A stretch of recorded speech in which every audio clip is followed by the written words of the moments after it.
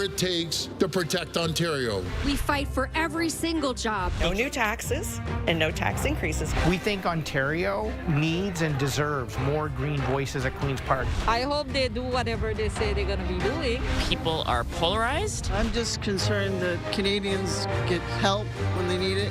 Canada's been very bad to us on trade, but now Canada's going to have to start paying up.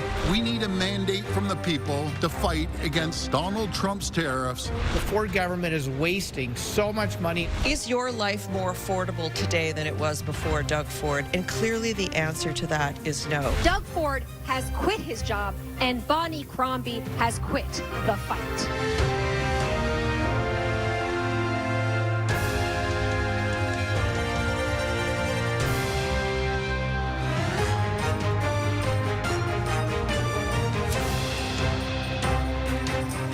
The Ontario legislature dissolved less than 1 month ago, kicking off a frigid February campaign. Tonight, we'll find out if this unusual timing has paid off for the Progressive Conservatives and whether their political opponents can make any gains. And we are off from CTV News headquarters, heading toward the end of this first winter election this province has seen in more than 40 years. Party leaders battled each other as well as the bitter cold, fighting for your vote.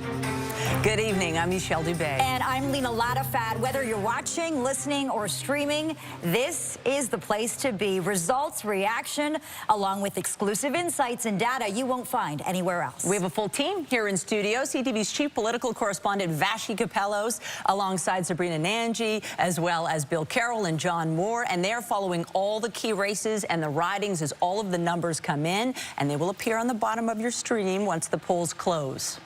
We also have teams at all the party headquarters and right across the province. Then we're tracking all the results as they come in, and we're unpacking what those results mean for you and your community. Nick Dixon will be at our power board all night, helping us understand the results as they roll in. Nick, what will that power board be able to tell us? All right, well, it is going to tell us a lot, Michelle, that is for sure, because this is what we're looking for. This is the race. This is an Ontario at dissolution. Have a look at this map. This is what it looked like up until tonight. It's going to be wiped clear, and we're going to see where the seats also end up here. Now, this is the standings at dissolution as of when Parliament was dissolved. 79 seats for the Ontario PCs, 28 official opposition from Art Stiles' New Democrats, and the Liberals at 9, not even full party status. That's 12 in Ontario. There were 6 independents at dissolution and 2 members of the Green Party. Let's take you around the province right now and keep in mind, 63, that's what the parties are looking for. 124 seats up for grabs. 63 gets you a majority government tonight.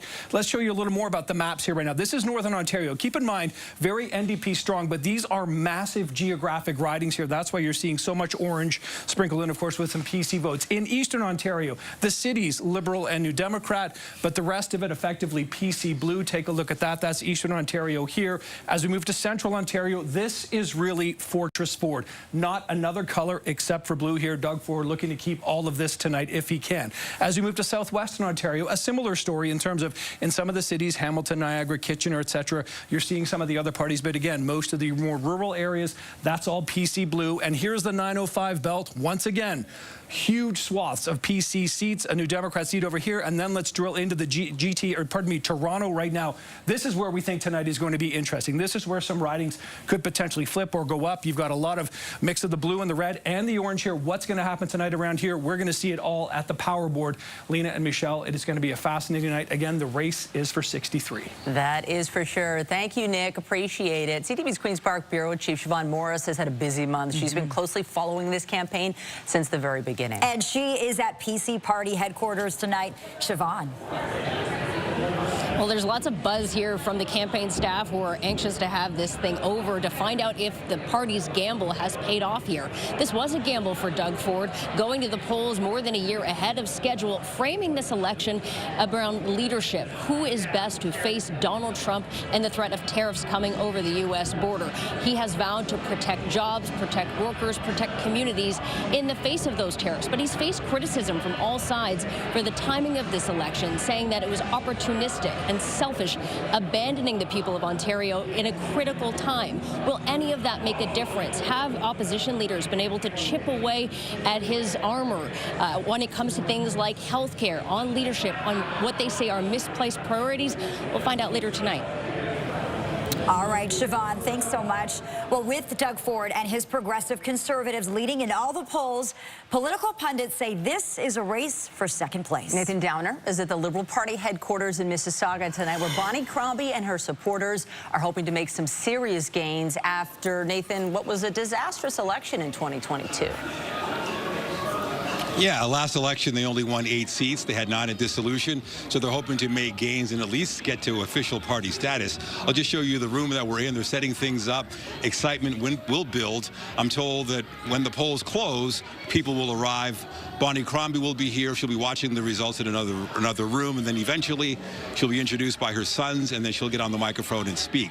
But as for what's at stake, a lot. I mean, you want to get official party status, but you also want to win in your own riding, and you would think because Bonnie Crombie was mayor of Mississauga and she's running in Mississauga, it'd be a slam dunk, but that's not the case. The party was held by the PCs, and also the PCs won 5 out of 6 ridings in Mississauga, so it's certainly not a guarantee.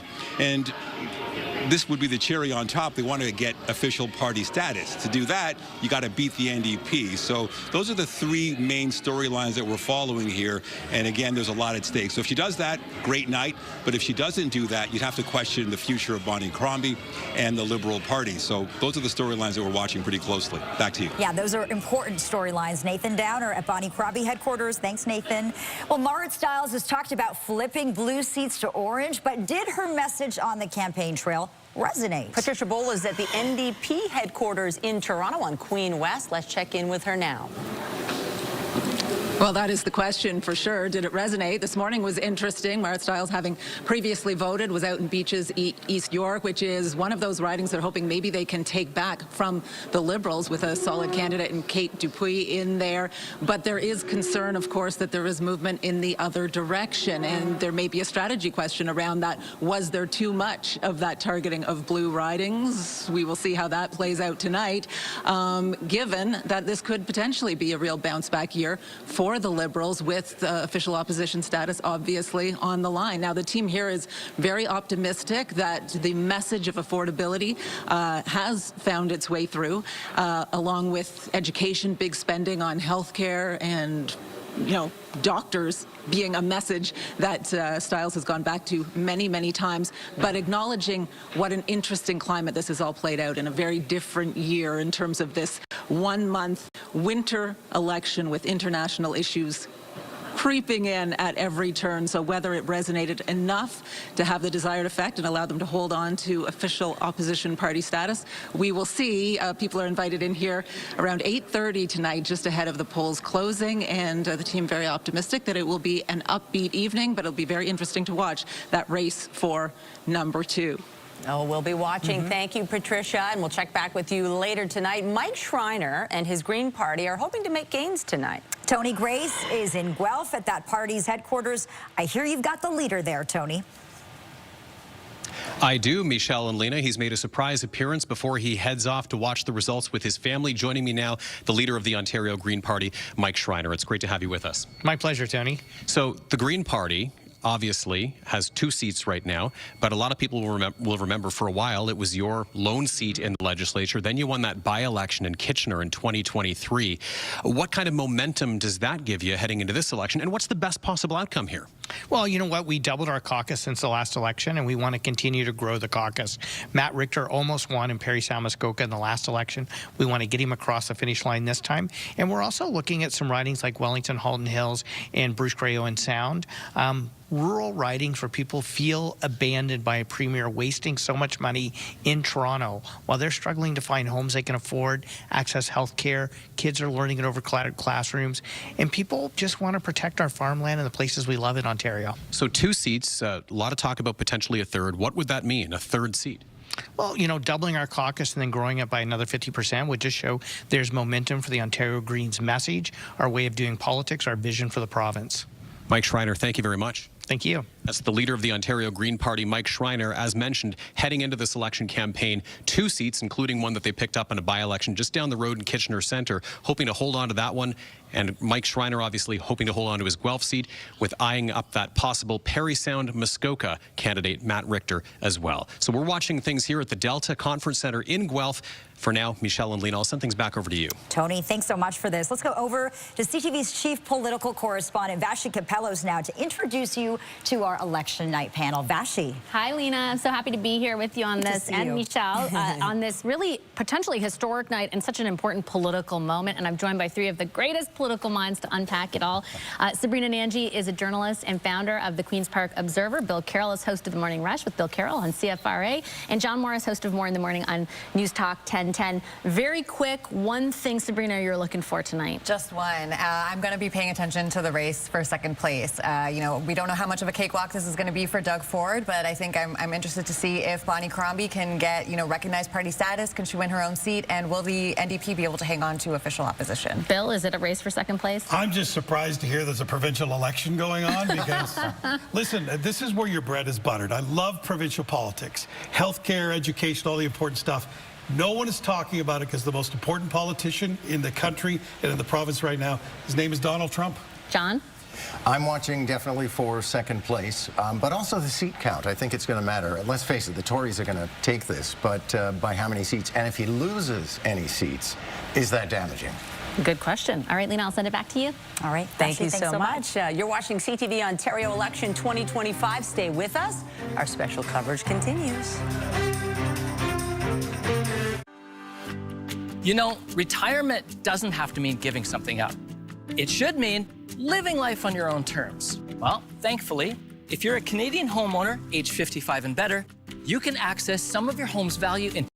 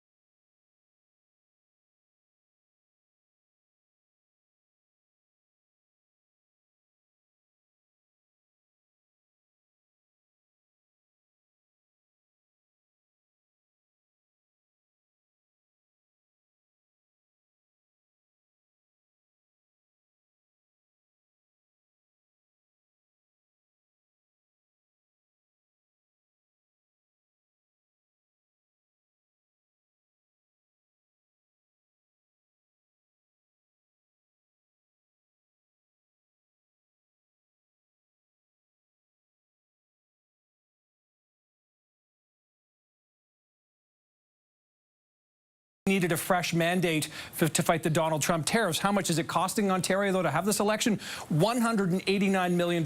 That is the estimated cost of effectively what we're going to get the result of tonight. Is that money well spent? You can decide on that. But these are the issues that were bothering people or were on people's minds. Nick Nanos, of course, the chief data scientist from Nanos Research, has joined us. He's been polling all election long for us. Nick, let's talk about some of the issues that were on voters' minds and their priorities here. You know, what's really interesting is kind of like shopping. We try to decide or unpack when people make a decision. You know, we had a series of elements. You see, made up the mind before the campaign. You know, you can see when we asked Ontarians the proportion that made up their mind before the campaign, 6 out of every 10. Number. You know, absolutely. The kicker here is that among PC supporters, about 7 out of every 10 said that they'd made up their mind. So the Ford Nation was ready to rumble day one of the campaign. But you can see, in terms of leaning one way, open to change, 29%. This is the wild card today. You know, people who are probably thinking about voting for one particular party or another, but said, you know what, I'm going to wait till the very end and maybe change my mind. So 29%, big number. Waited for the debate, 6%. So Debate wasn't a big, debate wasn't really a big factor. Only about 1 out of every 20 Ontarians had the debate as a big item. Okay, Nick, really appreciate this. It's going to be interesting to drill down on this. Leading Michelle, we have lots more data with Nick Nanos, and also we're getting into some really granular detail with and Veronica's analytics as well. So much more to come here from the Power Board. Right now, back to you. And looking forward to all of it. Nick, thanks so much for this. We're going to take you back to Liberal Party headquarters now. That is where we find CTV's Nathan Downer. Hey, Nathan. Hey, Lena, I've got Taylor Deasley with me. She is the campaign spokesperson for Bonnie Crombie. We're just waiting for the results. It's almost like waiting for a verdict in a way. What's it like for you just waiting, the anticipation? I think we're all very excited to see the result tonight. It's pretty exciting. It's been a short campaign, but we've covered a lot of ground. We've spoken to a lot of voters. And so we're all very eager to see the result tonight, and we feel confident and we're feeling good about where we are right now. Good. And what would you say would be a successful night? What would mark that? I think winning would probably be considered a successful night, but I think if we're thinking about the successes that we've had so far, we have successfully defined this race as a Bonnie versus Doug race. And that is no small feat. It's been a big, a lot of challenges to overcome in terms of there's all the attention is going to the south of the border right now.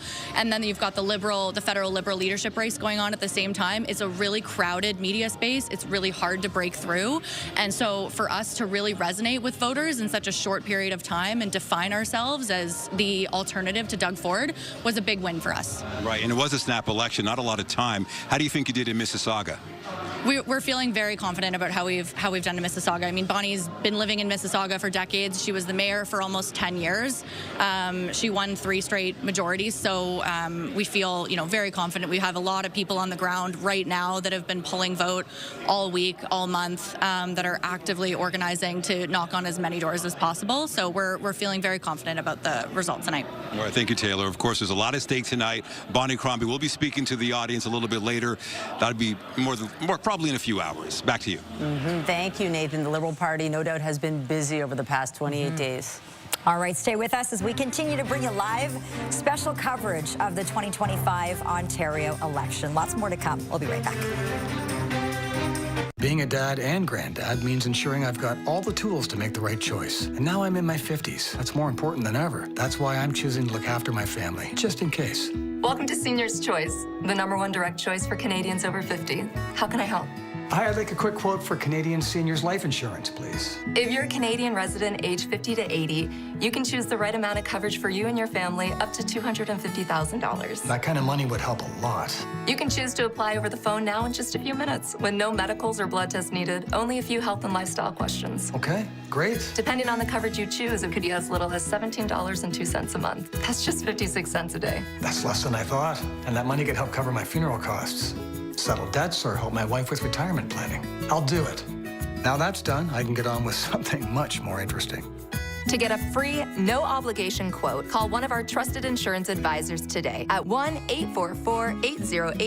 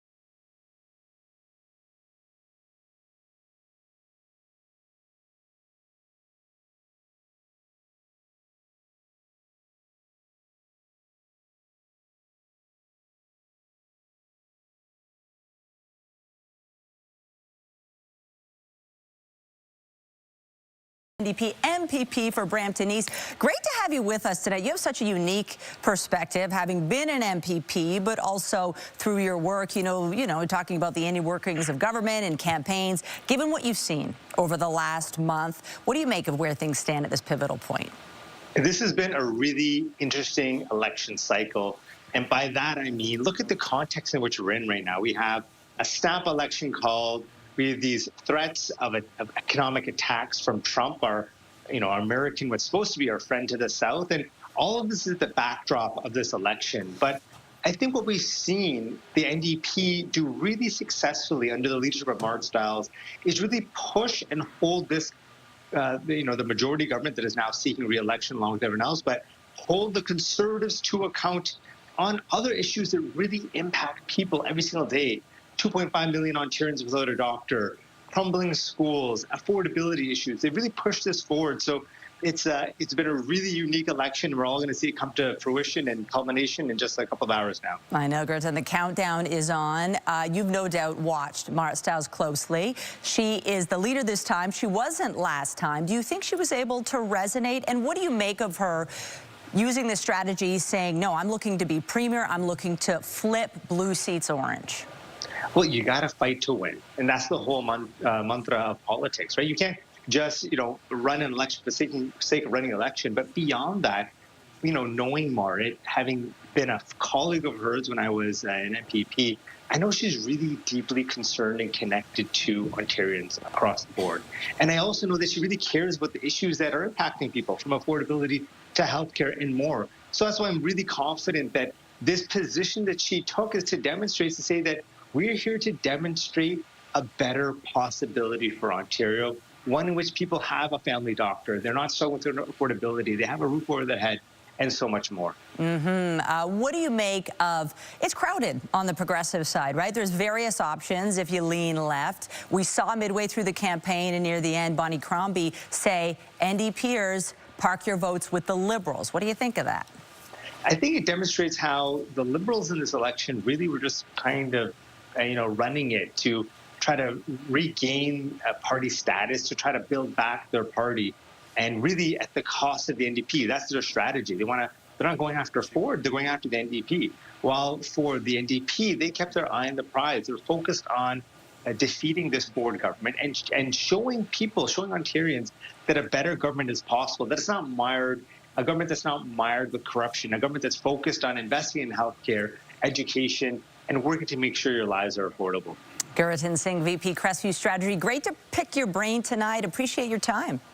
Thank you so much. Happy Election Day, everyone. Whatever you believe in, just get out and vote these next couple hours, because it's so important for our democracy. I love that message. And there is still time to get out and vote. We're heading over to, we're heading over here. That's right. Patricia Bull is at the NDP headquarters in Toronto. Guritan Singh was talking about Marit Stiles fighting for the progressive vote. Patricia's going to pick up on that now. Hey, Patricia.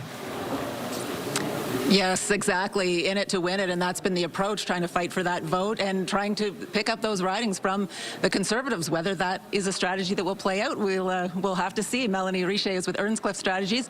You were actually on the bus with Andrea Horwath back in 2022. Where do you think the message has gotten through, has resonated? How has Marit Stiles fared in her first election campaign as NDP leader? Right, it is her first election campaign, and of course she's only been elected leader a few years ago. So the introduction of Marit, the way that she talks about people's issues and the way that she really connects with people and understands what they're going through and really takes that back, and how she's going to fight for people, I think is what I've taken as where the message is landing, and people like what they hear. And people have found her likable and found that she did very well in the debate, but this is such a crowded environment right now, and tariffs has been just hijacking everything else. Did she respond to that in time or in the right way? Right. I think people are focused on obviously what President Trump is saying, but I think they're also worried about what happens when he inevitably, hard word, does what he wants to do. And I think the what next, how do you help people when that happens, I think is a good spot where Marit was able to deliver a message. And I think people understood that when this does happen, somebody like Marit is good to have your back. We have to go, but they're going to hold on to official opposition status tonight? I'm thinking so, yeah, for sure. Okay. If not, getting the premier seat for sure. That's the other option. We'll send it back to the desk. All right. Patricia, thanks so much for this. This is CTV Ontario Election 2025. More live coverage is coming up next. Winter. When Canadians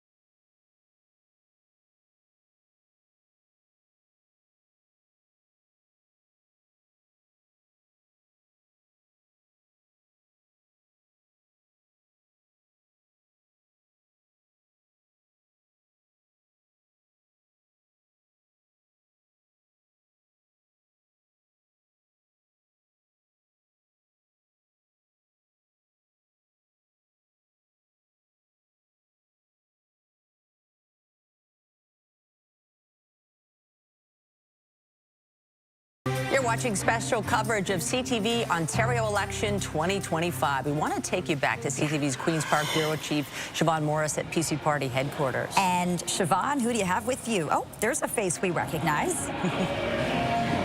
You know this guy. This is Scott Reid, CTV political analyst.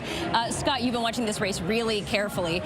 How big do you expect this win to be for the Progressive Conservatives tonight? Monster big, SUV size big, like Yukon, not Toyota. Really big, okay? I think that Doug Ford could easily top 90 seats tonight.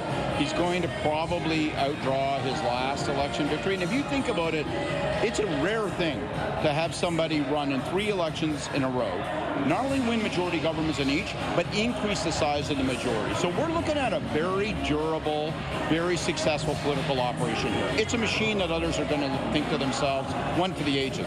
Why do you think he's been able to be in a position to grow his majority, given all the scandals that we know have unfolded over the last few years? So I think it has to do with the way that they have built and then fed his brand.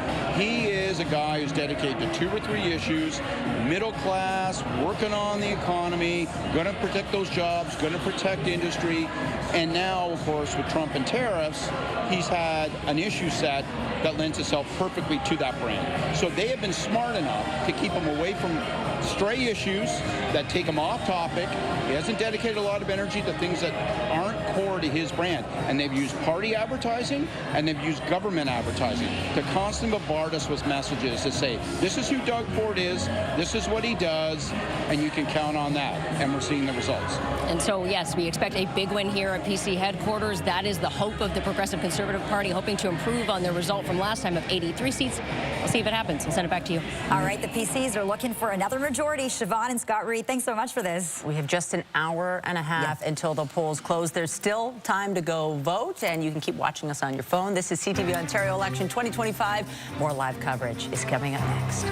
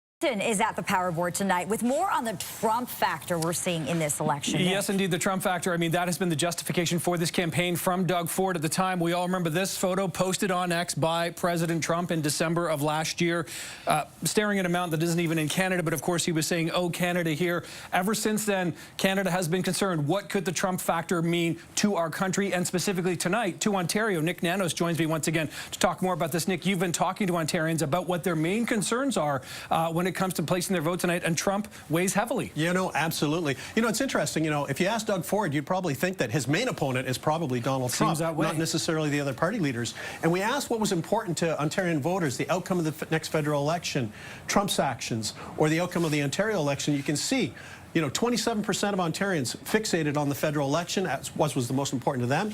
On the President Trump's actions, 19%. The outcome of the Ontario election, this might surprise you, 6%. That is low. Pretty low. I think one of the reasons why that's low is because these top two items, Trump and the federal election, are big unknowns, uncertainties. That's why they have that fixation. While for the Ontario election, it looked like, you know, Ford had the advantage from the beginning, but you can see all equal, about 45%. So a lot of people concerned about that. But then there's also really interesting, Nick, a real gender breakdown in terms of where men and women fall on this. Yeah, you know, when we ask and break out men and women on all of these different variables, you know, you can see some differences, you know, on the outcome of the next federal election. You know, when we ask men and women on both of those factors, you know, you can see men are more focused on the federal election than women. On the Trump front, you know, pretty well equal, factoring the margin of error for the survey. The outcome of the federal election, you know, fairly similar numbers, absolutely similar numbers, 27. But here's where the numbers pop, where all these are equal. 53% of women say all of these are equal, 37% of men. What does this tell us? Women have the big picture view, much more so than men, when it comes to a lot of these political issues. And I know most men were sort of locked in on their vote even well ahead of tonight, or well ahead of even the election, right? Yep. Yeah. Okay. So that's part of the Trump factor. We're going to be talking a lot about Trump, border communities, and the potential impact all night long. Lena, Michelle, remember this picture. That plays a big part of tonight. That feels like so long ago now. Nick Dixon live at the Power Board. Thanks, Nick. Let's check in with our election night panel. CTV's chief political correspondent, Vashi Capellos, leading that discussion. Let me pick up on what Nick was talking about there, Vashi. You know, so much has been said about why this election was called. Does this feel like a referendum on Doug Ford's leadership, or is it a referendum on Donald Trump's tariffs? I think it's a little bit of both, but certainly informed, Lena, by Donald Trump's tariffs, and in particular the threat that poses. I'm here with John Moore, Bill Carroll, and Sabrina Nanji, and I'll pick up on that point because we were listening, John, earlier to the spokesperson for the Liberal Party tell Nathan that, you know, they thought they had created a ballot question of Bonnie versus Doug. I think Doug Ford would say it's Ford versus Trump. What do you think is true? You know what? I think it is very much a referendum on Doug Ford's 7 years in office. And Bonnie Crombie was quite effective, actually, in picking away at all the things that he actually got wrong. But I also think when it comes down to, is it a ballot question, the tariffs? I'm not convinced. I think it's more, is Doug Ford the right guy to deal with Ford? Yes? Okay, now let's keep moving. Yeah, Bill, your thoughts on, like, whether or not I don't know if it's the ballot box question, but what's informing all of our questions right now is the bigger picture, the threat that's posed, and ultimately, as John points out, like the way in which these leaders would navigate that threat going forward. You know, every time I saw anybody on TV, the campaign leaders, I thought to myself, you guys have never been more wrong and failed to read the room. Time to stop listening to the party strategists, put away the graphs. This was a time to feel what those of us in talk radio were feeling on the phones from day one, as soon as tariffs were mentioned. I mean, they're talking about healthcare, normally a winning issue, right? Everyone's concerned about a lack of family doctors, but we're not thinking about healthcare in that way anymore. It's an existential question about healthcare. Will we even have healthcare? Is it actually possible that he will wage economic war against us and we will lose our country and our healthcare with it? Same with housing, usually a great issue. They're talking about it at the micro level. The question people are asking is, will I lose my job because of this tariffs? Can anyone afford to buy a home?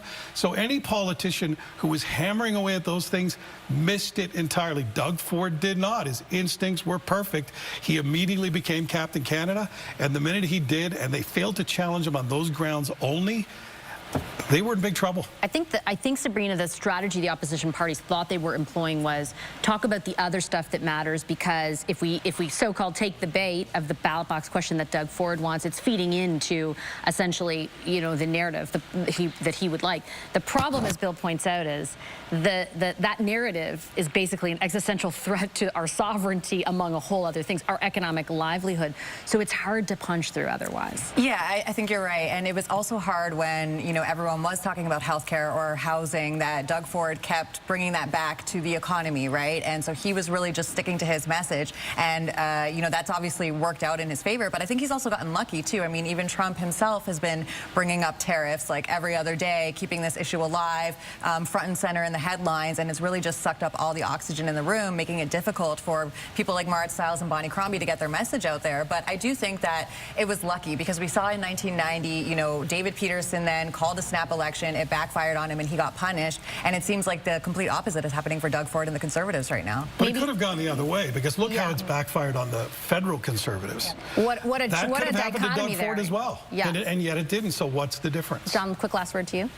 Yeah, one of the things I'm finding interesting about the programming up until 9 o'clock when we get the results is every time we talk to a representative for the parties, they're all winning. It's kind of like radio. We're all #1. Right, right. Probably not going to be the case. That comes to a crashing end in about where's the countdown clock? 80 minutes time, something like that. Lena and Michelle, back to you. Well, when we talk about the concerns or the actions of our friends below the border, I think this is the perfect time to take you to the border, the town of Fort Erie, where CJ Liu is taking the temperature of residents there tonight.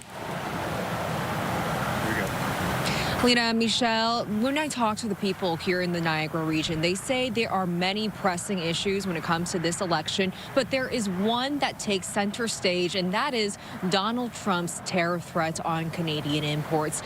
The Greater Niagara Region Chamber of Commerce, about 30,000 people in the region work in the export-related business. That is about 11 to 12% of the workforce. Over 600 businesses export into the U.S. And when it comes to the tariffs, they're estimating that it could cost the average family, Canadian family, over $1,900 a year. And when you're in a border community like the Niagara region, that number could be even more. So when you take all of that into consideration, I asked voters in Fort Erie today, how much is the threat of tariffs on their mind when they are heading to the ballot box? Take a listen to what they had to say. Tariffs are a big issue, being a border town, and my age group has different concerns than the up-and-comings, but I'm just going to go vote and do what I can, I guess.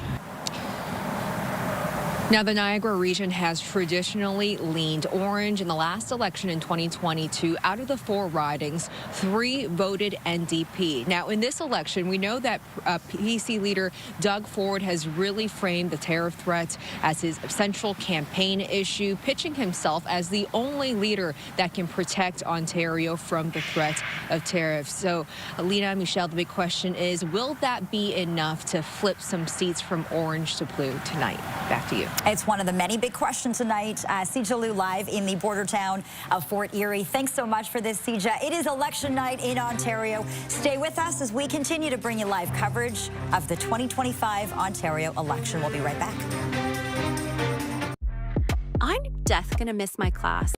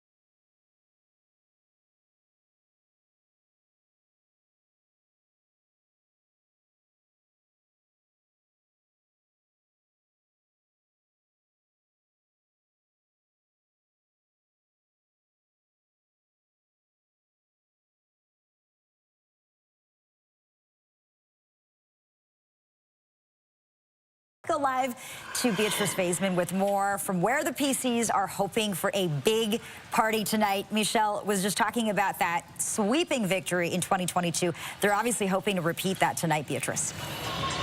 Absolutely. And look, this is the Toronto Congress Centre, Alina and Michelle. This is the place where Doug Ford celebrated a majority in 2018, a majority in 2022, and he's hoping for an even bigger majority right here at the Congress Centre tonight. And it won't be long now until this entire area is just packed with supporters of Ford Nation. I've just found Jason Leader here, a conservative strategist. You're here, you're mingling, you're anticipating a big win. Tell me what the hopes are. What would be considered a win, do you think, by the Ford camp? Yeah, I mean, I think obviously a majority government people would be really happy with. Then Doug would be, I think, the first premier in almost forever to go in 3 straight majority governments. And there's a satisfaction, I think, too, with how the campaign's gone. The campaign, Doug went to the people, said, I need a mandate to deal with what we're going to have to deal with for the next 4 years. I think their message discipline, their ability to sort of stick to that has been a really satisfying thing for the campaign team here. How well do you think Jason has the tariffs staying in the news and this continuous, mention of Donald Trump's getting ready to impose first 25% tariffs, then tariffs on aluminum and steel? That's got to play into what Doug Ford is essentially asking the people of Ontario to do, to give him a mandate. Yeah, he said, Doug went to the people and said, it's going to be chaos for the next 4 years. You've got to have somebody strong to deal with it, somebody with experience, and somebody, sort of with a backbone to stand up to somebody like Trump. And I think that's the sort of satisfying part of this campaign, is that Doug's been able to send that message, whether it's going down to Washington or talking about it sort of nonstop. And I think this, let's be honest, it's the only issue anybody's talking about right now. Mr. Ford bet big that it would be the top issue of the campaign. It is the top issue of the campaign, and it's the likely result why he's going to have a really strong result here tonight. Shouldn't though be the issue of the Prime Minister, not necessarily the Premier, to be positioning himself as kind of Captain Canada, the guy to rescue this country from this tariffs? Which Prime Minister are you talking about? The one that's, that's the problem, right? We've got a dearth of leadership. We've got a vacuum federally. The Prime Minister is, I don't know where he's traveling. He was in Ukraine for the last couple of days. Good for him. But the truth is, we really haven't had a federal Prime Minister for the last couple of months doing anything of value. And Mr. Carney's going to be Prime Minister shortly. We're going to have a federal election. The problem is, what I think is where Ford has done a really good job is filling that vacuum over the last couple of months, and where someone can look at the TV and say, somebody's speaking up for us, somebody's standing up for us. That's one of the reasons why he's going to have such a strong result. To wait and see, Jason. Thanks for your time. Thank you.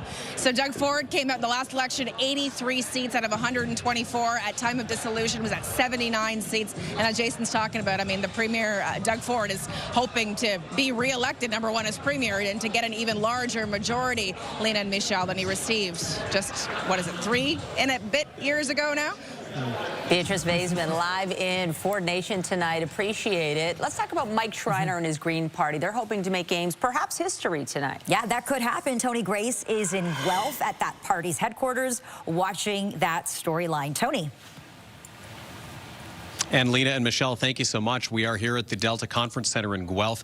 As you mentioned, Mike Schreiner's campaign party is happening here tonight. With me is Cecilia Stewart of the Green Party of Ontario. Well, let's talk about what's at stake for the Green Party tonight. You could make history if you gain a 3rd seat in Parry Sound Muskoka and hold on to the 2 in Guelph and Kitchener Centre. Yeah, it's a big night for us. We're obviously hoping to hold the 2 seats that we have.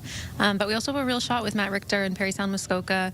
He came really, really close last time. So right now, this time, we're hoping he can finish what he started. And our team has definitely been putting in the groundwork. So, what do you think has allowed the Greens to make those gains? I mean, the last general election, it was Mike Schreiner was the seat. He was the only seat in the legislature. Ashlyn Clancy picked up that seat in Kitchener.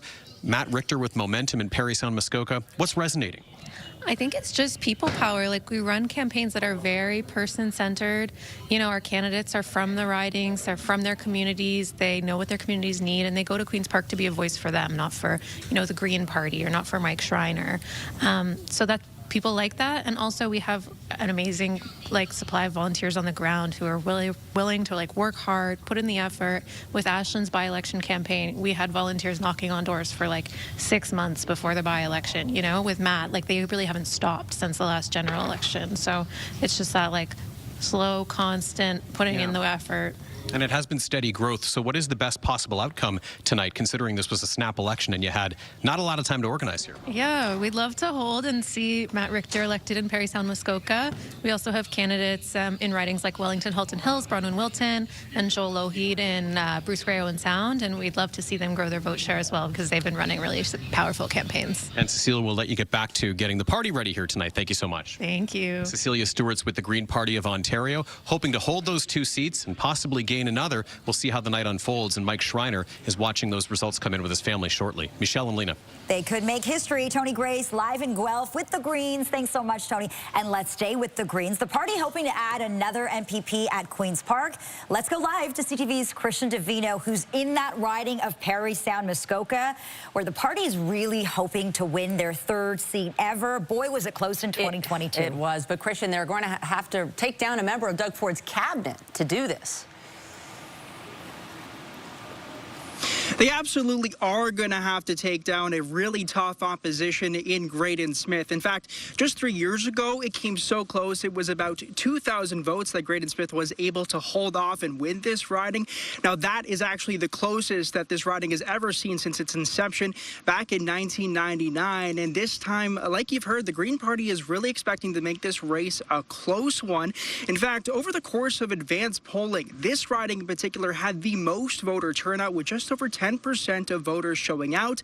I can tell you we're sitting out here right now behind one of the voting stations, and it's been a constant flow of people just coming out to come and vote. Now, the Greens, they've been canvassing strongly up here in Parry Sound and Muskoka. Mike Schreiner, he actually started off canvassing up here to begin this election campaign, and just this week he wrapped up here.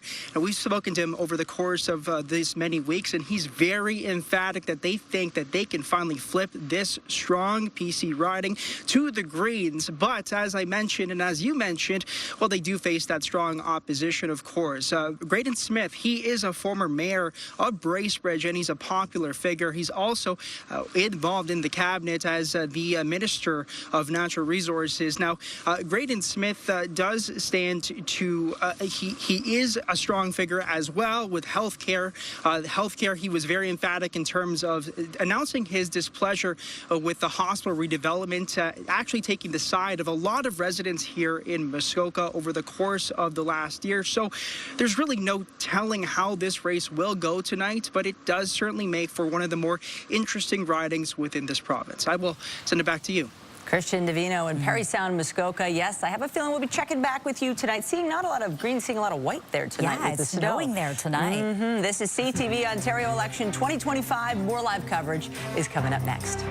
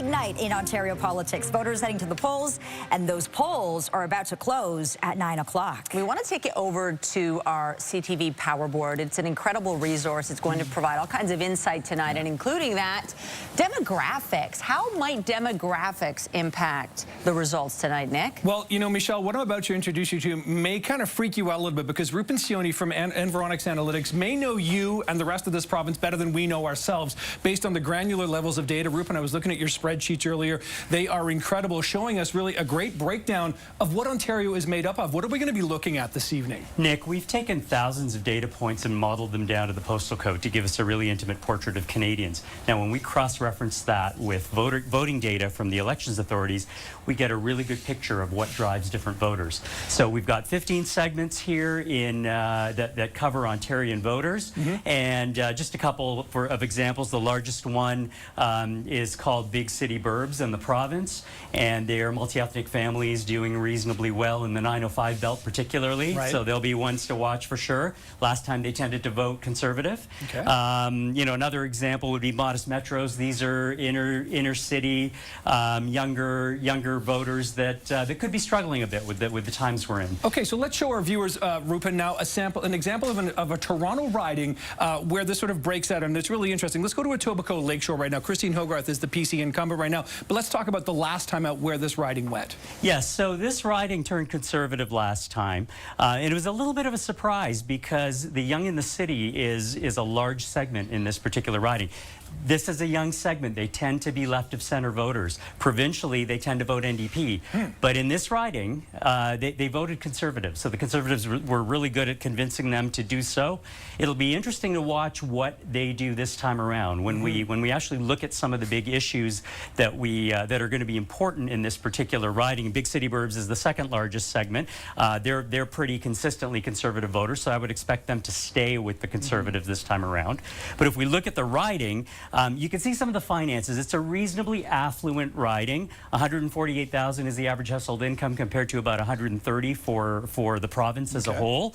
And you know, some of the numbers here, they're on reasonably solid ground. What I think is one of the really interesting issues is transit and transportation. Remember the bike lane controversies that were going on? A lot of people here take public transit to work, and a lot of people bike to work in this riding. They don't drive as much. So it'll be interesting to see whether those young voters actually stay with the Conservatives this time around. So let's quickly refresh everyone's memory, Rupen, from last time out. The PCs win. Christine Hogarth, 37% to 36%. The number 2 Democrats finishing a very distant third here. Looks like to be a race like that. And again, Rupen giving us an example of the exclusive data and breakdown you're only going to see on the CTV election special. Michelle, Lena, back to you. Okay, we love a good political rematch. Nick, thanks so much for this. Stay with us as we continue to bring you live coverage of the 2025 Ontario election. Lots more to come.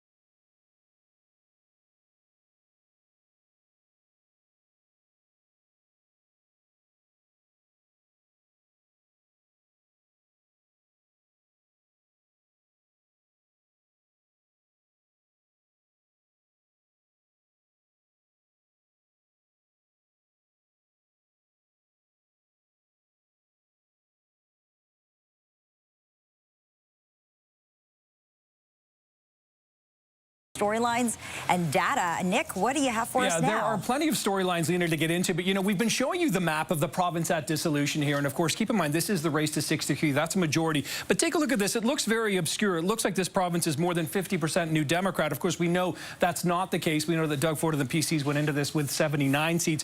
This is a power grid, giving you a better sense of every riding as equal. So you can see here that in the 905 belt, all but one riding, Progressive Conservative. Hamilton Niagara, split between New Democrat, PC, and an independent.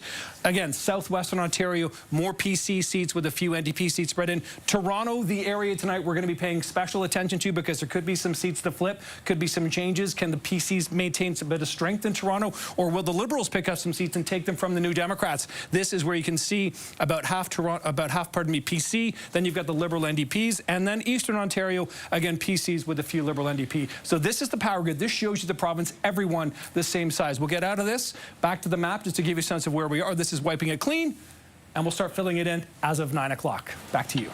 Oh, I love that power grid. It really puts it into perspective. Thank you. Cool. Just over an hour till the polls close. This is CTV Ontario Election 2025. More live coverage when we return. Takeout night, my favorite.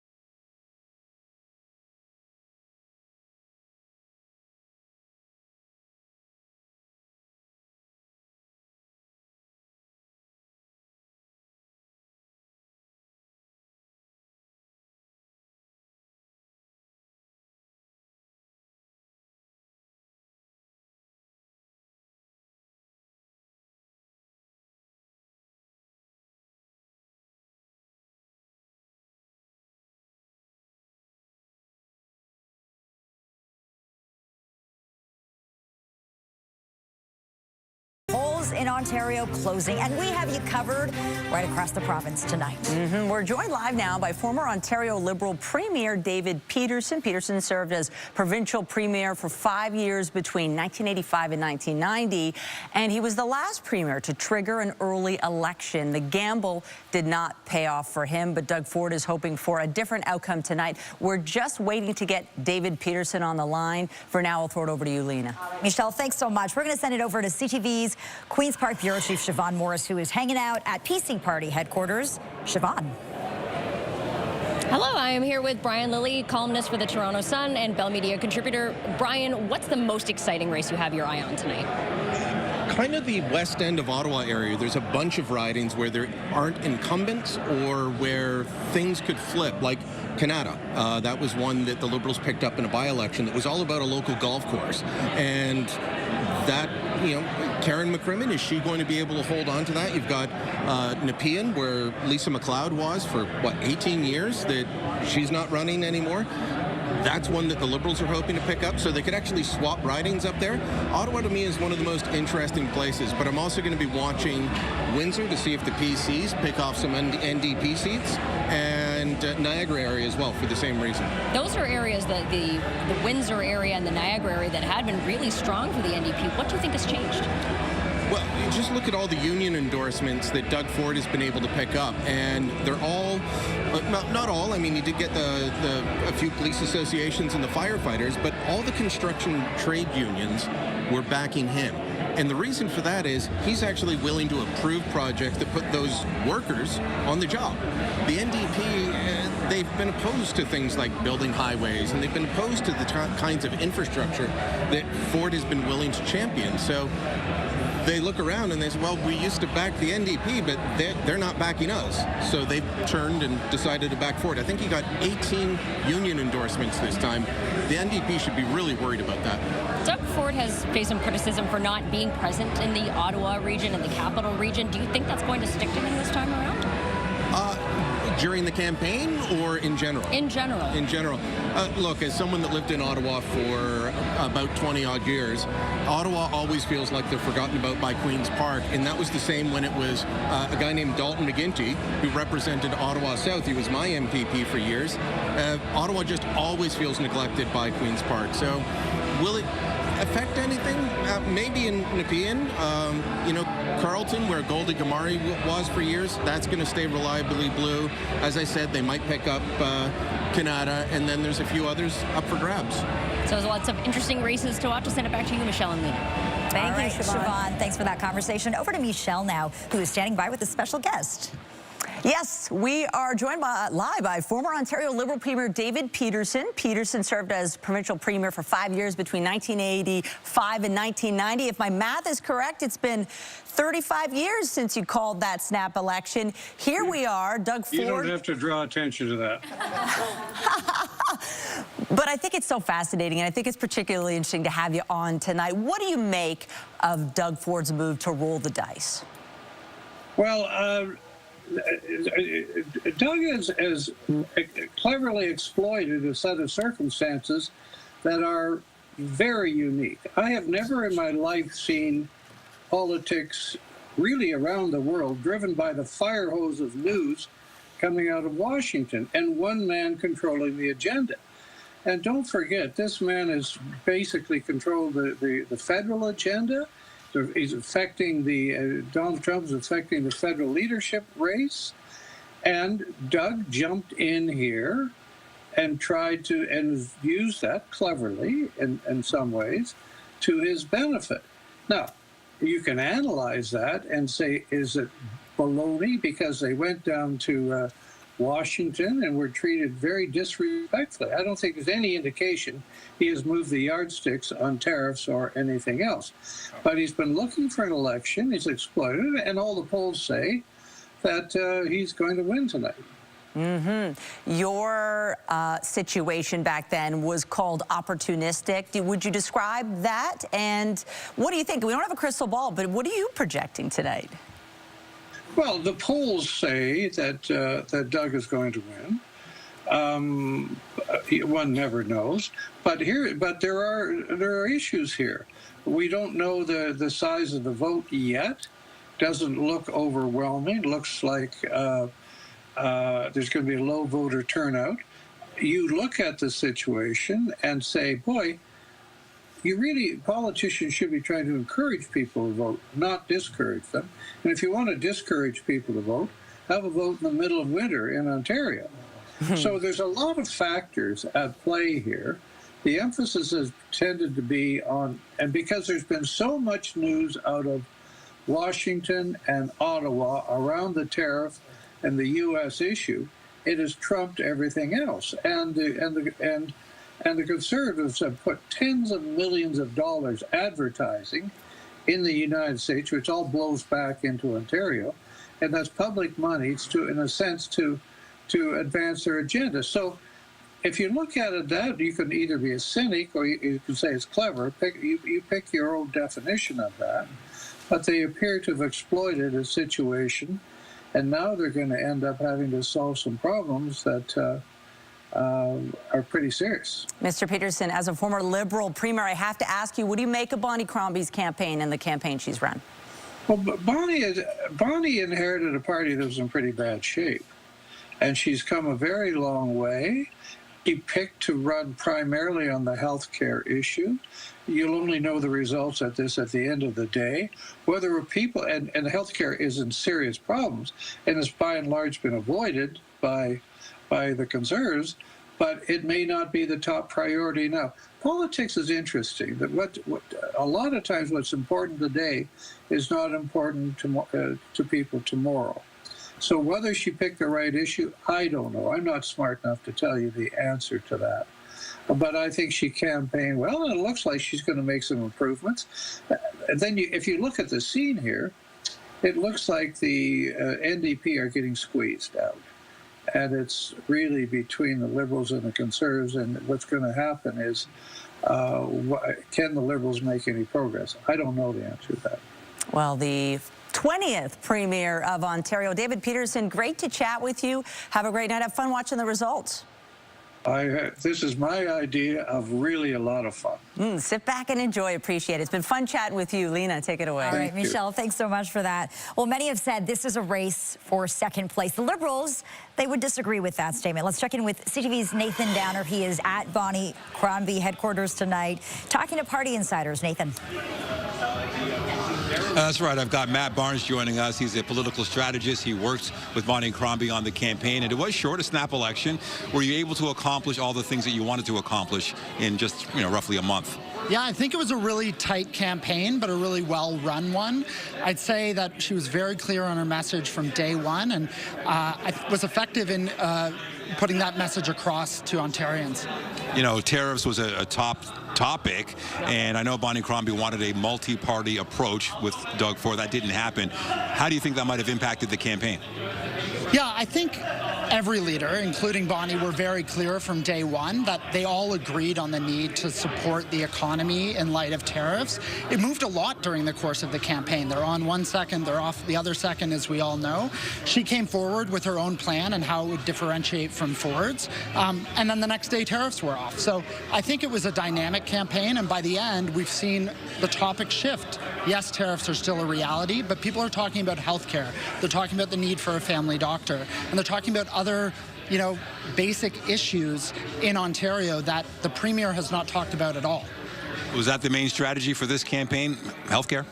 I think the main strategy was to talk about the basics that Doug Ford and the PCs had ignored. So healthcare was far and away the biggest issue. Bonnie was clear since November, before the campaign even started, that her #1 priority was getting people a family doctor.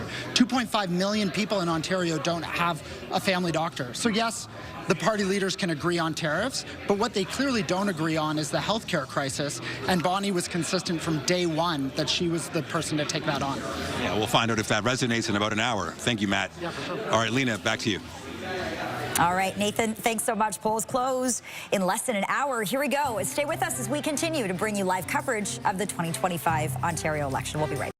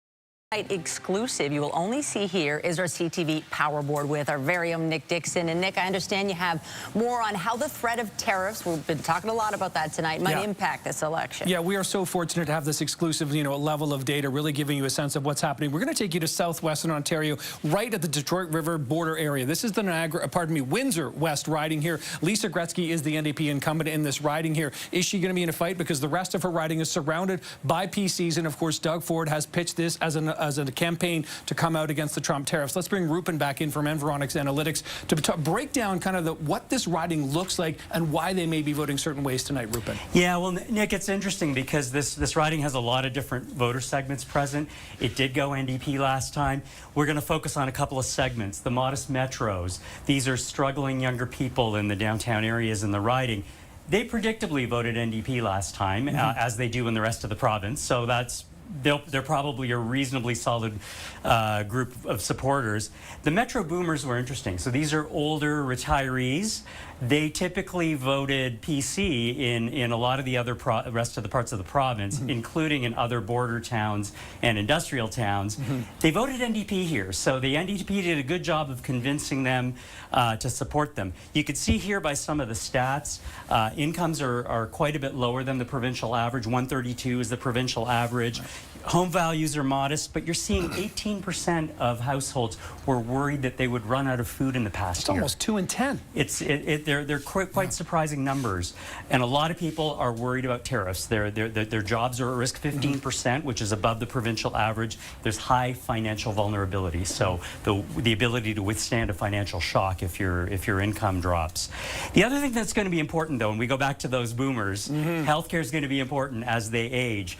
There's a high proportion of people in this riding that don't have a healthcare provider, a regular healthcare provider. A lot of people who have fair or poor health conditions, so they're going to be looking for healthcare. There's still a high level of pride in the healthcare system, so there's a bit of that Canadian patriotism coming out. But we'll see if the NDP can hang on to these voters. So keep in mind, Lena Michelle, it was close last time. NDP 42, PCs 35. Will they go healthcare or will they go with Trump and the tariffs? That would be a Ford vote. We'll find out as the polls close in less than 45 minutes from now. Back to you. We'll find out soon enough. Yeah. Nick, thanks so much. Fascinating data as well. You're watching CTV Election Ontario 2025. We're back with more live coverage right after this. Tired of not sleeping well? The problem is your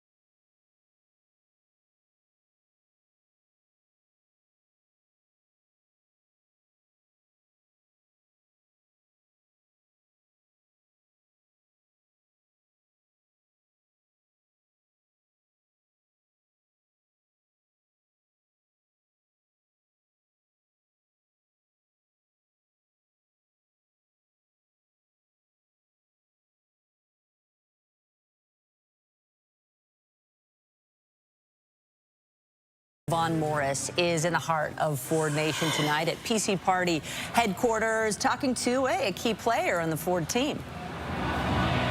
This is the man who has run this whole operation. This is a Progressive Conservative campaign manager, Corey Tonight. Corey, how did you approach this campaign? Well, very different than a lot of other ones in that it's been largely dominated by typically provincial issues. The sort of economic crisis and perhaps even sovereignty crisis associated with Donald Trump's presidency was sort of something I think most people didn't anticipate, and it's really dominated, I think, a lot of the campaign, and that's pretty unusual.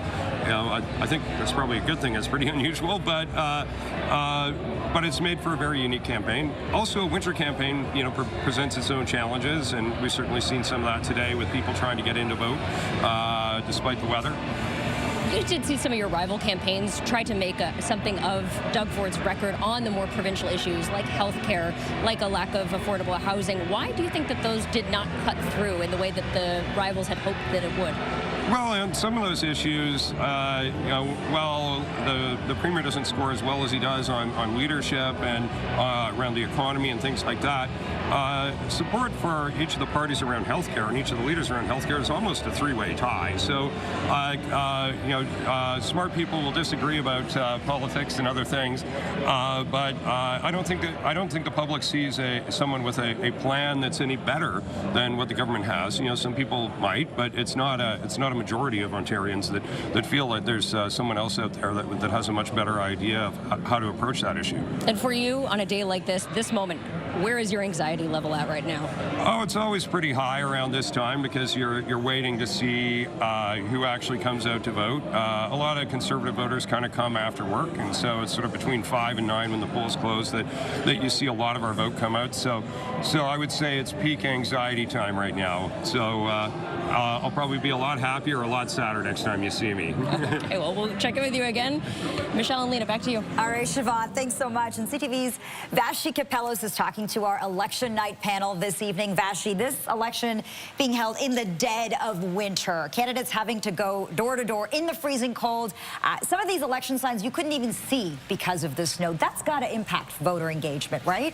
Well, you do have the sense, and Nick Nanos had some numbers to this effect, that engagement in this election in particular is not where it's been in previous elections, nor is it where it is when it comes to Trump in the prospect of a federal election. So that's kind of interesting. I was thinking about engagement as well as Corey was talking there, Sabrina. I'm here with Sabrina, Nanji, Bill Carroll, and John Moore about, when people are going to vote and that kind of thing. Because you have the gut feeling that there isn't a high level of engagement. It's not just cold, it's not just winter. It was a terrible winter day today. In particular, there's a snowstorm basically across the entire province. I know you've been talking to the parties.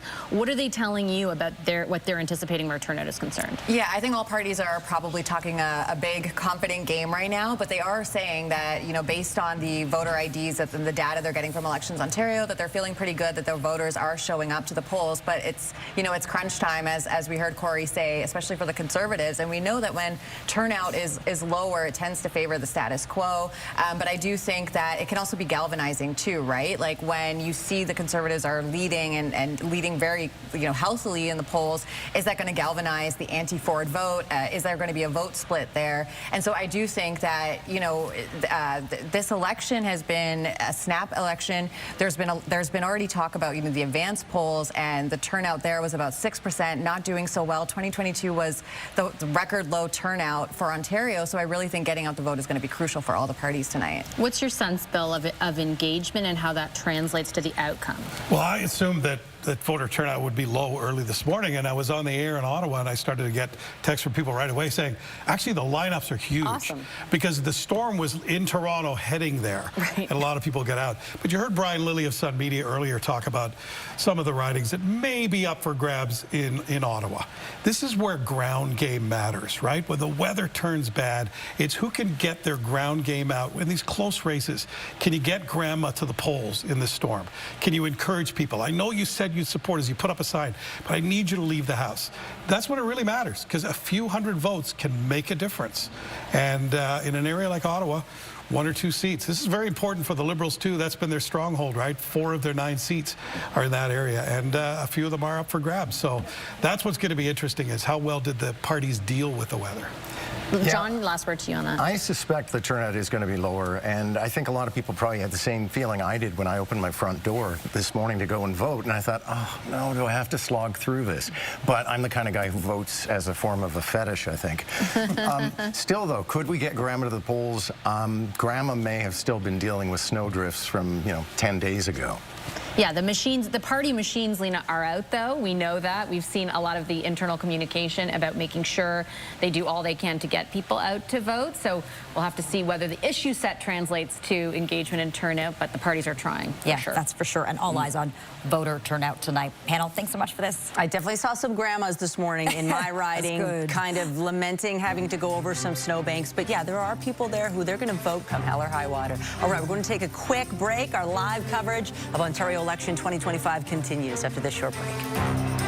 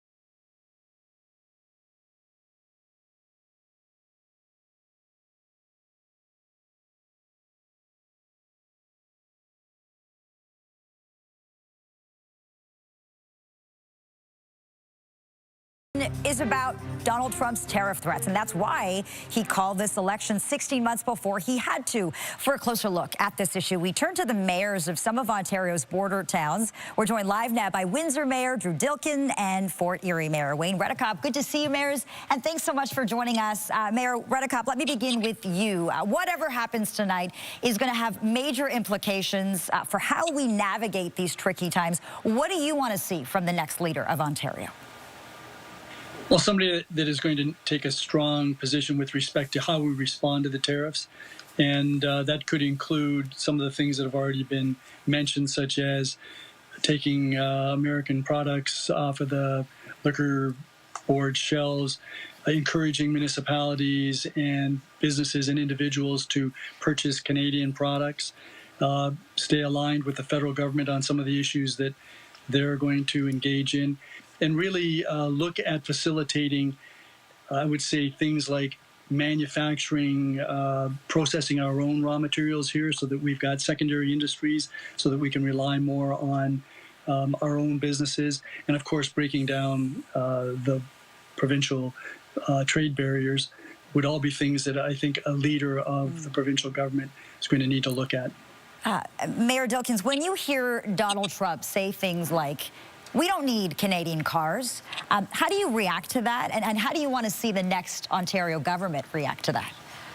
Well, we've had a whole term of Donald Trump in the past, so there's very little shock and awe about things that come out of his mouth. But certainly, those of us who know the auto industry in a city like Windsor, the auto capital of Canada, we know that he needs Windsor, he needs Ontario, he needs Canada to build cars.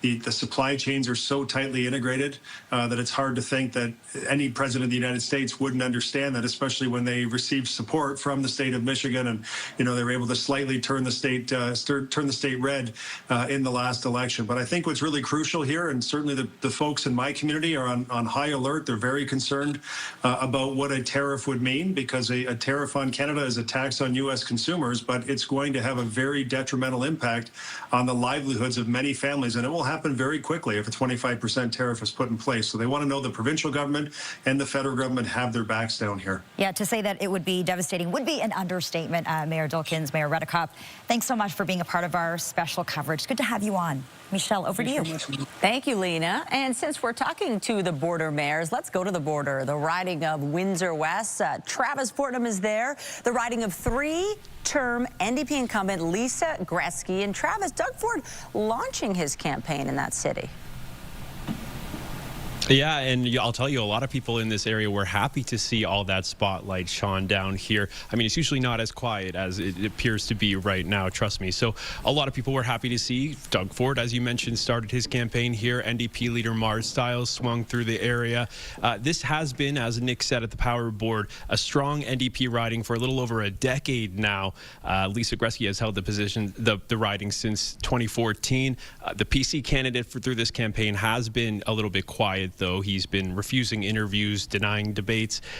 Doug Ford in the area earlier this week saying that this is about the people. It's not about the media, but Gretzky says those people really should hear from the candidate they might be voting for. Everybody's out at the polls now. There's still a little bit of time left, but Windsor West really could go down to the wire here.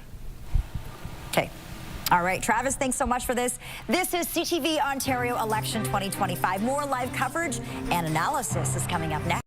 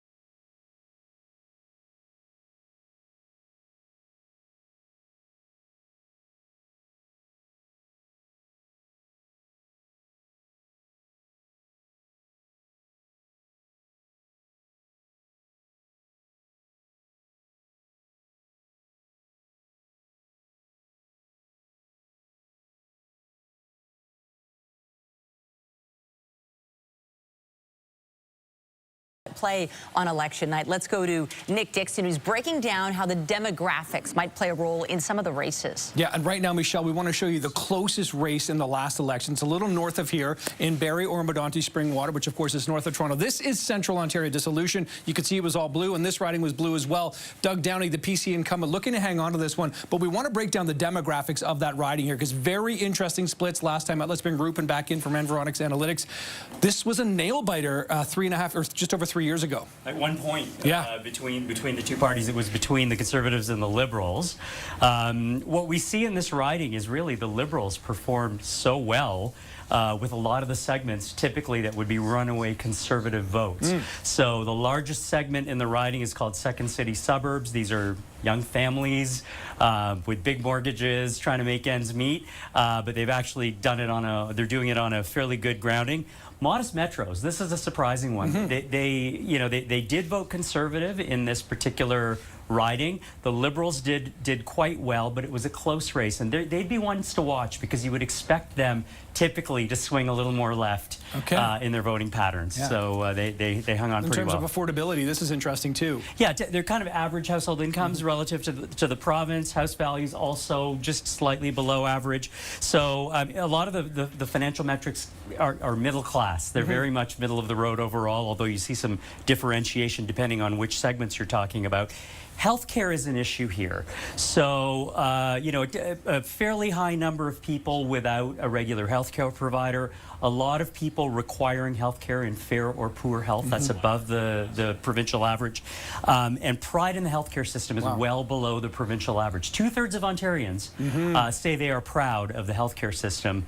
Only 56% in this riding, and that could be, show some tension for the That could be interesting indeed. Yes. And again, just a reminder, 42 PCs, 41. Could they be in for a dogfight again? Doug Downey wants to hang on to for the PCs. Keep that 905 belt strong for the PCs. We'll see what happens when the votes start coming in. Back to you. Yeah, former Attorney General trying to keep that seat blue. That would be a big upset, certainly. The Liberals, like all the parties, they're trying to grow their seat count big time. Let's go to Nathan Downer at Liberal headquarters in Mississauga. What's the vibe there, Nathan?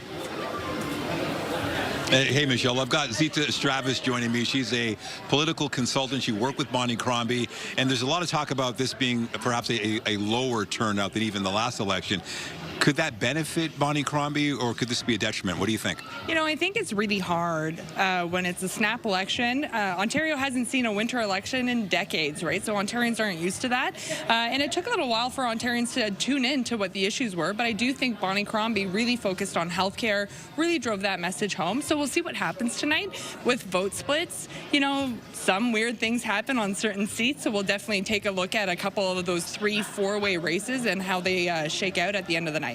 And at the end of the night, what are you hoping is the outcome? Well, you know, I definitely think what we're going to see tonight is Bonnie Crombie increase Liberal caucus. We'll see what the final number is, but certainly we're feeling pretty good tonight. And what were some of the biggest challenges that you faced in this snap election? You know, I think one of the biggest challenges was that we had tariffs. It's really hard to break into the media cycle with Trump, and you know, I think the Ford campaign called the election for that very specific reason. But I do think our campaign did a really good job in putting healthcare on the forefront and getting people to really reflect on, do they want a stronger healthcare system over the next 4 years, or do they want the status quo? And as a consultant, are you saying, hey, healthcare is the #1 issue, or is this coming from feedback from voters? Where are you getting that idea?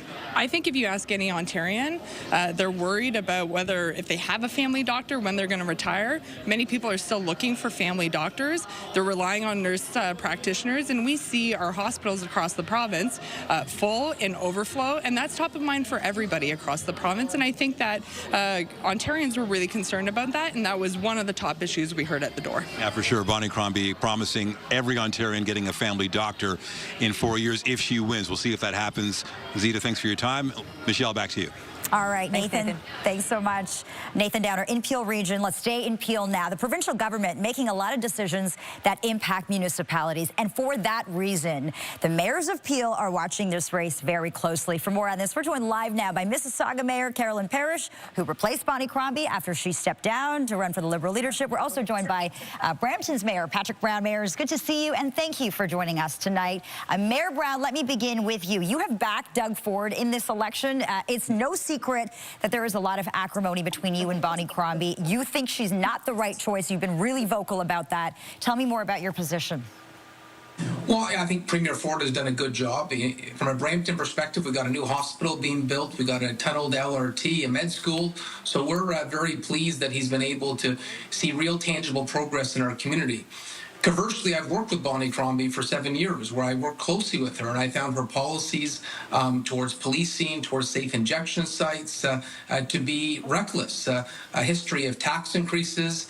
She drove business out of Mississauga. That's the last thing we need when Ontario is facing the threat of Trump's tariffs. I'm glad we have a new mayor in Mississauga because Mayor Parrish, I think, is turning the corner, and we're seeing more of that aggressive economic development that the city needs. Okay, Mayor Parrish, I'm seeing a lot of expressions coming from you. Look, I've been listening to you on the campaign trail as you react to these leaders and their pitches. At first, you said you were staying out of it, and then yesterday you penned a letter to residents in Mississauga encouraging them to vote, but you also talked about this relationship that you share with Doug Ford, and you called it a productive one. Is that an endorsement? No, that's not an endorsement, but it's the truth. I've had a very good relationship with Premier Ford. He's been really good to Mississauga. He's helping us economically. He's helping us with housing. He's always there when we need him. He's doing a good job. Mayor Parrish, when you talk to residents in your city, what do they tell you? What is the #1 election issue? In our city, the #1 election issue is housing. We have 1 in 13 people using a food bank because they can't pay their mortgages or they can't pay their rents. We don't have sufficient housing for the number of people we have here, and we have to start making more housing, and we have to do it right away. Okay, Mayor Brown, I want to hear about your priorities too, but I also want to ask you about your mother-in-law, Sylvia Gualteri. She's running against Bonnie Crombie in Mississauga, East Cooksville. Have you talked to her tonight? How's she feeling? How's the team doing? Well, I'm certainly proud of her efforts. This is the first time that she's running. I think she's certainly the underdog, but I think it's going to be a very close race. And it speaks to the fact that, you know, Bonnie Crombie has a very controversial record in Mississauga. I don't know what's going to happen, but I think it's pretty clear in Bonnie Crombie's own backyard, there's going to be some pretty large progressive conservative wins in Caledon and Brampton and Mississauga. I think the only seat they have a chance in is the leader's own seat. And so when you can't win in your own backyard, when the people that know you best are not your fans, that's usually an indication that's not very positive. So I'm hoping Sylvia is successful tonight, and I think she'd be a great MPP. Okay, 30 seconds to go here. Top priorities in Brampton. Take it away, Mayor Brown. So healthcare, we got to get the second hospital built. The groundbreaking is March 28th. We open our med school this summer. The tunneled LRT we're going to build over the next 7 years. Can't wait for that timeline to be crystallized. But we got a lot of projects on the go. And protecting industry. I'm really worried about these tariffs and what it means for the manufacturing sector. So we got to protect Canadian jobs. Mayor, it's good to see you, and thanks so much for being with us tonight. I know you'll both be watching very closely. Thanks so much. Absolutely.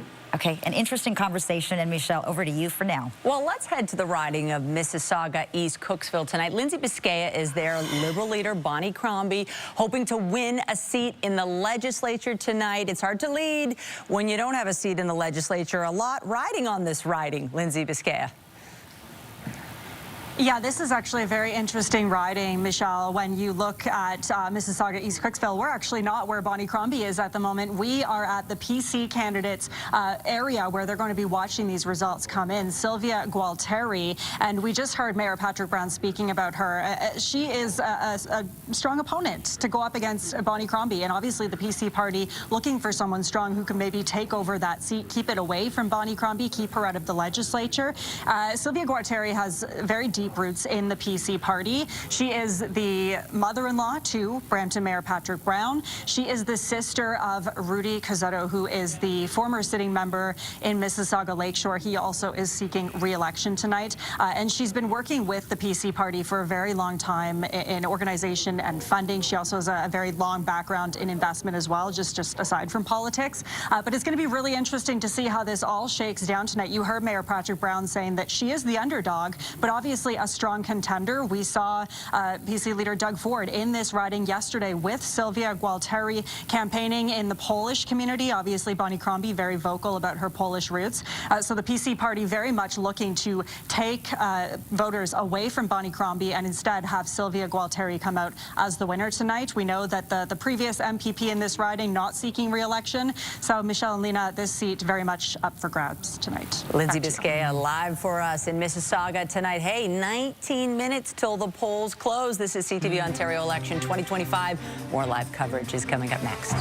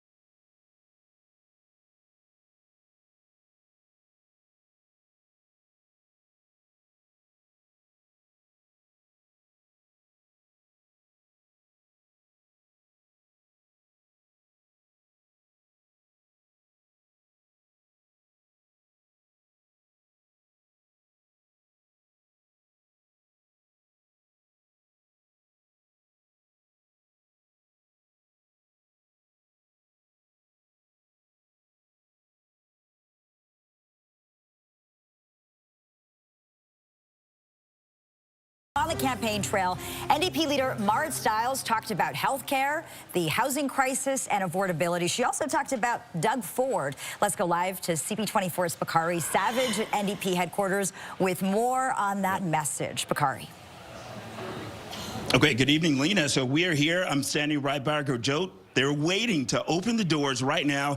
Election night headquarters for the NDP. Let's have it. We are at the Great Hall. This is on Queen Street West. You can see the line of NDP supporters as they have been waiting to come in right here. Okay, let's talk to you right now. May I get you to say your name and your support for the NDP?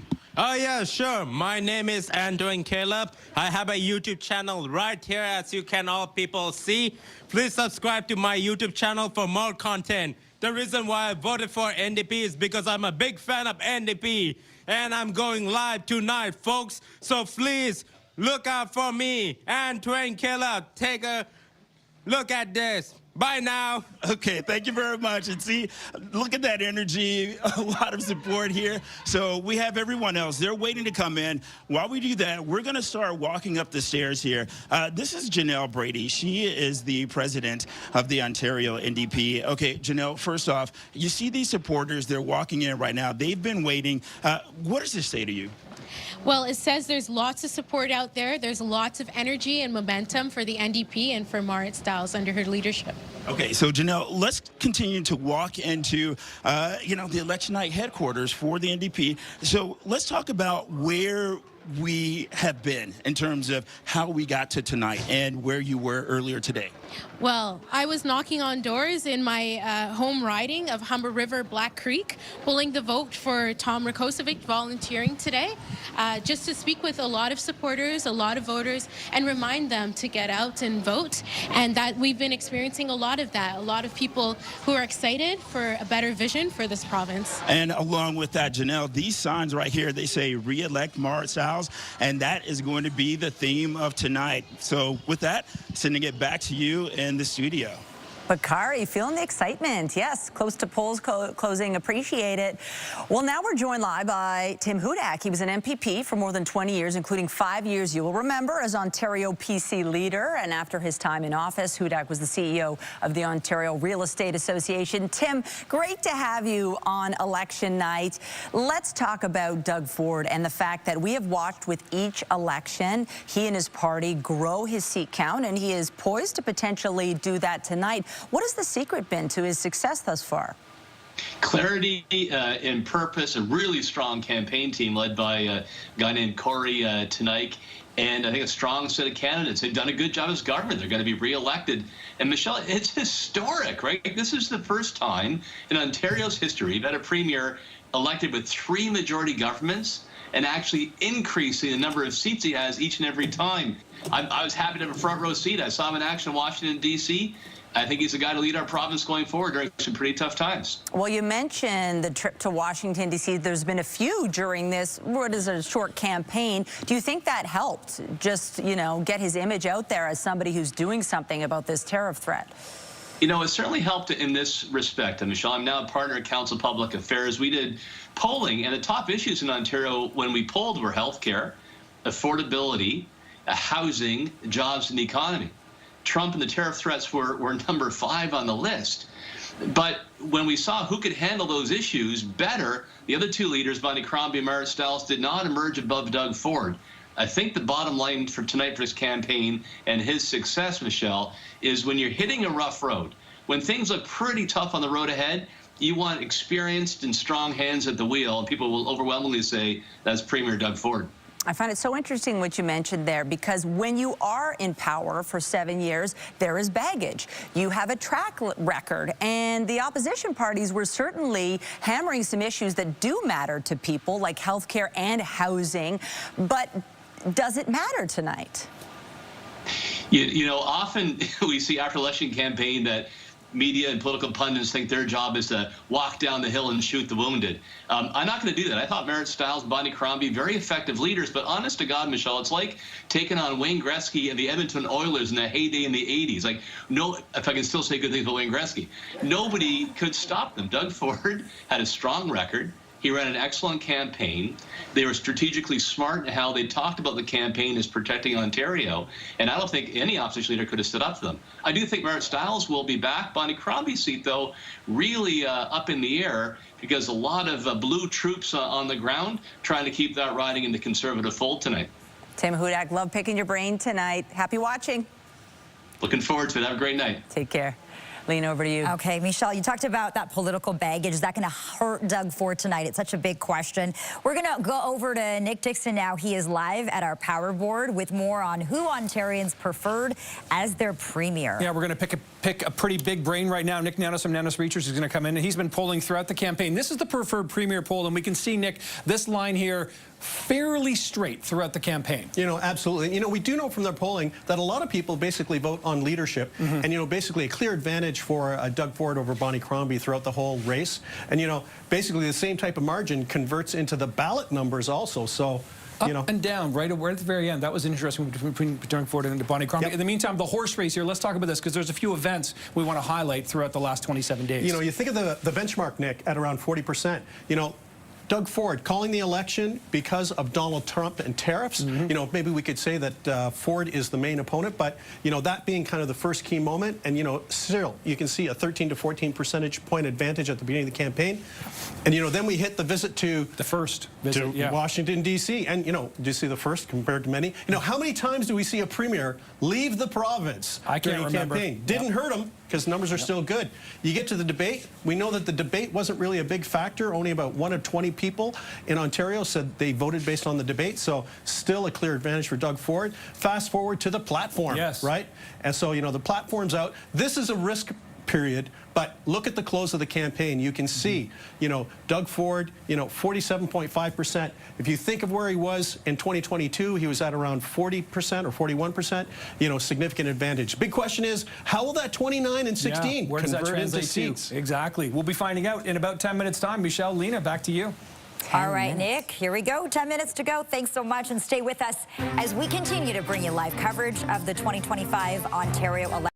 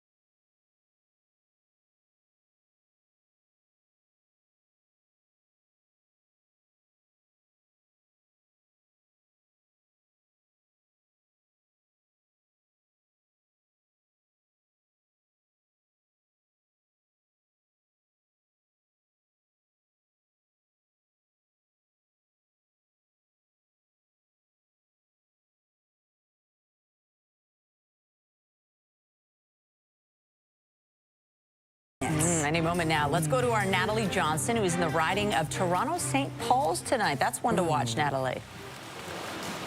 Hi, Michelle. That is one to watch. I can tell you it's been a steady stream of voters heading into this polling station here all evening. It got busier around the dinner hour as people were coming home from work, and then quieter now that the rain has started. We know that the weather will likely be a factor in voter turnout in swing ridings like this, the slush and the snow.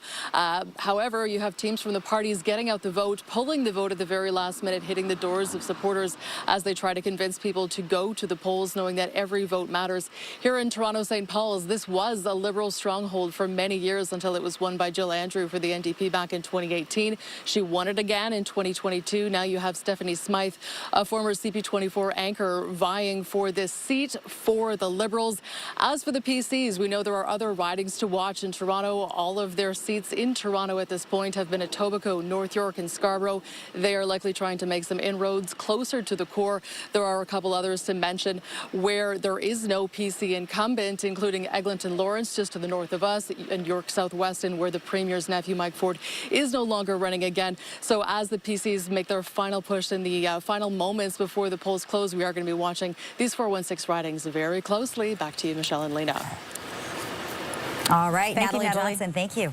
Well, dealing with Donald Trump's tariff threats will be a major focus of the next government, whoever it is, but it'll be a delicate balance when it comes to navigating the cross-border issues and other critical issues in this province. And for more on this, we're joined live now by John Tory, former Toronto mayor and former leader of the Ontario PCs. Mr. Tory, good to see you, and thank you for being with us in studio tonight. We are just getting word of voting delays in a number of polling stations. This is 9 polling stations to be exact, I'm getting told. This is to be expected. Voting irregularities are not uncommon on election night, right? I mean, when you have a winter election, when you have any election, and this is 9 polls out of thousands that are across the province, so I don't think it's anything to worry about. It might delay the results in a couple of ridings, but I don't think it's going to change the result, which I think will have a pretty early indication of what's going on here. That's what I think where we're headed. What are you watching for tonight? What's top of mind for you? Well, I mean, I think it's the things everybody said. I've been listening to and watching your broadcast. I think it's, really going to be the race for second place. I think Doug Ford will come close to cracking 90 seats, which is a huge majority government. I think too big, because caucus management becomes a problem. I think then we have to see, I've predicted, and I could be wrong, that the Liberals will finish second this time and that Bonnie Crombie will win her seat. But I think both of those are going to be very close affairs. And so I think those are the stories of the night. And then there's individual ridings where there are very interesting races going on. But I think it's really the race for second place. And if Bonnie Crombie does not win a seat in the legislature tonight, what do you think that means for her in the party? Well, it's a problem. I mean, she could say, I had a year and it's my first election and so on. I went through this. I mean, I was the leader of the party on election night. I didn't win the seat. I didn't lose a seat, but I didn't win the one I contested. And it was a problem. And it's destabilizing, and especially if the party's done better, for her not to be there is a problem. But we'll have to see how that goes. It's a big decision for her and a big decision for the party, and she's got to make it almost instantaneously when the results come in the next, hour and a half. So it's going to be a big night, one way or the other. Former Tory leader and mayor of Toronto, John Tory, great to have you in with us on election night. Appreciate it. We're taking a quick break. When we return. You are a traveler, and you're already dreaming of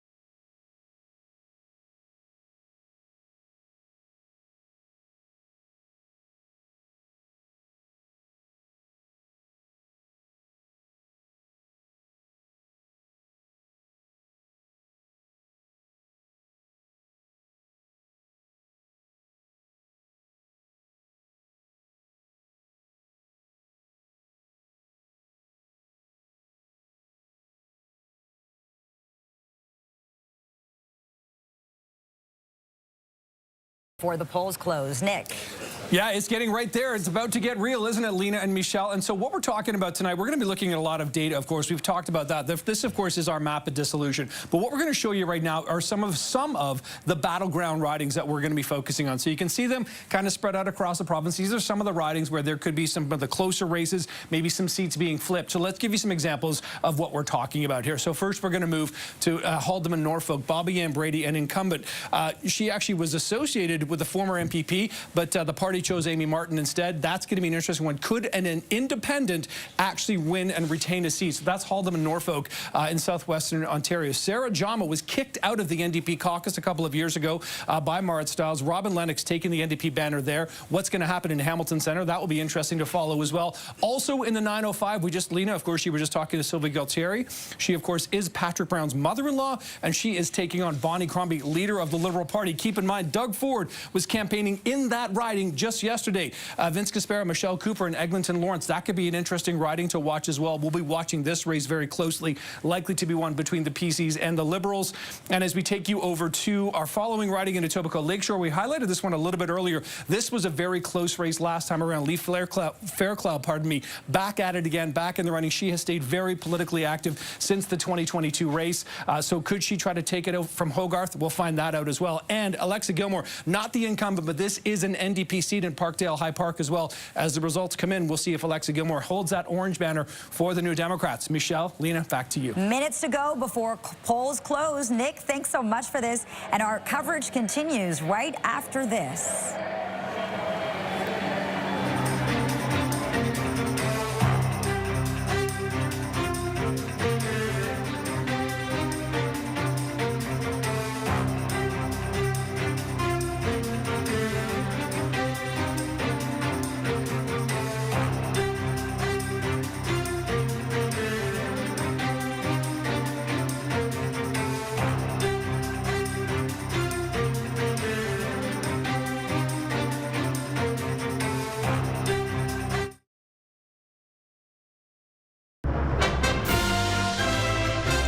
is a CTV News special presentation.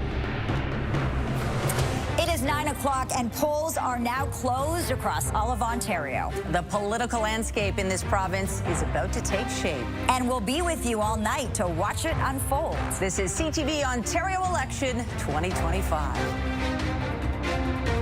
We'll do whatever it takes to protect Ontario. We fight for every single job. No new taxes and no tax increases. We think Ontario needs and deserves more green voices at Queen's Park. I hope they do whatever they say they're going to be doing. People are polarized. I'm just concerned that Canadians get help when they need it.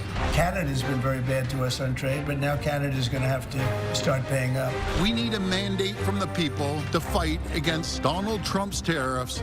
The Ford government is wasting so much money. Is your life more affordable today than it was before Doug Ford? And clearly the answer to that is no. Doug Ford has quit his job and Bonnie Crombie has quit the fight.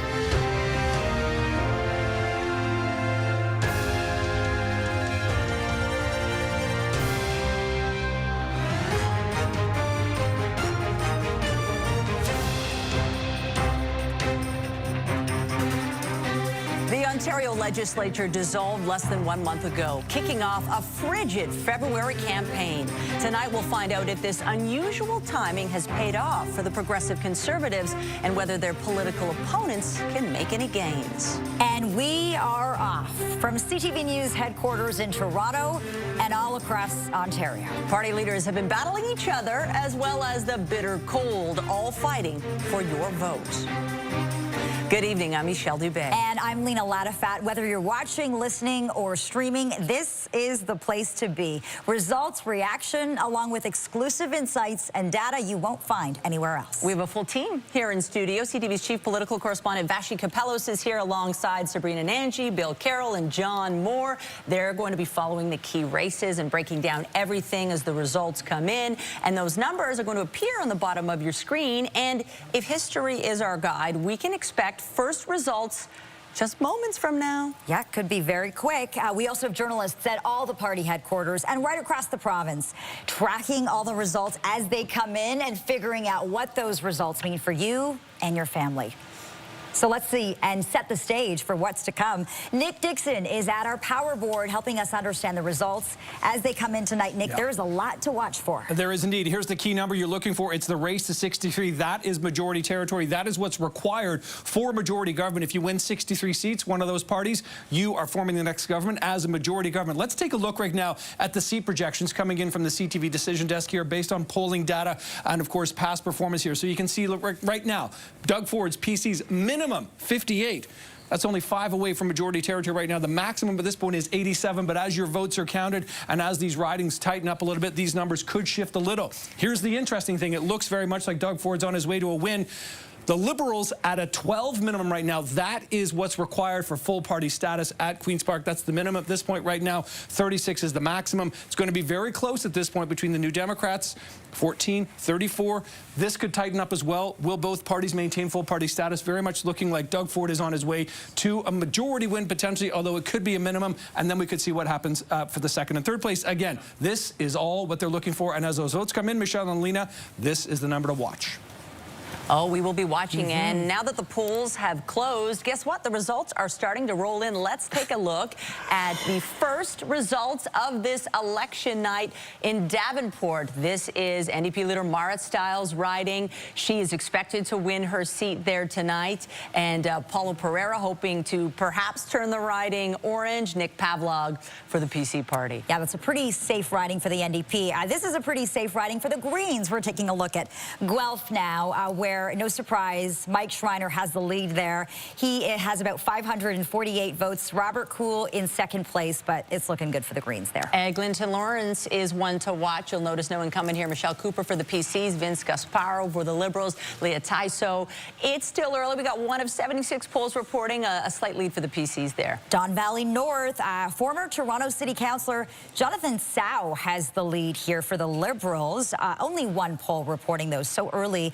Vincent Key, you may remember him. He's running as an independent. He was kicked out of the PC caucus for allegations of Chinese election interference. We'll keep a close eye on that. Toronto Centre, Kristen Wong-Tam, a former councillor, is the NDP incumbent. This is definitely an orange riding. We'll have to wait and see how things play out as more polls roll in. Okay, let's take a look at Willowdale. Bit of a political rematch here. The incumbent, PC's Stan Show, in second place right now. Paul Segale certainly looking for a comeback. He ran in this riding before. He does appear to have the lead. Over to Don Valley East, Adil Shamji vying for a second term. He is from the medical field, holding the riding for the Liberals. Roger Gingrich hoping to perhaps turn it blue. And stand by. Guess what? We're hearing from the CTV News decision desk that a call is imminent.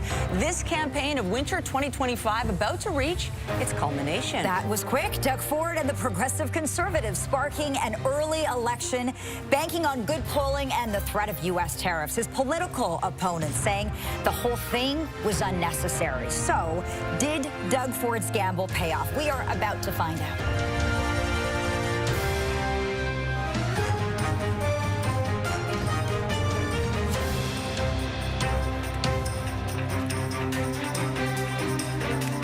And we have breaking news. The CTV News decision desk is already declaring a PC win. Doug Ford gets a third straight mandate. Let's go straight to PC party headquarters. Our Siobhan Morris is standing by there. Siobhan. Well, this certainly was an expected result in terms of a majority win. The question, of course, will be how big that majority will grow to. I spoke earlier with the campaign manager who said this was an unusual campaign, one that focused more on international affairs than provincial ones, something that we just don't see very often in Ontario. We saw political analyst Scott Reid talk about the likelihood of a monster majority here. We've seen seat projections close to 100. That would be unheard of in Ontario. Also very unusual to see a party in power this long and continue to, over a cycle of elections, grow their seat count. We are seeing just Doug Ford not be slowed down by any criticism, files that his critics think that he has mismanaged. So again, it looks like a third majority for Doug Ford. All right, Siobhan Morris live at PC Party headquarters, where there's going to be a very big celebration there again. Following breaking news, CTV News is declaring a PC victory, and we're now looking at live images coming to us from Etobicoke. The Ford family watching these results very closely tonight. Doug Ford keeping the keys to Queen's Park. He said he wanted another mandate. The question now is, will he get an even stronger mandate than the one he had in 2022? Yeah, let's turn to our panel for reaction to this. Vashi, this is not a total surprise, and now we wait, as Michelle said, for the big declaration. Is it a majority or a minority for Doug Ford? Yeah, I mean, take a moment, all of us, I think, to give Doug Ford his due, right? This is a huge historic moment, a third mandate for the Progressive Conservatives, and though, you know, it's being called very early. Vashi, stand by. You keep going, yeah. Because Here guess we what? go. Our CTV decision desk is about to make yet another call. Let's find out what it is. Take a look. And we have breaking news. CTV News is declaring a PC majority. Doug Ford not only gets a third straight mandate, he gets another majority. We're going to take you back to PC Party headquarters. Siobhan Morris following the latest reactions. And there is Doug Ford and his family reacting to these results. Siobhan.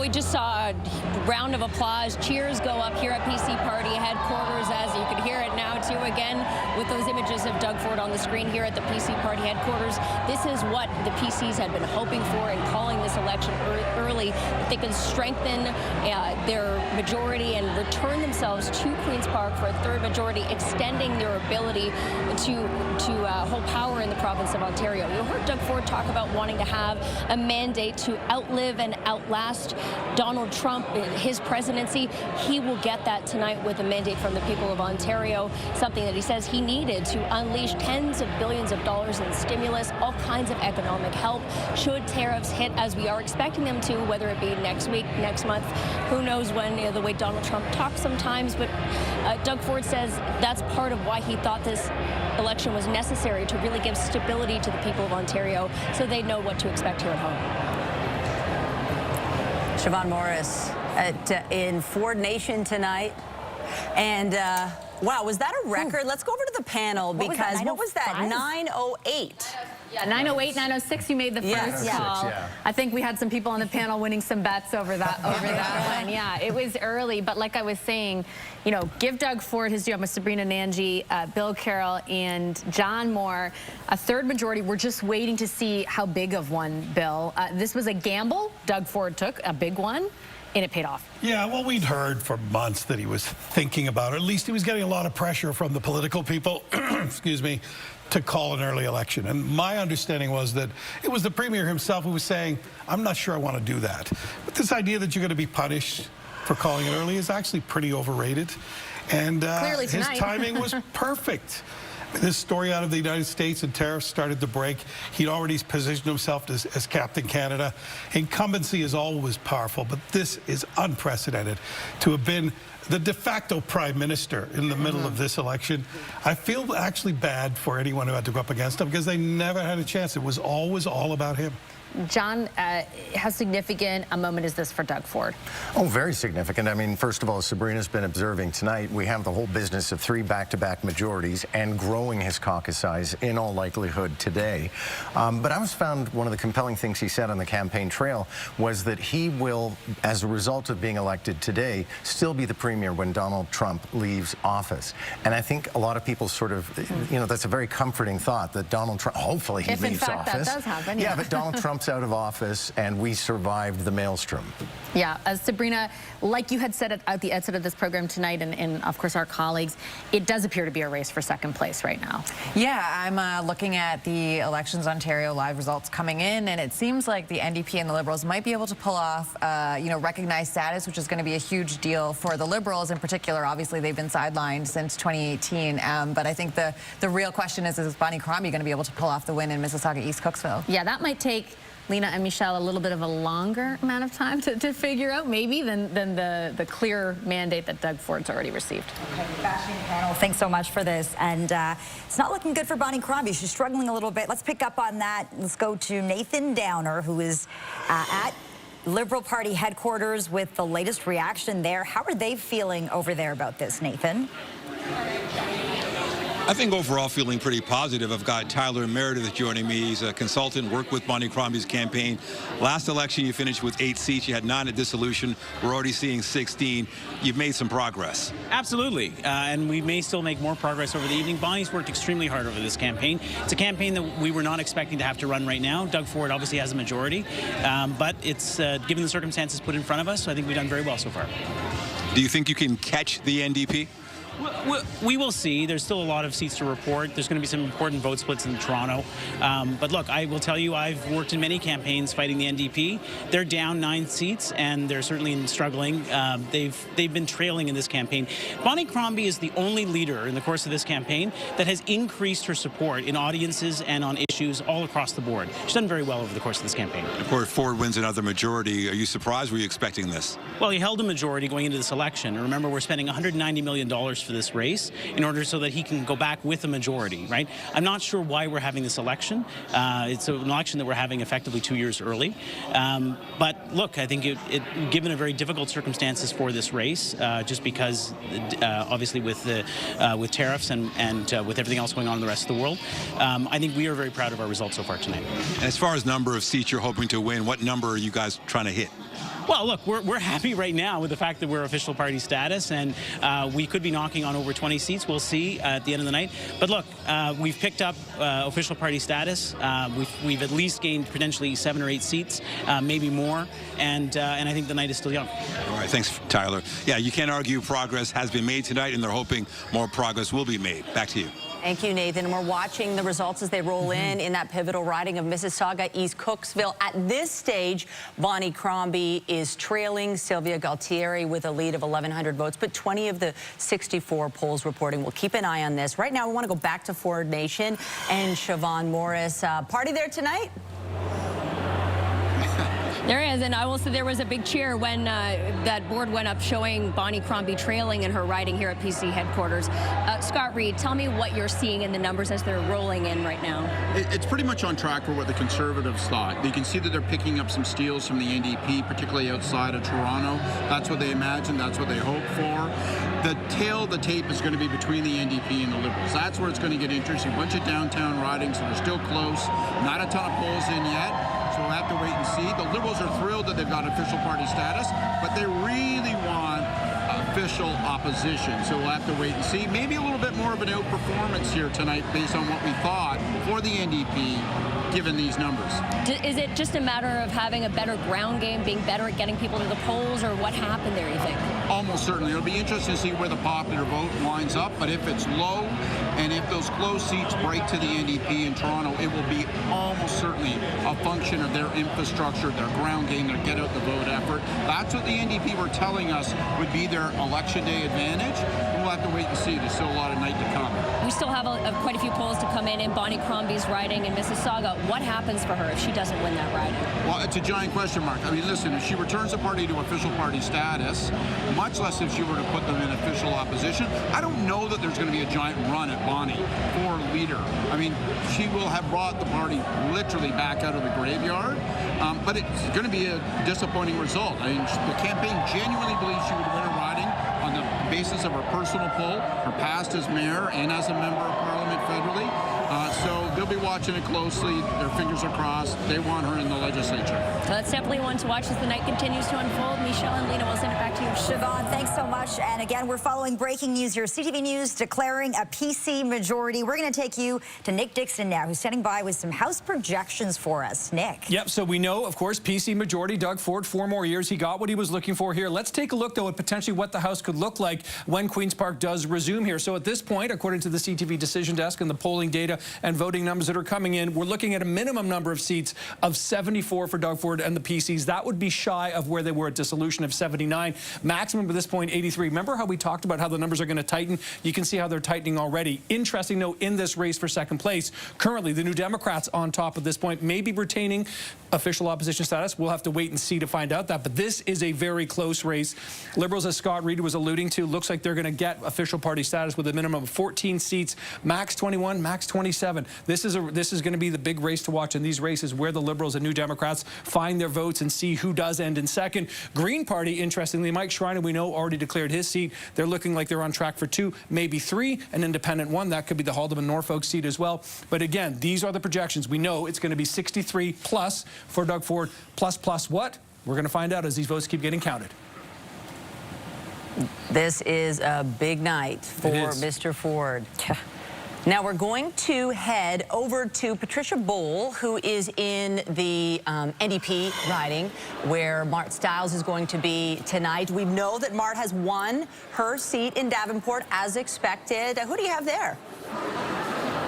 So joined here by Jared Walker of Broadbent, and certainly it's been interesting in this room. We heard that loud cheer when Mart Stiles was declared re-elected, followed by some loud boos as the signs went up for the PC majority. Looking at these numbers here, 24-14 leading unelected for the NDP in this race for second place, as people have dubbed it. Would you label this right now a successful evening, or too soon to tell? I mean, I don't, obviously this isn't the result that we were hoping for. What we've been trying to do since day one, split blue seats to orange and take the fight to Doug Ford. That's what we've been doing since 2018 when we became the official opposition, and that's the yardstick. What do you think was the struggle in this campaign? Was it as simple as everyone says that? The room reacting a little bit right now. Was it as simple as everyone says, that it was so tough to get messages through about healthcare, about education, about affordability, when you have a Doug Ford in a Canada shirt and hat, and people were so focused on the threat coming from south of the border? I mean, I think Doug Ford called this election at the time he did, with the premise that he did, to distract from his record, which is that for the past 7 years, everything's gotten more expensive. No one can afford rent. No one can afford groceries. The healthcare system is in shambles, and our schools are crumbling. And that's why he called the election, and he knew what he was doing. But a huge majority, what do you attribute that to? I mean, a lot of folks staying home. Like, quite frankly, call an election during a winter, the first winter election, and gosh, like, Lord knows how long, All right, Jared Walker, thank you very much. We do hope to hear from Mart Stiles probably sometime after 10:30 will join us, and we'll hear from the leader of the NDP, re-elected in her riding, and the celebration happening around that here at the Great Hall. Okay, we can hear the cheering. And Patricia Bowl, thanks so much, live at NDP headquarters tonight. We're going to go over to PC Party headquarters now. CP24's Beatrice Faisman is on the floor speaking with people there. Beatrice, what are you hearing about this big PC majority? Lena, we're actually in the hotel where PC leader Doug Ford, who I guess is now getting a third term as the leader of this province with a strong majority, according to what CTV News has declared so far. I was in the room when the declaration was made. There was cheering from Doug Ford, from his wife Carla, who was sitting directly beside him. 3 of his 4 daughters on the couch with him as well, along with Michael Ford, his nephew, who did not seek re-election in York Southwest this time around. Also in the room, his late brother, Rob Ford's 2 children, Stephanie sitting right next to Doug Ford on the couch, and Dougie Jr. standing directly behind as well. Obviously, just a sense of joy in this room, a sense of victory in this room, because it's very rare when a politician gets 3 consecutive majorities. That's not something that happens all the time here in this province. It's not something that happens all the time in this country. And so sitting here just, a couple of kilometers from the Toronto Congress Centre, where Ford HQ is, where Doug Ford will be making his way to celebrate along with his supporters, certainly a sense of accomplishment, a sense of feeling as though the voters have given Doug Ford the mandate that he asked them for just 28 days ago, when he said, I need your support, I need your vote, and I'm doing this to the slogan, protect Ontario jobs, help support people across this province in the face of 25% tariffs that are being threatened by U.S. President Donald Trump. So here at the hotel where Doug Ford is watching along with his family members, a room full as well of supporters as well of Doug Ford, just a sense of jubilation. Now they're just waiting to see how strong that majority mandate is going to be. Thank you, Beatrice. Wow, the Ford family has really become a political dynasty. This is quite something. 3 consecutive majority governments. Yeah, I keep saying it, Michelle and Lena, but like, we got to take a beat. Give the man his moment, right? Like this, we don't know the size of the majority, but right now in this political moment in this country, this is you know, a big achievement certainly, and sets up an interesting 4 years ahead. I'm here with John Moore from Moore in the Morning on News Talk 1010, Bill Carroll from the Morning Rush with Bill Carroll on CFRA, and Sabrina Nanji, who is the founder of the Queen's Park Observer. John, I'll start with you. What did Doug Ford do right in this campaign? Doug Ford was Doug Ford. That's all he needs to do. I think you can come up with a shopping list of complaints about the first 7 years, in particular the first 2 years, which were really, really rocky. But Ontarians like Doug Ford, and I think they look at this as almost a stewardship. And do we need to change the horse that we're on? Ontarians have clearly said no. So, you know, Doug Ford has the personality, and even when he's doing things, when he's making a mistake or enunciating policy that turns out to be an error and then he pulls it back, Ontarians forgive him. Even when, Bill, he's being investigated, you know, his government is being investigated by the RCMP, like there was no shortage in his time over the past few years of controversy. But like John says, he was able to, you know, slug it off. Well, because he's authentic, right? The Ford family has always had that. People laugh at him in politics, or at least did in the early days, that my phone is available to anyone who wants to call. But it actually literally is. The guy does go to Walmart. You know, we just were at NDP party headquarters. This is supposed to be the party of the little guy. Could that guy have been more out of touch? He's talking about inflation and the price of groceries. Great story a month ago. I go to the grocery store and people, even if they don't have a lot of money, take this with them, and they're Googling the tomatoes, and they're willing to pay more for the tomato if it's Canadian, as long as it's not American. The world changed. Doug Ford got that. The NDP clearly didn't. Let's talk a little bit about both the NDP, Sabrina, and the Liberals, and maybe even more so the Liberals, because a big storyline here was, would they get official party status? It looks like that will be cemented. The secondary story is about Bonnie Crombie's leadership, and whether or not she's actually going to be able to win her seat, and we've been watching closely. Obviously not all the polls reporting, but she is trailing her competitor, happens to be Patrick Brown's mother-in-law. Like, this is just a savage political drama going on here. What are you going to be watching for as far as how that goes? And does she, you know, can she stick around, let's be honest, if she loses her seat? Yeah, I mean, I think there will be questions, but I do think that the Liberals will be happy at least getting recognized status. That's going to make their job a lot easier at Queen's Park. You know, you get more resources, more money, more speaking time in question period. But the big question for them is, you know, will their leader be in the House? And the Conservatives have not made this easy for Bonnie Crombie. You mentioned that Patrick Brown's mother-in-law is running there, Rudy Cozzetto's sister, and they, you know, the Conservatives sent like their heavyweight ministers, or, you know, ministers at dissolution there to the riding, like there to fundraise, to canvass, and so they really were going full tilt to make this difficult for Bonnie Crombie. But again, you know, she was a popular Mississauga mayor there. It's not over yet, but it looks like this is really going to be a tough one for her. She can get busy shopping for a bigger van.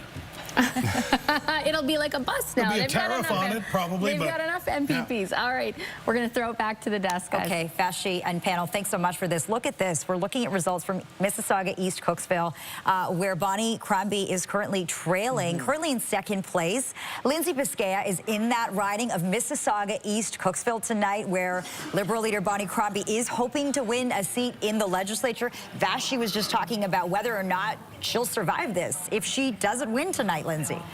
Where Bonnie Crombie is. Yeah, I mean, this is really turning into possibly the story of the night, Lena. And I keep looking up because we are all watching our special, eyes glued to the screens up here as these results are coming in. Every time it shows that Sylvia Gualteri has more votes, people are cheering. It gets so loud in here. I think it's really interesting because when we first got here, the mood was more kind of like, yeah, you know, we'll see what happens tonight. Now it seems to be shifting. Of course, it's showing 30 out of 64 polls counted, but many people here are saying, you know, it's early, everyone recognizing that, but very, very much excited that Gualteri is pulling ahead in this race. She, of course, was a bit of an underdog, but the PC party put her in this riding. It was no accident. They obviously felt that she was going to be a strong contender to try to keep the Liberal leader, Bonnie Crombie, from getting a seat and getting into the legislature. So it's still early, but again, we're going to have to wait and see what happens here, because this this could change a lot of things for the Liberal Party moving forward.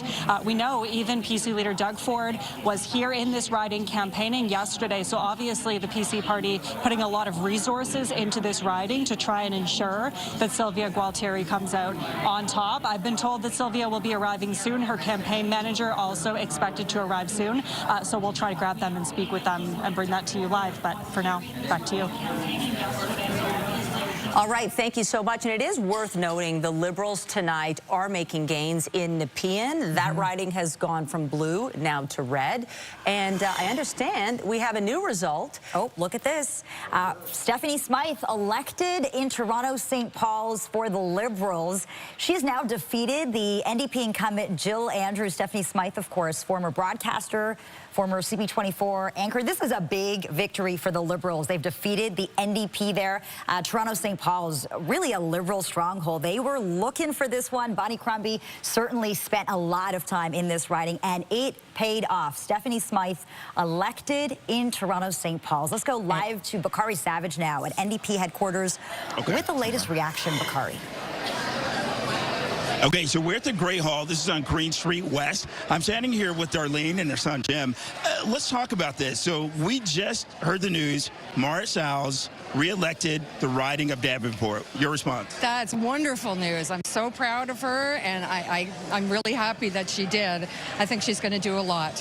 And Darlene, you're here with your son. Let's talk about, getting him involved in the NDP process as well. What does that mean? Actually, he got me into it. Believe it or not, he's always been into politics, and he started showing me all about Marit and what she stood for, and I caught right on, and I believe everything that she stands for, and she's wonderful. She's wonderful. And let's talk about, looking around this room, there are a lot of young people in this room. What does that show to you about the future of politics? I think it's great because you need those young voters to come out in numbers, because a lot of times they don't. It's usually the older folks. So it's great that the younger ones are stepping up and starting to vote now. And, when it comes to the numbers, we see, Doug Ford, the PCs, so have that majority. What does that mean to you? It's not good, but I'm hoping it was just that because a lot of people didn't get out and vote, which they should have.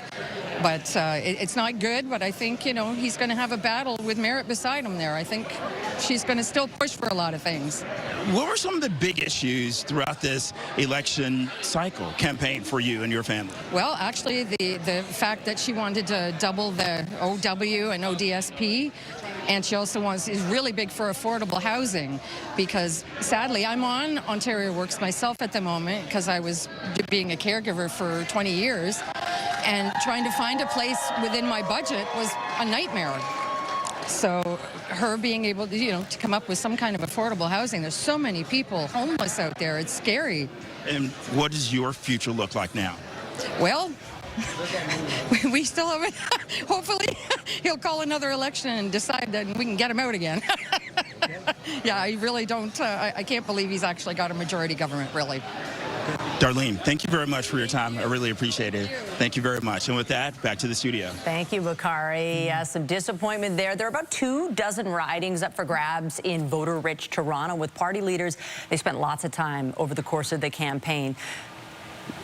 Let's go right now. We're just being told we're going to go to Nick Dixon at our power board. He's been watching basically this province. The colors change and take shape, although, yes, Nick, there's a lot of blue tonight. There is a whole lot of blue out on the map right. Let's go to Natalie Johnson, who is there. You're in Toronto. Tell us exactly where you are and she's what in you've Toronto been St. Paul's, where Stephanie Smyth was declared the winner. Natalie. Yeah, that's right. A big cheer right here. As you can see behind me, Stephanie Smyth, the former CP24 anchor, declared the victor here in Toronto St. Paul's. This was a very contentious riding. We knew it was going to be close between Stephanie Smyth and Jill Andrew, the NDP candidate. Andrew won this seat in 2018 after it was a Liberal stronghold for years. She won it again in 2022. We knew that the red team was vying for the seat here in Toronto St. Paul's. We are expecting Stephanie Smyth to speak here at about 10:15. I'll let you take a look at the room right here as they begin to cheer. Very exciting for Stephanie Smyth and the Liberals as they reclaim this seat that was a stronghold for many years. It was, of course, also a federal Liberal seat for many years. They lost it last year in the by-election, so a turning point for the Liberals here in Toronto St. Paul's. Back to you. All right, Natalie, thanks so much. Let's set the stage now for what is to come. Nick Dixon is back at our power board now, helping us understand these results as they come in. They've been fascinating so far, Nick. What do you have for They us? certainly have. And yes, again, so we have to mention PC majority for Doug Ford, so 4 more years of the Ford Conservatives in charge at Queen's Park and in Ontario. But we want to take you to some of the nail-biting ridings right now, some of the closest ridings in this province where there are really, in some cases, just a few votes between some of the candidates here. So we're going to start to drill into this right now. So here's what we're showing you. Leading and elected, in fact, at this point, you can see 79. That is exactly where the PCs left off at dissolution. 75. New Democrats down at 24. That would be a drop for them. And as you just saw there as well, the Liberals are up 5 right now to 13. 12 is what you need for minimum party to maintain a party status here. Independents down, and the Greens right on 2 right now. Now let's talk about the closest races at this point, because this is where things could get interesting. You've got people on the edge of your seat. Sault Ste. Marie up to the north here. Chris Scott and Lisa Van Allen. The lead is only 67 votes with 54 of 60 polls in. This one is going to go down to the 60th poll. Just take a look at those numbers. Let's move into the GTA right now. Greater Toronto area. Show you another really close riding in the 905 belt. That being Ajax, a little east of where we are tonight. Rob Cernajek from the Liberals only has a 70-vote lead over Patrice Barnes. She's the PC incumbent, hoping to bring out Team Blue in the final 11 ridings or so, 9, pardon me. Hamilton West, Ancaster Dundas, a little west of Toronto tonight. John Demick for the PCs, trying for an upset here. He's got just over a 100-vote lead over the incumbent Sandy Shaw for the New Democrats here. So giving you a sense of just some of the close ridings. And in Mississauga, Aaron Mills, we've been watching Bonnie Crombie's riding closely, yes, as well. But the PC incumbent here, Sheriff Subaway, has an 83-vote lead over Kassir Dar of the Liberals. Again, this is a close one, about half the vote in there as well. So these ones are going to be an example of some of the ridings that are going to come down to really, it looks like the last several votes counted. Again, it's a PC majority. Is Doug Ford Doug Ford and the Conservatives on their way to 79 or more? We're going to find out, but there are, Lena, Michelle, some extremely close races out there. You know what? There always are. Every indeed. election night, without fail. Let's go over to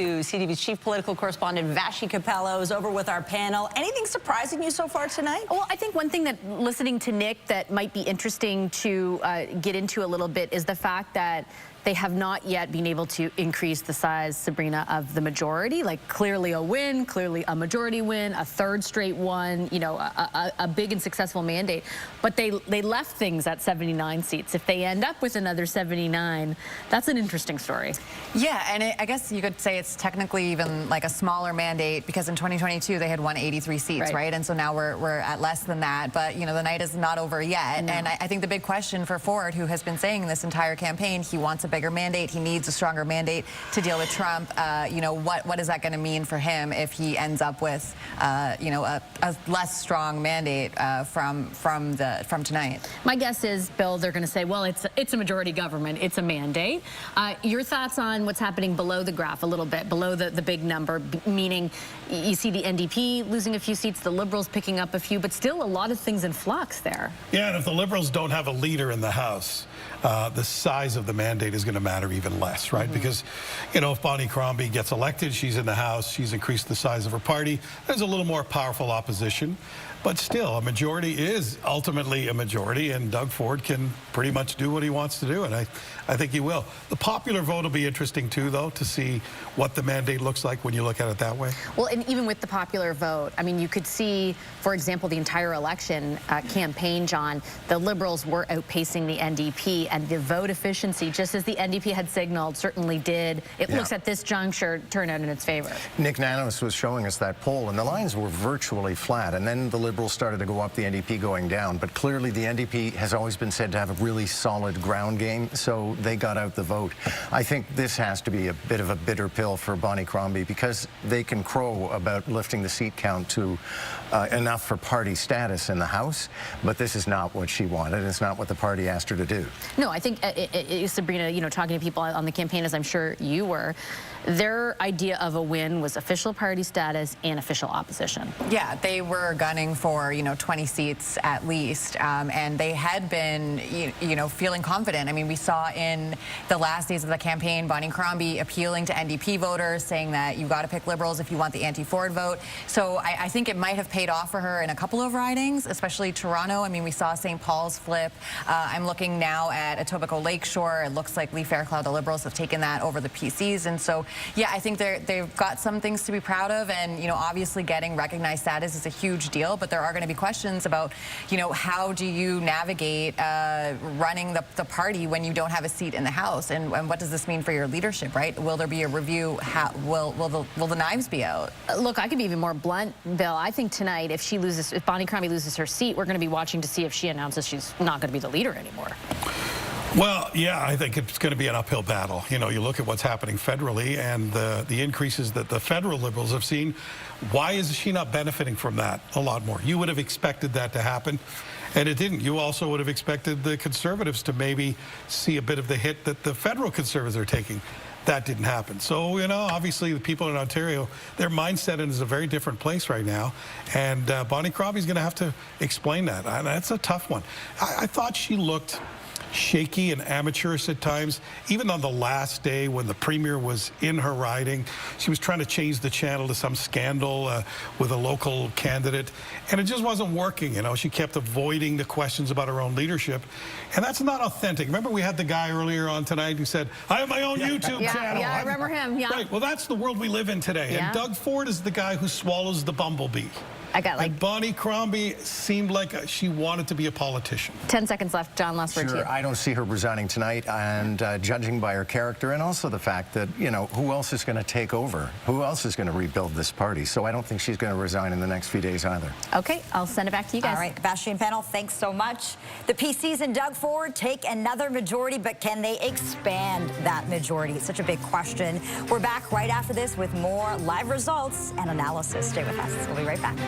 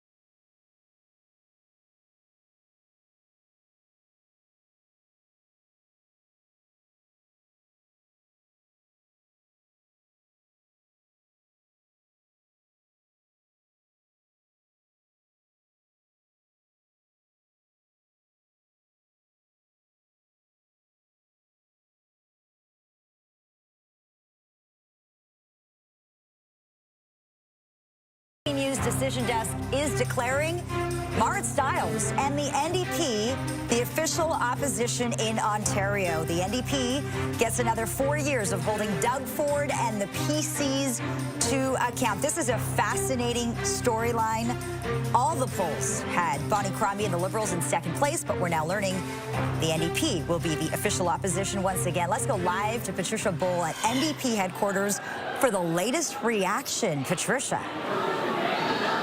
Well, An election night in Ontario where it appears not a whole lot has changed. Certainly official opposition status for the NDP, despite the fact that they are currently down a few seats. I think a lot of people here would take as very good news, given there was the expectation there would be a huge bounce back for a Liberal Party that has traditionally had so much more support than it has in recent years. And while they did appear to steal a few seats, or have here, it is certainly not the night the Liberals had hoped for, and closer to what the NDP had, with Marit Stiles re-elected and remaining the official opposition. Now, they were saying here earlier that they do a wonderful job on a bad weather day and a bad weather month at getting the vote out, so they must have had some success in doing that.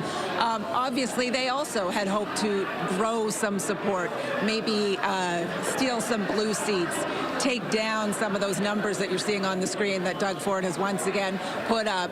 But given what the pundits were saying, given the expectation, you heard it from former Liberal Premier David Peterson, that the Liberals, it appeared, were going to steal some seats at the expense of the NDP, I think for the most part people here would call this a success. And there was a huge cheer in this room as that official opposition status was declared. Well, thank you, Patricia. Yeah, let's get some more of that reaction. Bakari Savage is on the floor. Tonight he's been talking with supporters. Bakari, obviously Mari wanted to be the next premier, but she gets the next best thing, the official opposition. Yep. Okay, so good evening. You just heard from Patricia. She's upstairs. We're down on the floor. We've been down here speaking to NDP supporters as they await the arrival of Marit Stiles. Right now, I have Olivia and Sam. First off, you know, the announcement, you just heard it, NDP, the official opposition. Your reaction? Oh, I mean, obviously I'm happy, but it was to be expected. I knew Mara was able to do it from the get-go. She's absolutely fantastic, so I was excited, but I knew it was coming. Yeah, no, it's great to have Marit, leading the party into another official opposition. I think we can, hopefully use this to springboard the NDP as the, voice for the progressives in Ontario. Okay, so Olivia, there's something that we were chatting about. In 2022, I was covering this watch party, right? You were here as well. That was the same night. Andrea Horvath, she resigned. Now she's the mayor of Hamilton. Marit Stiles took over as the new face, the new leader of the Ontario NDP. What are your thoughts so far, from then to now? Right. So I've got to give a lot of credit to Andrea, right? She was essentially the one that kind of revolutionized the NDP. She brought us from third-party status to official opposition, and she was fantastic in that. And I couldn't be more happy that Marit's the one who's running essentially down that path that Andrea was able to pave. Is that the word? Yeah. But no, I think that this is absolutely fantastic, and Marit has such a sensational kind of approach to the party, and she is so well spoken, and I think she performs incredibly well in all of the interviews and all of the debates, and I think that she's really able to carry us to the end here. And speaking of carrying you to the end, let's talk about the connection. Are you able to have that personal connection with Marit and have her capitulate what's important to you at Queen's Park? Absolutely. I think she has a stellar track record, and her record speaks for herself. She cares about the issues. She cares about Ontarians, and I'm happy to support her and the party as a result. Yeah, no, I mean, listen, I met Marit at Queen's Park last year, and I met her again just a few days ago, and she remembered me, and that's something incredibly important for politicians, to be able to remember who they speak to, and that just speaks to how personable she is with everyone that she meets. What does it mean to be an NDP supporter today? Listen, that is an incredible question. It means being able to stick by a party that actually wants to do better for the people. And obviously right now we're in the midst of dealing with vote splitting and a whole plethora of other issues. And it means being able to stand by your values. We're for the people. We're going to help Ontario out. We are there for every single one of the constituents in all of the ridings. And I just think that it essentially means, yeah, you're for the people. We are here to make Ontario better. Sam, do you feel that all of your concerns have been addressed in this election cycle and will be addressed through Marit? I care about the things that the provincial government can actually work to fix. I care about housing. I care about healthcare. I didn't hear those solutions necessarily coming from the right side of the aisle. So, yeah, I do think that Marit's got the message that we need to actually find the solutions that we can have in Ontario. Okay, Sam? Olivia, hey, thank you very much for your time this evening. We really appreciate it. Back to you in the studio. All right, Bakari, thanks so much. Marit Stiles and the NDP get to hold on to that official opposition party status despite trailing in the polls. So how did we get here? Well, let's find out. CTV's Nick Dixon is at the power board with more on that, Nick. Yeah, it's a big storyline, of course, you know, Lena, because, again, Marit Stiles will remain the official opposition leader, even though support and numbers in terms of seats are dropping for her party. So, again, Marit Stiles, official opposition leader. But let's take a look at the seat range potentially. We already know Doug Ford's in Conservative territory, so let's take a look here. The minimum number of seats at this point, according to the CTV decision desk, 23 for the New Democrats. Again, that's down, but that's still more than the maximum that Bonnie Crombie, the Liberals, are at right now. That's 19. You can see how these numbers have tightened again.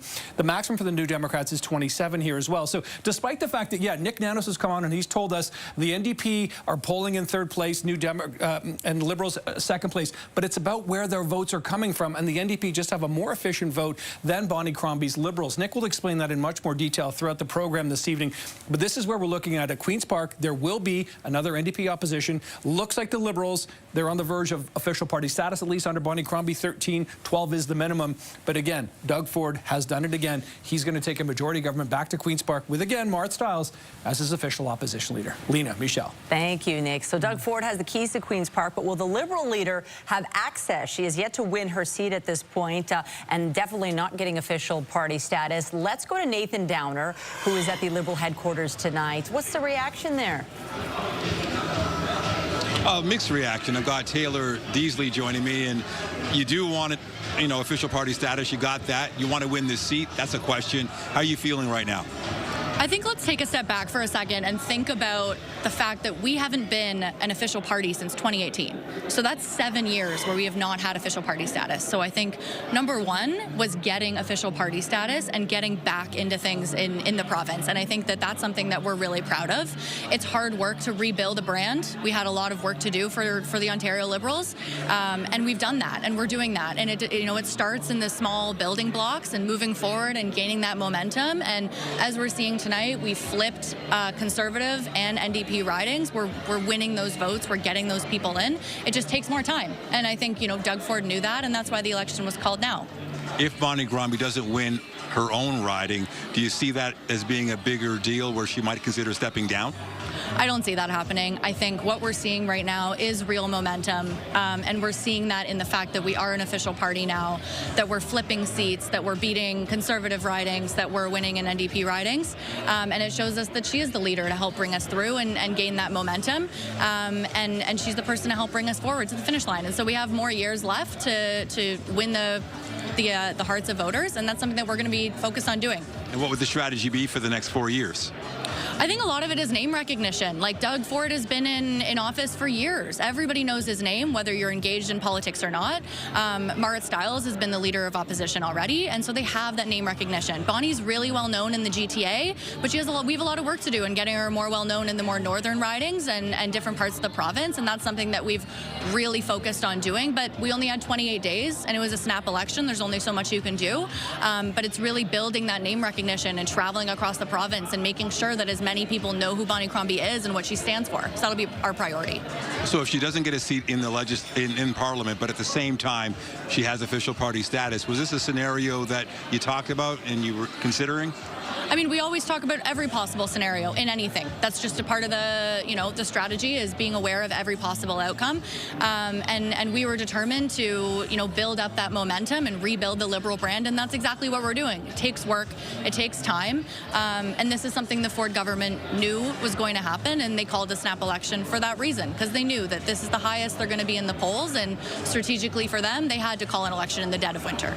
And so we're aware of that, and we're going to work hard to regain the trust and hearts of voters over the next few years. All right, thank you, Taylor. Thank you. And of course, the race not over for Bonnie Crombie in that riding, Mississauga East, Cooksville, and of course, we're all watching that very closely. Back to you. Oh yeah, it's looking real tight over there. Nathan, thanks so much for this. Back in 2022, the PCs picked up 83 seats. Can they do that again this time? Can they pick up even more? Let's go live to PC Party headquarters. Beatrice Vaisman standing by with reaction. Beatrice. Lena, we're just at the hotel where Doug Ford was watching with his family when CTV News and CP24 declared this third straight majority government for him.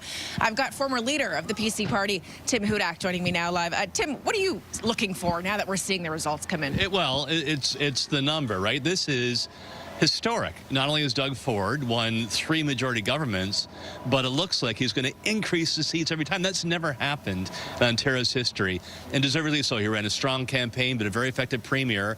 And when Ontarians are thinking about, okay, who is going to have the strong hand at the wheel, we got a really bumpy road ahead. Overwhelmingly, they said Doug Ford.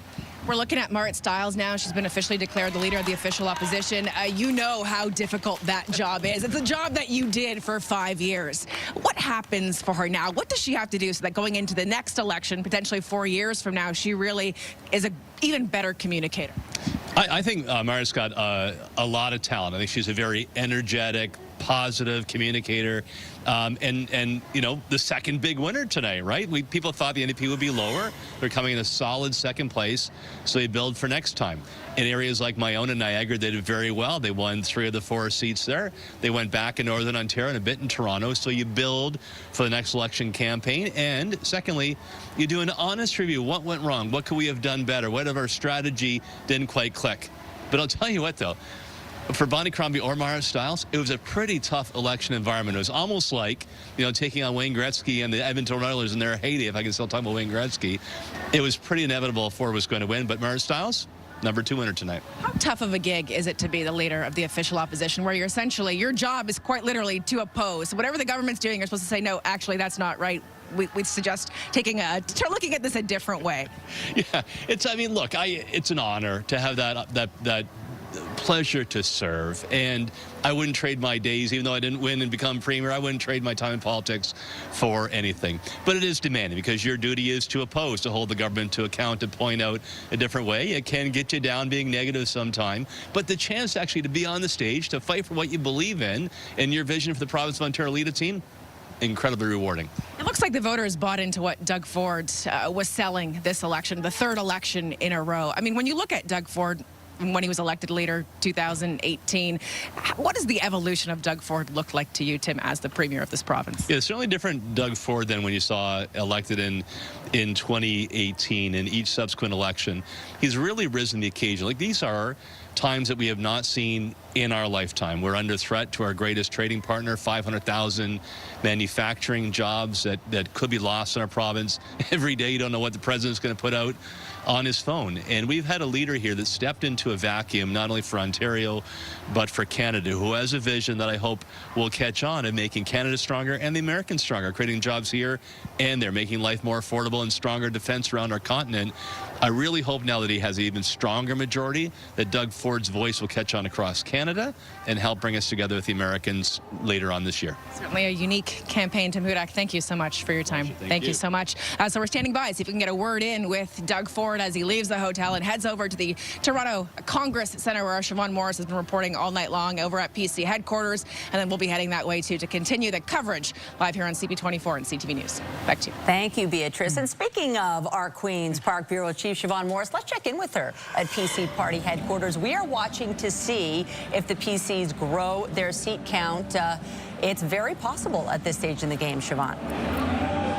It is. I just saw the numbers slip below where we were at dissolution, so that would be a disappointment, I think, to the PCs who've been hoping to grow that number. I want to bring in Scott Reid, though. Scott, you had said that you've noticed something kind of funky about the proportion of the vote and how it's translating into seats, looking at the NDP and Liberals. Well, the big battle that people were watching for tonight was that for official opposition. We know now the NDP have won, and here's the reason why.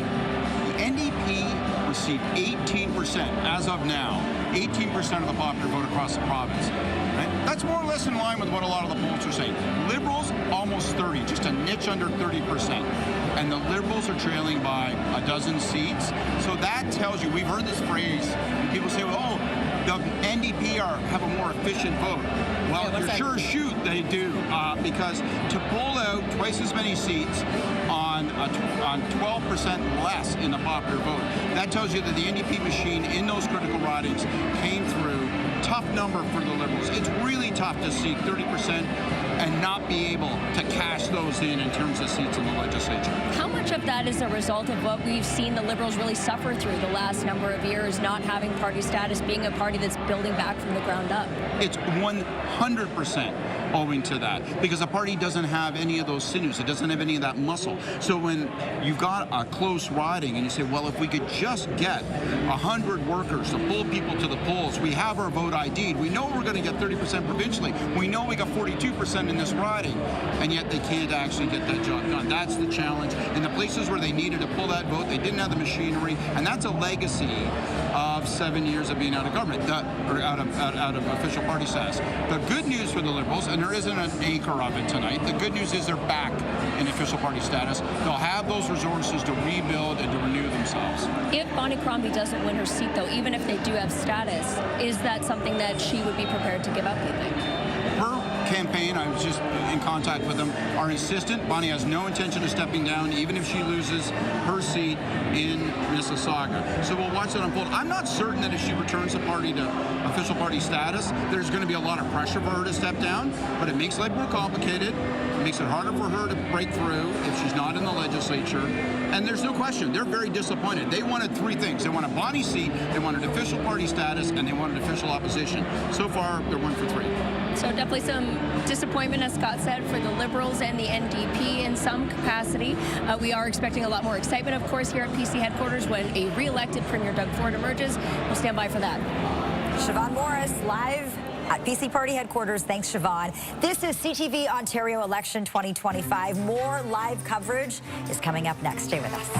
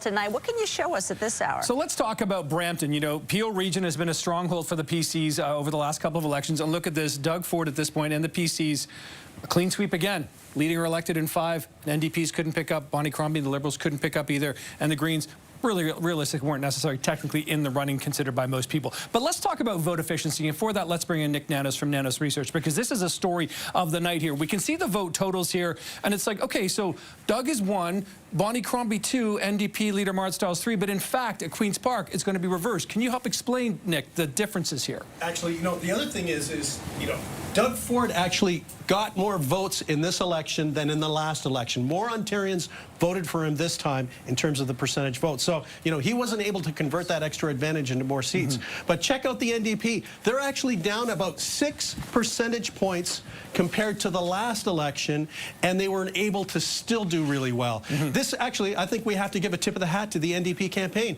They were just much more targeted, they were on point, and they were able to kind of, why don't we just say, they had lemons, and they made lemonade. They made lemonade. They made lemonade. This graph, I love this one for Greater Toronto, Nick. Yeah, absolutely. And, you know, when you look at the Greater Toronto area, you know, basically, you know, almost like a coin toss, very close race between the PCs and the Liberals and the NDP. But, you know, what a difference in seats. Yeah, absolutely. We're, you know, in terms of the conversion.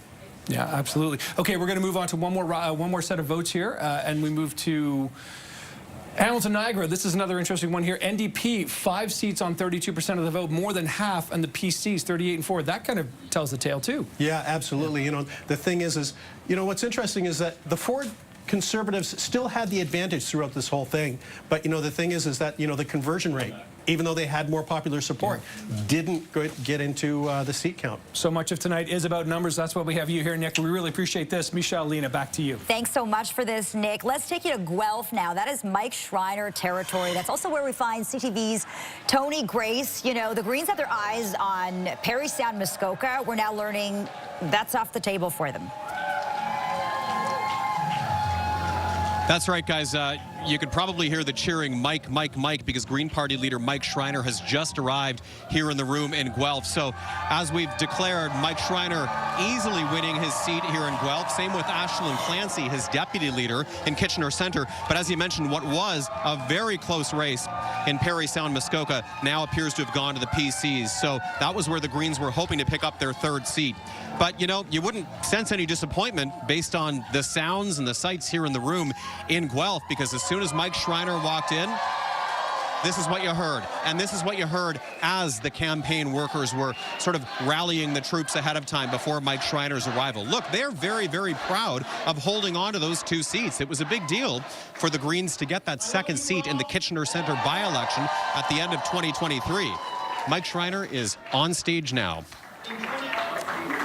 In 2023, the Ontario Greens made history by electing the 2nd Green MPP in Ontario's history. And I just want to say to Ashlyn Clancy, from the day you decided to run until the moment you joined me at Queen's Park to be the 2nd Green MPP, I've been inspired by your courage, your intelligence, your tenacity, your passion, and your commitment to the people of your riding and to this province.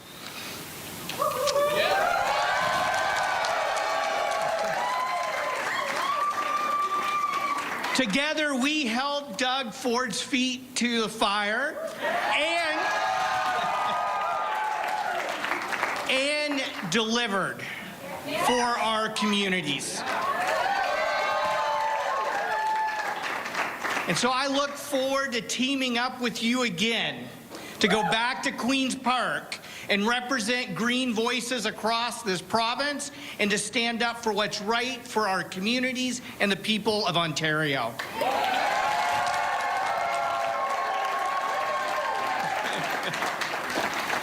You know what? Anyone who thought Ashlyn Clancy's by-election win in 2023 was a fluke was wrong, and we proved them wrong tonight. And we will keep proving them wrong as we build momentum for the Ontario Green Party across this province.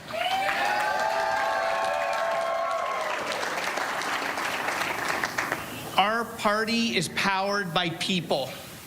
And so I say to the people who ran, the people who knocked on doors, the people who put up signs, the people who braved the cold. And I got to tell you what, there were a lot of cold hands and warm hearts out on the campaign trail over the last month. I want to say to each and every one of you from the bottom of my heart, thank you, thank you, thank you for working so hard for the Ontario Greens.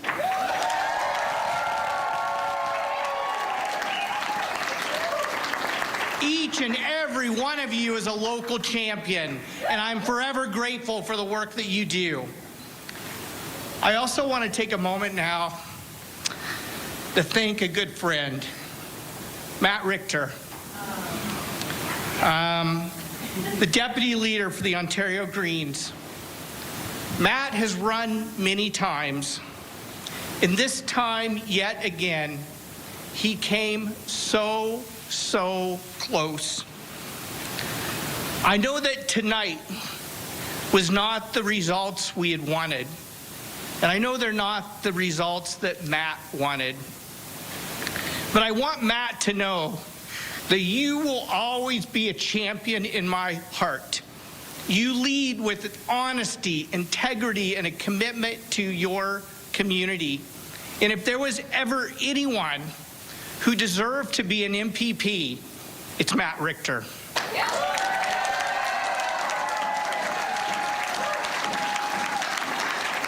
Matt, yeah, let's hear it for Matt.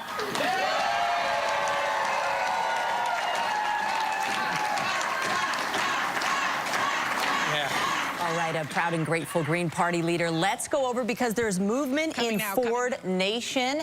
And as we await the next Premier of Ontario, we have learned that Bonnie Crombie has lost her seat. Well, she hasn't had a seat, but she's lost it, not getting a seat tonight. Let's listen to Doug Ford. Ontario, who've given you a third mandate, sir. Well, I'm very blessed. I want to thank them. I'm very, very grateful.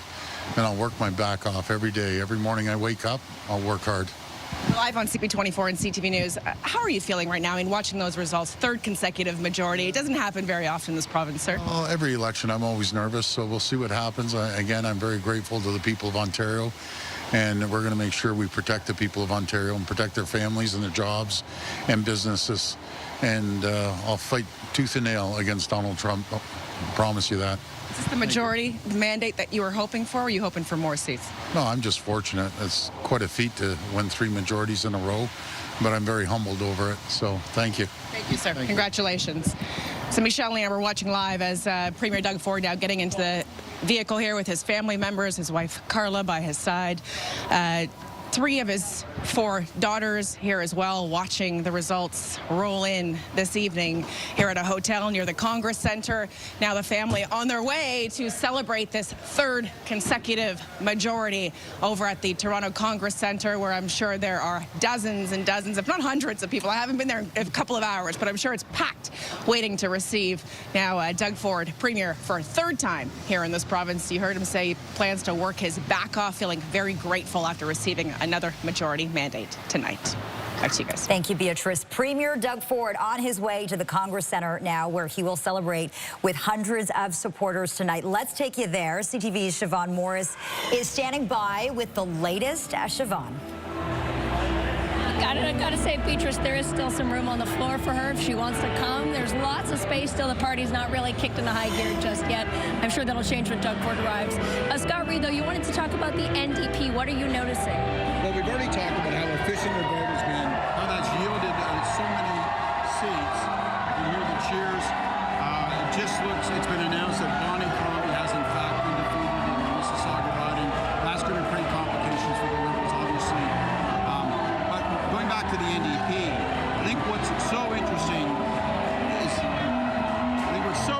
is that this is very vindicating for Marit Stiles, who wasn't thought to be able to have this much to celebrate this evening. There's a lot of knives are being sharpened within the NDP, within her own party, and I think she's going to be able to hold all of that back now. So no risk of her leadership being questioned, do you think, given this result tonight? I don't think so at all, and they've really overperformed.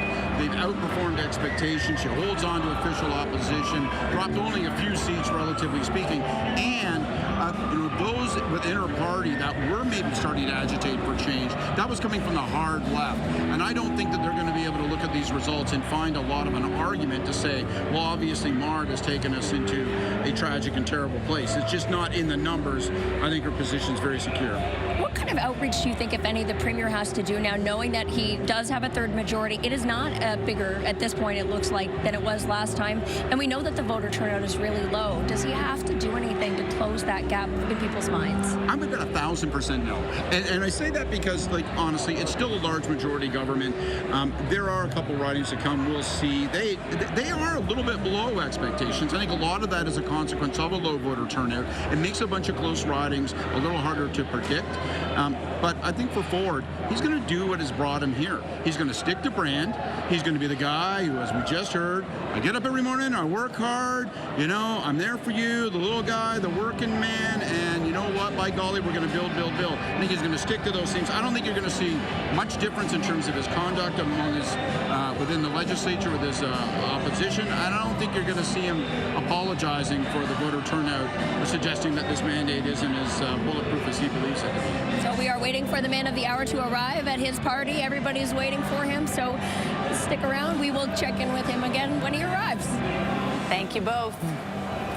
And as we await, let's swing over to our panel, because I think the big story this hour, Liberal leader Bonnie Crombie, she wanted to be the next premier. She has now failed to even win a seat. What does this mean? Yeah, a fascinating turn of events when you compound that with the fact that the Liberals were actually able to be so far ahead of the NDP in the popular vote, Michelle and Lena, but as Nick Nanos was pointing out and Nick Dixon, unable to convert that into a seat count that would even preserve Bonnie Crombie's seat herself. John Moore, I'll start with you. What's your read on that?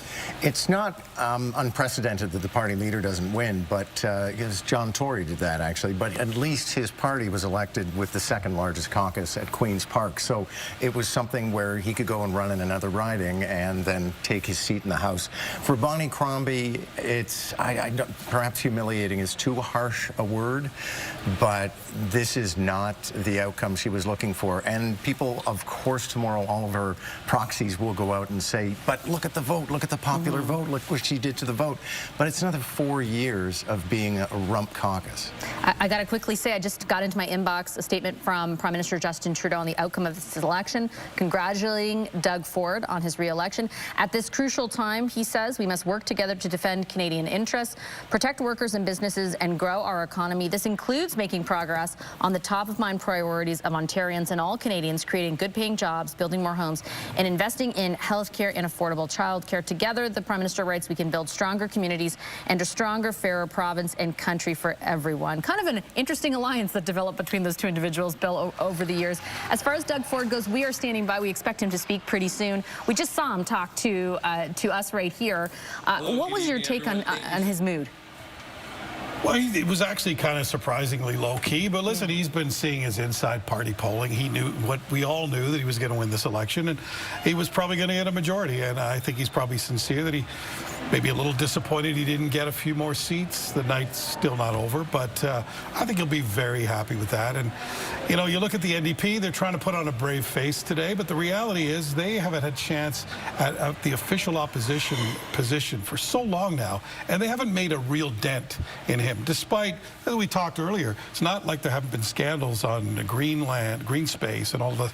There have been opportunities, and they haven't been able to dent them. So, and if you're the Liberal Party, you have to look at that as well and say, if we can't bring this premier down even a little, then maybe we need to rethink our strategies. We're looking right now at some of the really close races, Sabrina. What do you have your eye on as the night continues? Yeah, I'm just looking at Eglinton Lawrence, where there wasn't an NDP candidate there, and Vince Caspero was facing, you know, the Liberal Vince Caspero was facing off with Michelle Cooper from the PCs, and we had the NDPer drop out of that race for strategic voting reasons. The margin right now is about 152 votes away. I mean, I wonder if that's actually going to go to a recount. You know, it could make a little bit of a difference.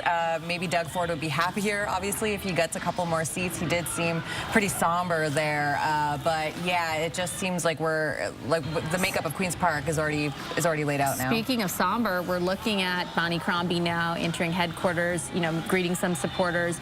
But Lena and Michelle, certainly a disappointing night, at least as far as her own electoral outcome is concerned.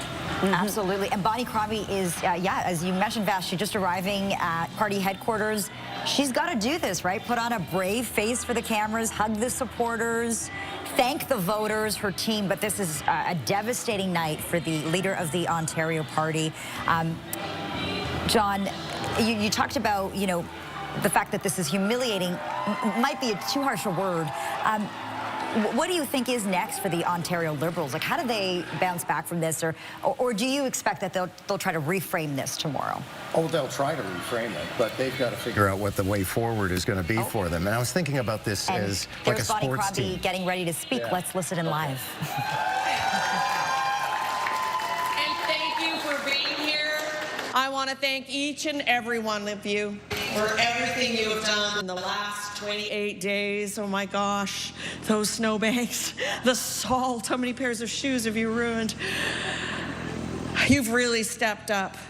And many of you put your name on the ballot that are in the room here tonight.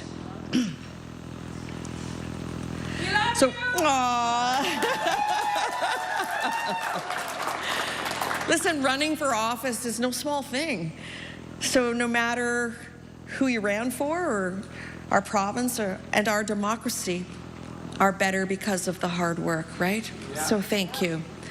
I know tonight isn't exactly the result we were looking for, but you should be very, very proud of what we did tonight.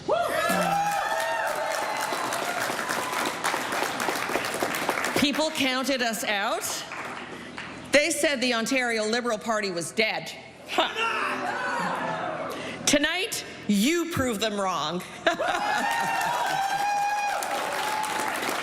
The Ontario Liberal Party is back to official party status, and that's a big milestone.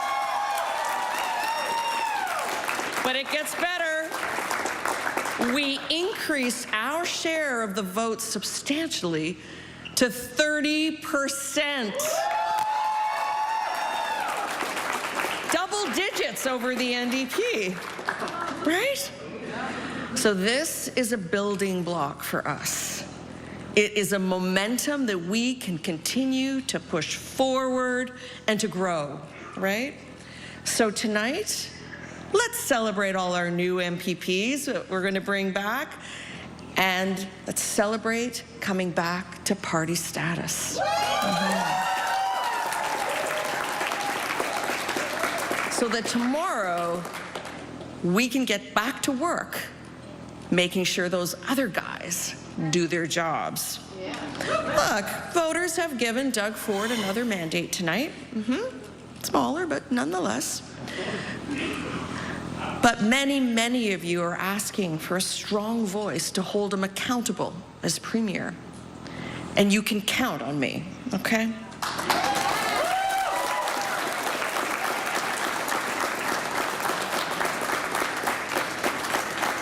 So I'll say this tonight, Doug, we'll be watching. Yep.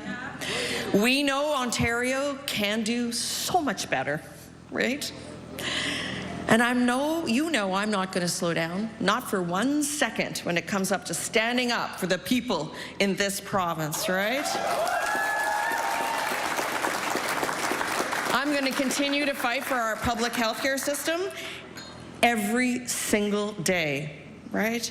Doug, you promised a lot of things during this campaign, and one of them was to get people more family doctors, and I'm going to hold you to it. The Ontario Liberal Party is going to hold you to it, right?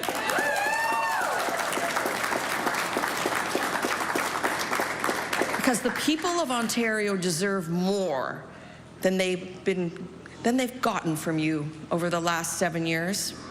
You promised to protect Ontario, but you neglected Ontario. And we're going to make sure that you go back to protecting us. We'll make sure that you protect our public health care system and our Greenbelt and everyone trying to get ahead in this province who doesn't have a direct line to your office. Ontario, I'm here. I am with you. And I commit to you today that I will stay on.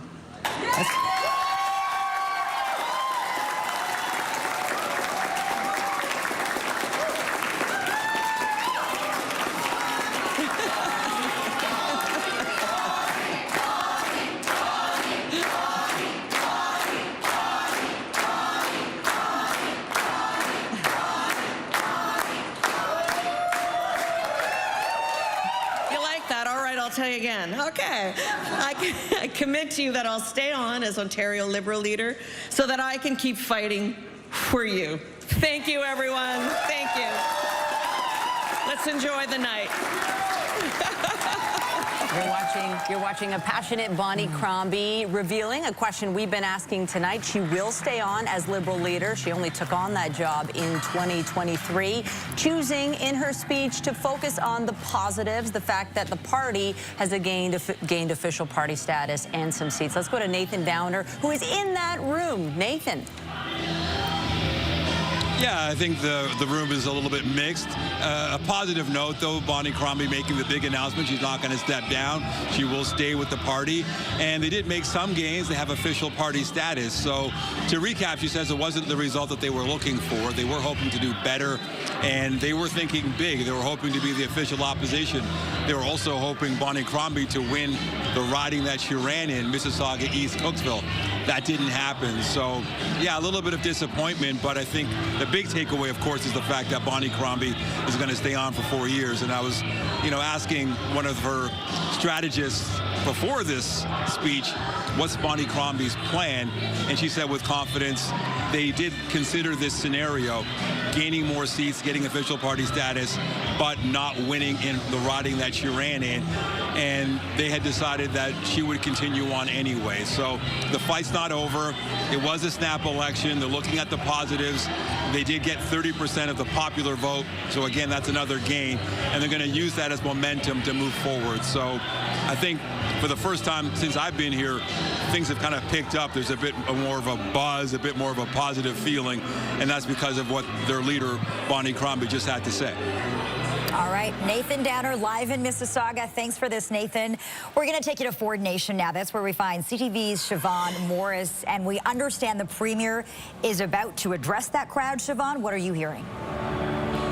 Any minute now, we are expecting that to happen. You saw him with Petrus speaking, leaving a hotel where he was watching the results come in. Scott Reid, what do you think that Doug Ford needs to do in this speech, re-elected Premier for a third time? I think first and foremost, he's going to claim the mandate that he said he was looking for. So I expect him to say, I went out, I called this election, I asked people to vote for me, they have, and that means I have a mandate to take on Trump, to put in place the protections for our jobs, for our industry, for our workers. I think that's what you're going to hear from him. There's going to be a lot of thanks, there's going to be a lot of applause, there's going to be a lot of dunking on the 10-foot rim, and he's going to be very happy. But I think most of all, he's going to say this is a mandate, and I intend to embrace it fully. What kind of things do you think he's going to dunk on? You don't underestimate this guy. He's got 3 majorities in a row. I think he can probably dunk, at least on an 8-foot rim. Look, I also think you're going to hear him, not tonight, but now the question is, well, what will he do with that mandate? And we know that there are going to be tariffs imposed next week. Will we see him, starting to hear the crowd start to rev up, he's coming soon, but will we see him start to talk with the federal government about packages, about spending, about rescue expenditures to try to help maintain jobs in industry here? For example, to keep industries from relocating on the other side of the tariff wall in the United States. So I think you're going to actually get a pretty full dose of policy, not tonight, but very soon, given what Donald Trump is about to do next week. How quickly would you then expect him to call the House back? It's not expected to reconvene for a couple of weeks at this point, but what do you expect? Their habit politically has been to let the House not return all that often, but I think there's an argument to be made since he asked for this mandate to deal with this crisis, and if that crisis is going to intensify next week, then he may want to move it back a little bit quicker. So we'll wait and see, but I would not be surprised to see if he tries to reconvene it end of March, April, certainly by May. I don't think we're going through to the fall without the legislature being in session in order to address some of these issues and the spending that will be required. We talked about this international component to this campaign, although, again, I think Doug Ford might be very, very close now. This international component to a provincial campaign, how important was Doug Ford's role leading the premiers in this year, the head of the Council of the Federation? I think it played an important role because it allowed him to consistently position himself, not just as a Premier of Ontario, but a leader on the national stage and in the international context. It built out his brand. It allowed him to build upon his classic brand as somebody who fights for jobs, fight for industry, fight for a stronger economy, but to do so in the context of challenge, as I say again, like in an international context. I think it really helped him. And look, throughout the campaign, he called a campaign hoping that he would be able to keep the focus on tariffs and Trump. And almost every darn day of this campaign, Trump was right in the news cycle, stuffing the conversation about tariffs right down our throats. got to ask today, maybe you have a better answer to this than the one that I gave, was people wondered what is it about Doug Ford that allows him, after all the scandals he's been through, to be in this position, returning his party to a third majority consecutively. How is that possible? He's very comfortable in his skin. As a political player, as a political character, he knows exactly who he is. He communicates it. He reinforces it day by day. His campaign and his government builds and fortifies it constantly. Just think about this. No government in the history of Ontario has spent as much money advertising, reinforcing these economic themes, hammering away time and again. And the same thing on the party operation. They're raising money and they're spending money doing partisan advertising in support of Doug Ford, his brand. And I think you're seeing the effect of that with these three majority governments. People know who Doug Ford is, and I think Doug Ford can make the case that he knows who he is as Premier and as a politician. You talked about those political ads. What do you think has worked so well with those ads? The ones that are not, the ones putting Doug Ford front and center, the party front and center. Why have those government ads worked so well to the party's advantage? Well, shout out to my buddy Dennis Matthews from Creative Currency, who has been behind so many of those ads, who's here tonight. I see him walking around. I think what has happened is you got to look at it in the context. I don't want to go all nerd on you, but from a political perspective, the importance of earned media, the ability to use earned media to reach, to connect, and to influence the thinking of the average voter, it's really diminished over time. We've seen media diminish in terms of its reach.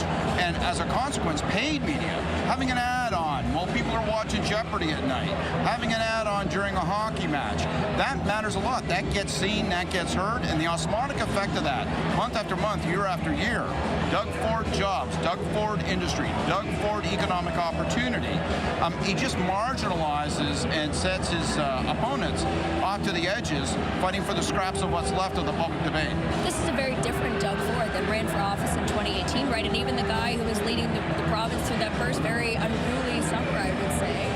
I just saw the Ford family walk by us here, so, and it makes you think. At the beginning of his campaign, or at the beginning, I should say, of his political career, when he was at City Hall, he was seen as, the unpredictable brother. He was seen as the bully. He was seen as the muscle of the Rob and Doug Ford duo. Obviously, Rob Ford's no longer with us, but it's almost like he borrowed his brother's popular and populist appeal and has channeled it throughout his time as Premier. There's not a hint of bully in his general disposition these days. It's all about building. It's all about popular. It's all about being the guy that you want to have a barbecue with over the backyard fence. That's what he wants. That's what he projects. And tonight, the results are visible. We are waiting to hear Doug Ford's message to Ontarians, re-elected now to a third majority government. We are waiting here at PC headquarters. I'll send it back to you. Thank you to both of you. Yes, it could be any moment now. We see someone walking to the podium as we await the newly re-elected Premier of Ontario. We can turn it over to the panel.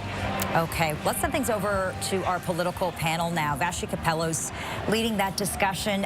Vashi, there was a moment on the campaign trail that I want to talk to you about. When Doug Ford put on this hat that said, Canada is not for sale, and that got him a lot of attention. Is it moments like that that make him so popular? I think it's a large part of it. Yeah, I think Scott really encapsulated in some of his comments what Doug Ford's appeal is, but so did that hat, right? He met the political moment, and he did so in a way that was politically authentic to himself. And I think that wasn't just a moment that was noticed in Ontario.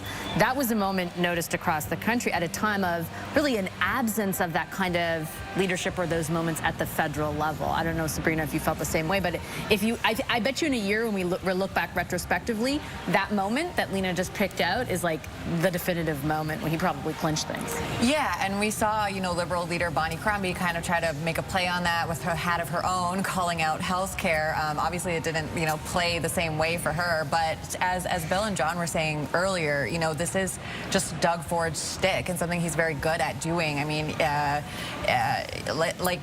he makes mistakes and then walks them back, and people seem to forgive him for that. He's like been Teflon premier, and I think it also speaks to the campaign too, right? Like they really ran a tight ship. They didn't allow him to really speak to media one-on-one unless you were a reporter in the States, right? So they didn't let their candidates speak. I mean, that is something that a front runner does. I mean, obviously us journalists, and it's a disservice to the public, but it worked for them. They stayed on message, and so yeah, I really think that there is something to Doug Ford where it seems like he's got this Midas touch, and it's really hard for his rivals to take him down a peg. Before Ford speaks, can we talk about Bonnie Crombie's I was just going to say, no love lost there. She did not walk the Stations of the Cross. She did not concede. Yeah. She did not congratulate the Premier. And she behaved as if he's some sort of a pretender, that this was an illegitimate victory and I'm going to be watching you. And that, for me, displays this notion I often talk about, which is never presume that the things you don't like in a rival political figure, that all that stuff is shared by everybody else. Yeah, she showed me she still doesn't get it. It's like the Democrats in the U.S. They can't beat Trump because they don't understand why people like him. I don't like him, but I understand him. When she tries to portray the Premier as she did there with, his phone is open to his big cronies, his wealthy friends, his developer. When you talk about that, people don't buy it anymore. The Ford family brand has been so strong for so long. They're still the family that gets a call from somebody across town, and they show up with a truck with asphalt, and they put it in the woman's driveway to fill the hole. That's who he is. Whether you like it or not, whether you believe it or not, that is hardened in like concrete, and they keep trying to chip away at it. It's not the way to do it. Well, even if you do have criticisms, John, like there are many Ontarians who do, it felt like the timing was just like that felt like a speech you would have given 2 days ago at the end of the campaign, not once the verdict had been rendered. But even before we got the verdict, I mean, we've been on the air for about 3 hours, 3.5 hours, and I found NDP spokespeople and candidates and Liberals were relitigating the election. And you lost. People didn't take that message during the campaign. They're not going to want to listen to it now. Can I say one more thing Very before quickly, the Premier because I got to send it back to the floor, yeah. We said he looked a little somber. It's one thing to say you're Captain Canada and you're going to fight these tariffs. It's not going to be an easy thing to do. This province could be in serious trouble. Is that a job you'd really want right now? Some of the Bonnie Crombie and others may have dodged a bullet here. This is going to be a tough time to be in a number of days, right? We're looking at that first deadline of March the 4th, Lena and Michelle. We're watching live images at the Toronto Congress Centre in Etobicoke, and you can see as this package is playing that the next Premier of Ontario, the 26th Premier, newly re-elected, is about to take the stage and address the crowd. Yeah, and you can just see from some of the messaging we're seeing on that screen, he is focused on these tariffs. He's focused on taking on Donald Trump. Let's go live to Beatrice Faisman, who's on the floor in that crowd tonight. Beatrice. Well, you can see the supporters here watching the screens, Michelle and Lena. They are getting ready to welcome Premier Doug Ford into the room. This is essentially the campaign song that we've heard playing over the advertisements over the course of the last 28 days, gearing up to today. The words, who's going to fight for you? And all the people around me are yelling those exact words right now. We got a 2-minute warning that Premier Doug Ford will be coming out 2 minutes ago. And so I imagine as soon as this video is done playing here, we'll start to see him. But, I mean, if you look around the room, and of course we're showing you the backs of people's heads as we're looking up at the stage, people here excited. They are anticipating what Doug Ford is going to say as he gets this third majority mandate from the voters of this province, something that is rare, not only here in the province of Ontario, but rare across the country. Let me see if I can bring in the president of the Ontario PC party here, Michael Diamond. Congratulations on another big one. How are you feeling? Oh, wonderful. Look, it's been an awful long time. It's not common to get 3 consecutive majorities, so we're just really proud of the whole team, Premier Ford's performance. Great historic night. I know you were were with Doug Ford crisscrossing this province. What did you hear from the voters from Ontario? Look, there was certainly a lot of concern about who would, as the song playing behind us sang, fight for the people, for their interests. And Doug Ford was clearly the answer to that question. So we're really gratified by the mandate from the people of Ontario. How rare is it, Michael, to have these federal topics make it to the way to the forefront of an Ontario provincial election? Well, look, we're living in unprecedented times. You know, we see instability south of the border, and that's causing concern in Ontario. So this was the top-of-mind issue. Who's going to protect the economy of Ontario? And again, Doug Ford was obviously the answer to that. And as we get ready to hear the welcome here, thank you for your time, Michael. The Premier of Ontario being introduced on stage right now. So I will pause here as we take in this moment of him coming on stage to a room full of people who support Doug Ford and the message, Protect Ontario, being projected on the screen behind him. Let's listen in. Wow. Thank you. Oh, thank you so much. Thank you. Boy, what a crowd. Thank you so much, and what a night.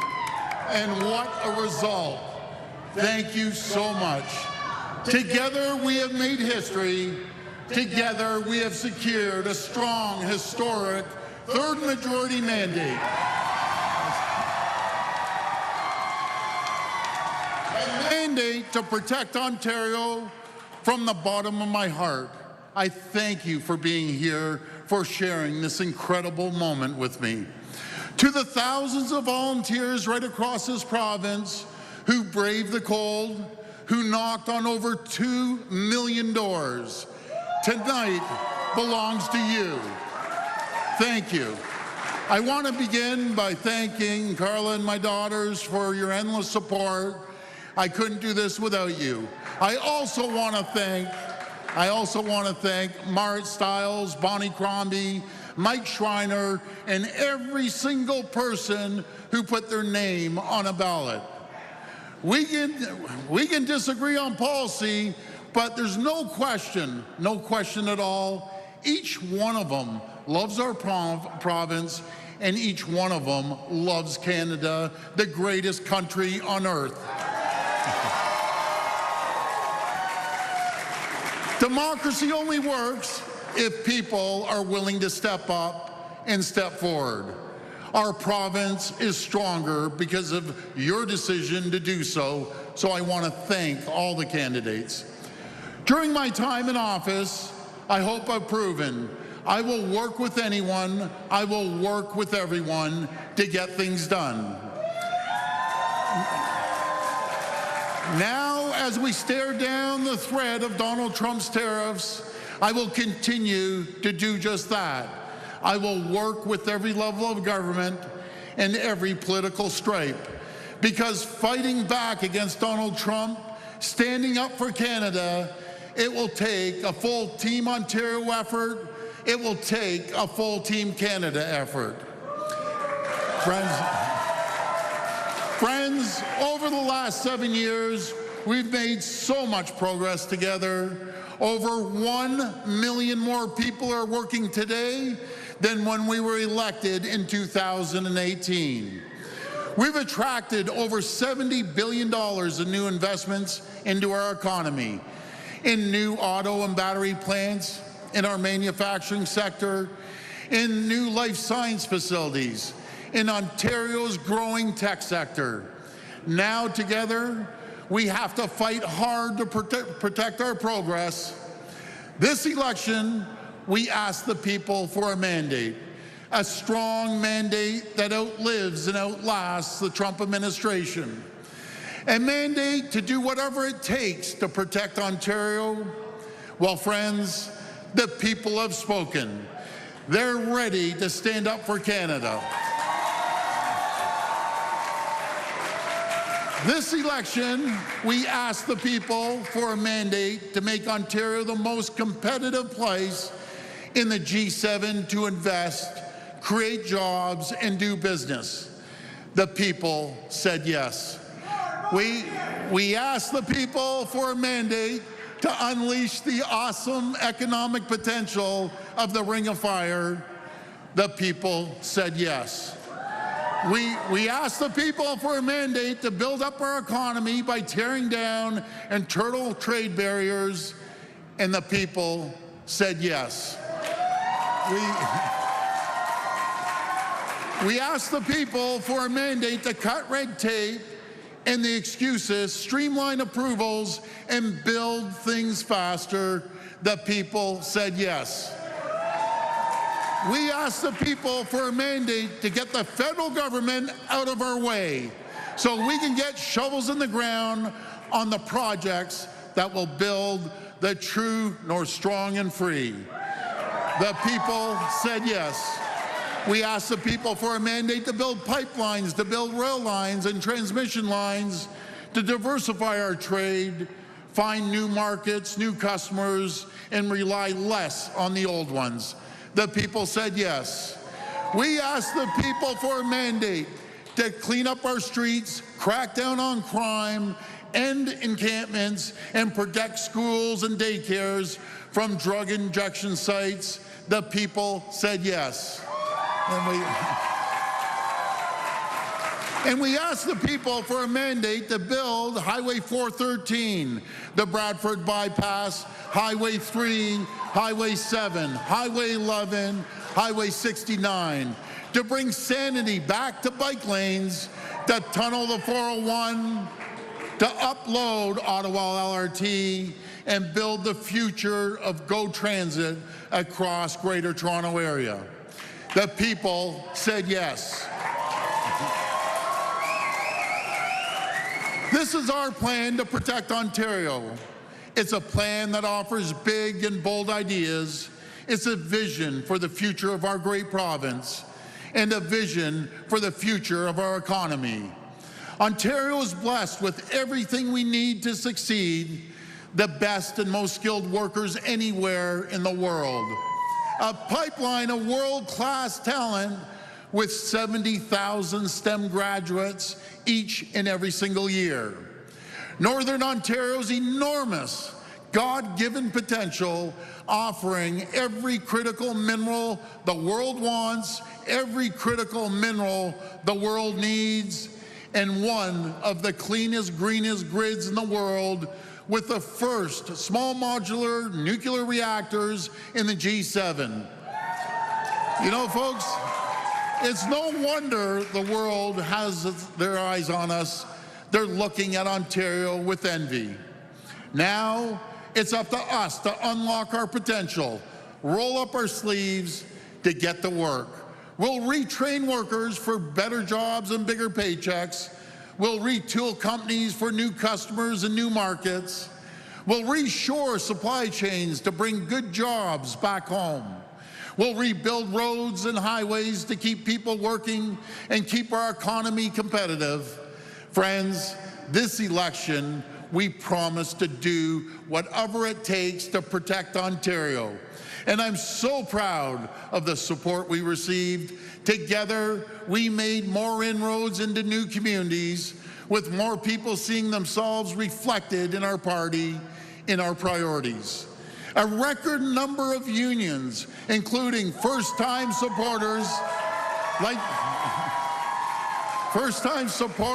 our great firefighters, our great police, uniform locals, hospitality workers, and more trade unions, mayors from every region of Ontario, and everyday hardworking people in Thunder Bay, Timmins, and Sault Ste. Marie, in Eastern Ontario, Hamilton and Windsor, in Brampton and Mississauga. Your support is truly humbling. I will never, ever take it for granted. I will never stop working for you, because we're in a battle for the future of our province, for the future of our country. I promise you this, I will wake up every day and I will fight like I've never fought before. I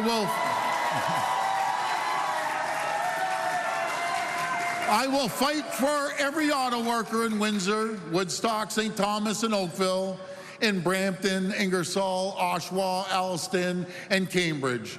I will fight for every miner in Timmins, Thunder Bay, and Sudbury. I will fight for every steelmaker in Sault Ste. Marie, Nanticoke, and Hamilton. I will fight for every worker on the factory floor, every student starting their career, and every senior starting their retirement. I will fight for First Nations communities, for newcomers, for everyone in Ontario looking to get ahead. I will fight for you. This election was about who we are, about the future we choose for ourselves. Donald Trump thinks he can break us. He thinks he can divide and conquer, pit region against region. Donald Trump doesn't know what we know. He is underestimating us. He is underestimating the resilience of the Canadian people, the Canadian spirit. Make no mistake, Canada won't start a fight with the U.S., but you better believe we're ready to win one.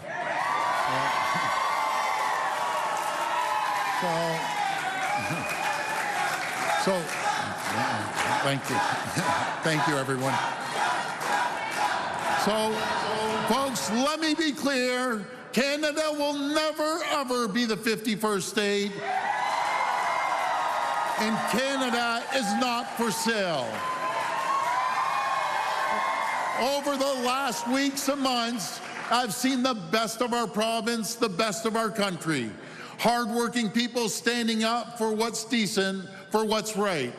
It's you, the people, who will get us through this, who will fight for our future. Together, we're going to emerge from this stronger and more united than ever before. From coast to coast to coast, we're going to stand together. We're going to fight. We're going to fight for our province. We're going to fight for our country. Together, we're going to protect Ontario. I want to thank you, and may God bless the people of Canada. May God bless the people of Ontario. Thank you. Thank you, everyone. The 26th Premier of Ontario, newly re-elected, addressing supporters in Etobicoke and the people of this province. Let's go to CTV's Queen's Park Bureau Chief Siobhan Morris as the balloons are falling, a celebration underway tonight, and definitely a familiar mantra. He is vowing to protect Ontario. Siobhan, that message resonating with voters.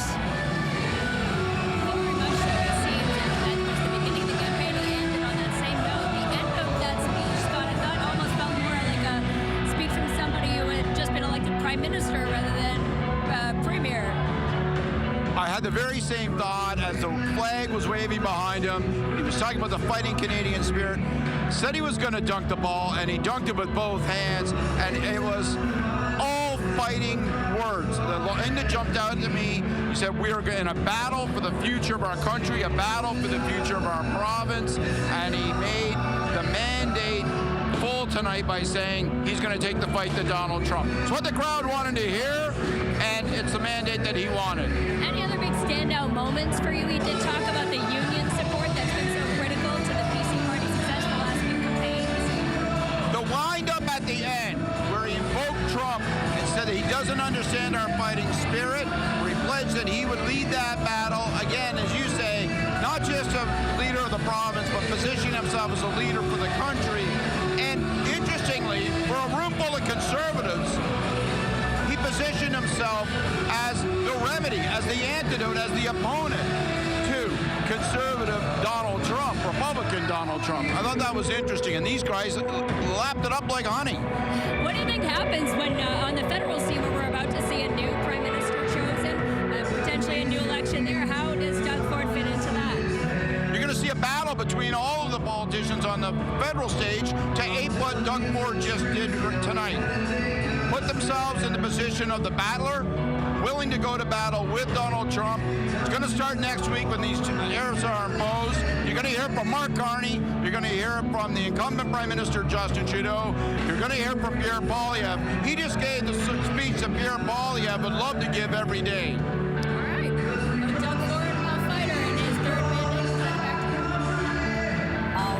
Siobhan Morris, speaking to Scott Reed at PC Party headquarters, there's Doug Ford meeting with supporters tonight. He is surrounded by them, taking selfies. That's what tonight is about, thanking the voters, thanking the supporters. All smiles there. Doug Ford asked for a fresh mandate to take on Donald Trump and the threat of U.S. tariffs, and that is exactly what he gets tonight. We're looking at live images again of the Congress Center. I'm going to swing over to our panel here. Vashi, there's something I've been thinking about.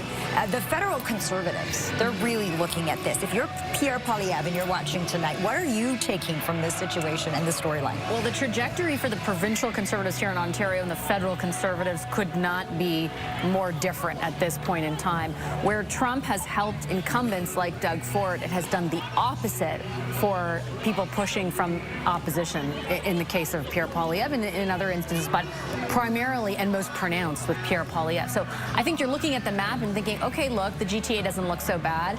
Perhaps, as Nick Nanos has said, that's still a ripe area potentially for federal Conservatives, but you've got to acknowledge the degree to which Doug Ford met the moment where Trump was concerned and the degree to which it does not appear the federal Conservatives did the same.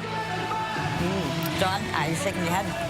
You're no, nodding. I'm nodding. I'm nodding along. You're nodding, I should say. And, you know, what's running through your mind? I thought that was a very solid speech. And one of the things that Doug Ford has that Pierre Poilievre hasn't until quite recently is positivity and a vision of a bright future rather than this sort of hellscape of the present that we're living in. And you would have noticed two phrases he kept coming back to, which was very good speech construction.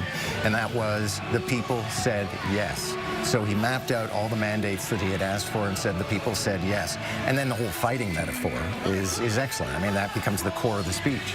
This snap election, it was a gamble. Clearly it's paid off. But as we look at the results continuing to come in right now, you know, they've definitely gotten more seats. Okay, we are going to go to, you know what we haven't heard from? Marit Stiles. So we're going to go to NDP party headquarters as Marit Stiles greets supporters tonight. Certainly she got her seat, and she definitely is of the official opposition, which is a good thing. But if you look at the seat count as the results roll in tonight, they're not where they were at dissolution. Yeah, there's Marit Stiles again, meeting with supporters in Davenport tonight. That's another really interesting storyline. A lot of people thought Bonnie Crombie and the Liberals would finish in second place tonight. And you just see a very different story unfolding. The NDP able to keep their official opposition party status. Marit Stiles, this was her first election as leader of the party on the campaign trail. She really talked about health care. She talked about the affordability crisis, the homelessness crisis. And she really tried to take jabs at Doug Ford and take him on. And there she is, Marit Stiles on the stage now in Davenport at her party headquarters as she gets ready to give her speech. All smiles tonight. Let's listen in.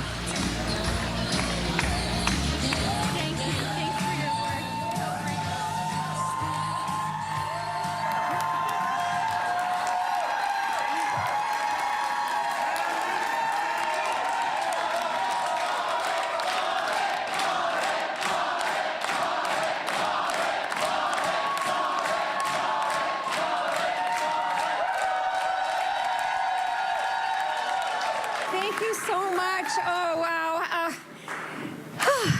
Hello, everyone. Bonjour tout le monde. My name is Marit Stiles. Look, we set out in this election to form a government on your side.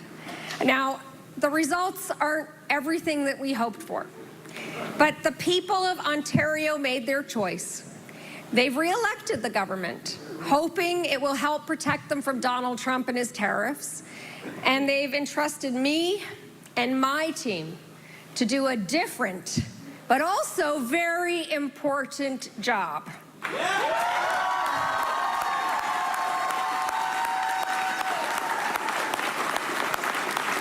Folks, we've been tasked again to serve the people of Ontario as their official opposition.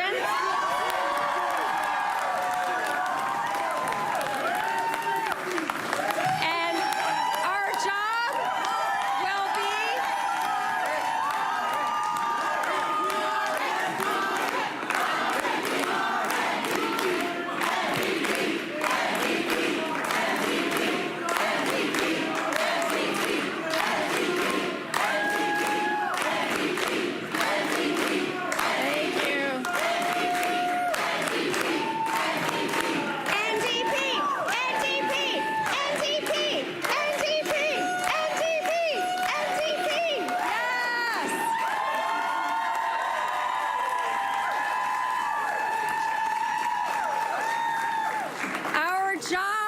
to hold this government to account.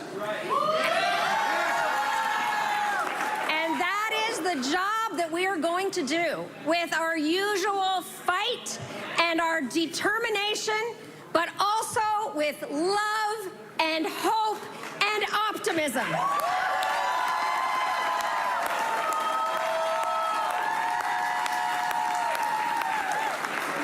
And you know what?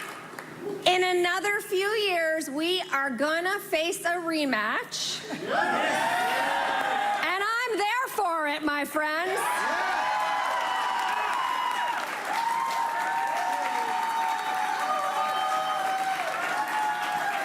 Now, listen, I want you to know that I'm congratulating tonight Premier Ford on his victory. And I really do want to offer him any possible help that we can provide in the face of the threat of Donald Trump. The threat is real. And I deeply believe that we can overcome it with a strong Team Ontario and a strong Team Canada approach.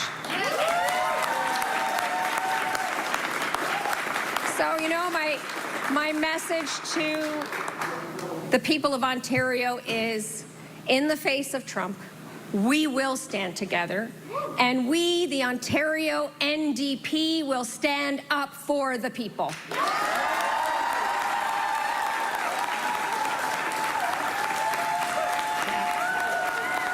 NDP leader Marit Stiles vows to continue the fight and work with newly re-elected Doug Ford. This is CTV Ontario Election 2025. Thank you for joining us. Doug Ford winning a decisive majority. And depending on how you're watching us tonight, our coverage continues in a moment on CTV National News or on your local late newscast. For those joining us on CP24, we'll see you right after the break with more. We'll leave you with this live shot from Ford Nation tonight. Stay with us as our extensive coverage continues tonight.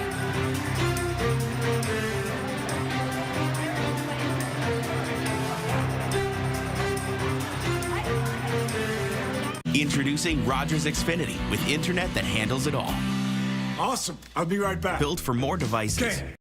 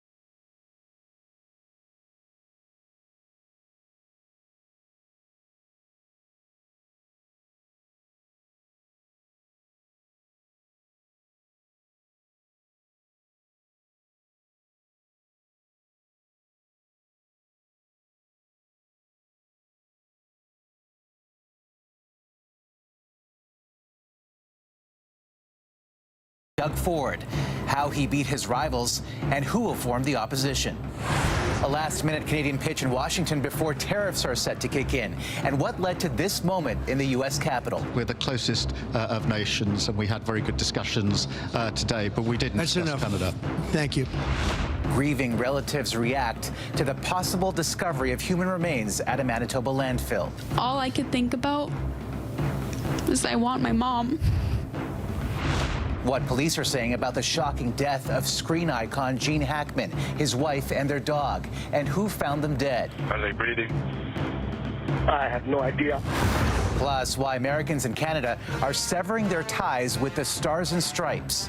I am just so embarrassed, I think, really, by what my country has become. The surge in those renouncing U.S. citizenship and the massive hurdles.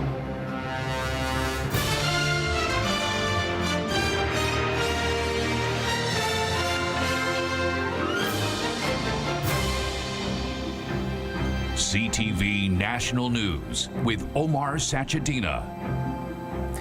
Good evening. Ontario's progressive Conservatives have pulled off a rare political feat as we come on the air tonight. 3 back-to-back majorities. That's the first time that's happened in the province since 1959.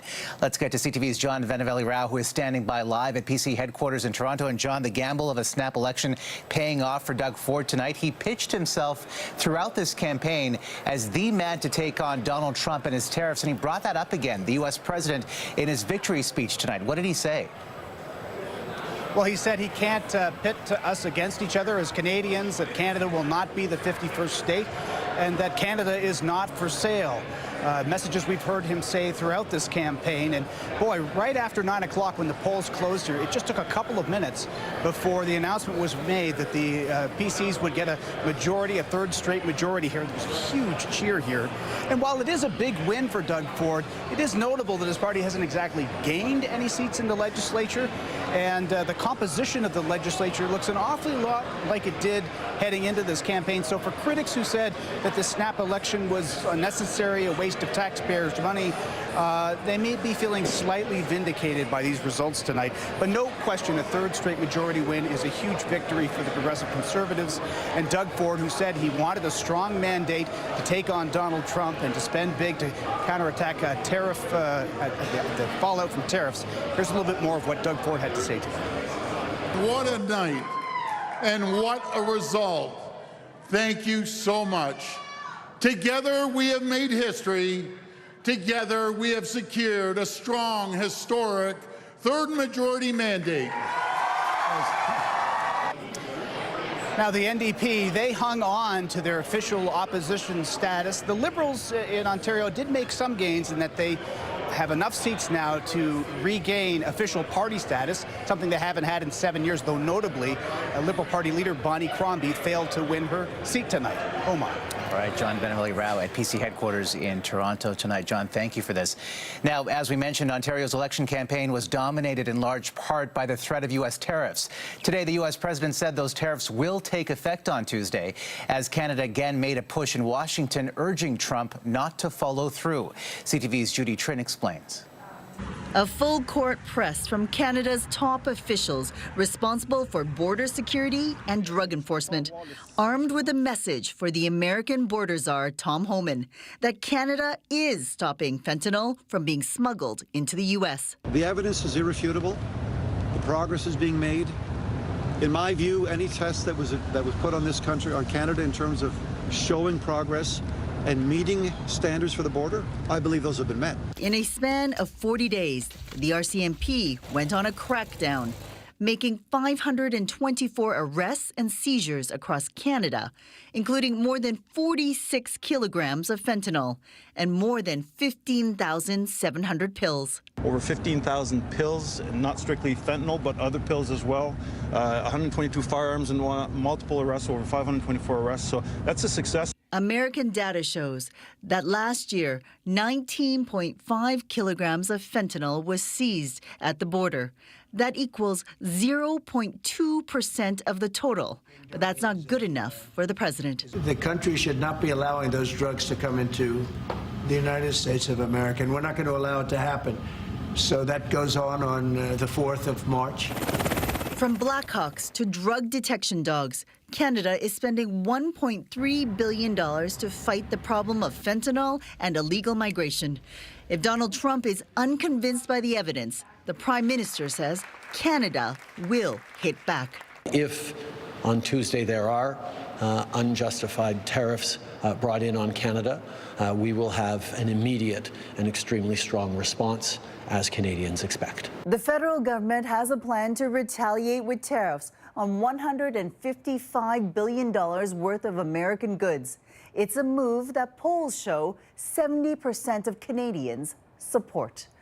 Omar. All right, Judy Trin in Ottawa tonight. While hosting the British Prime Minister today, Trump was pressed about his past comments on a leader he will be meeting in Washington tomorrow. I still think that Mr. Zelensky is a dictator. Did I say that? I can't believe I said that. Next question.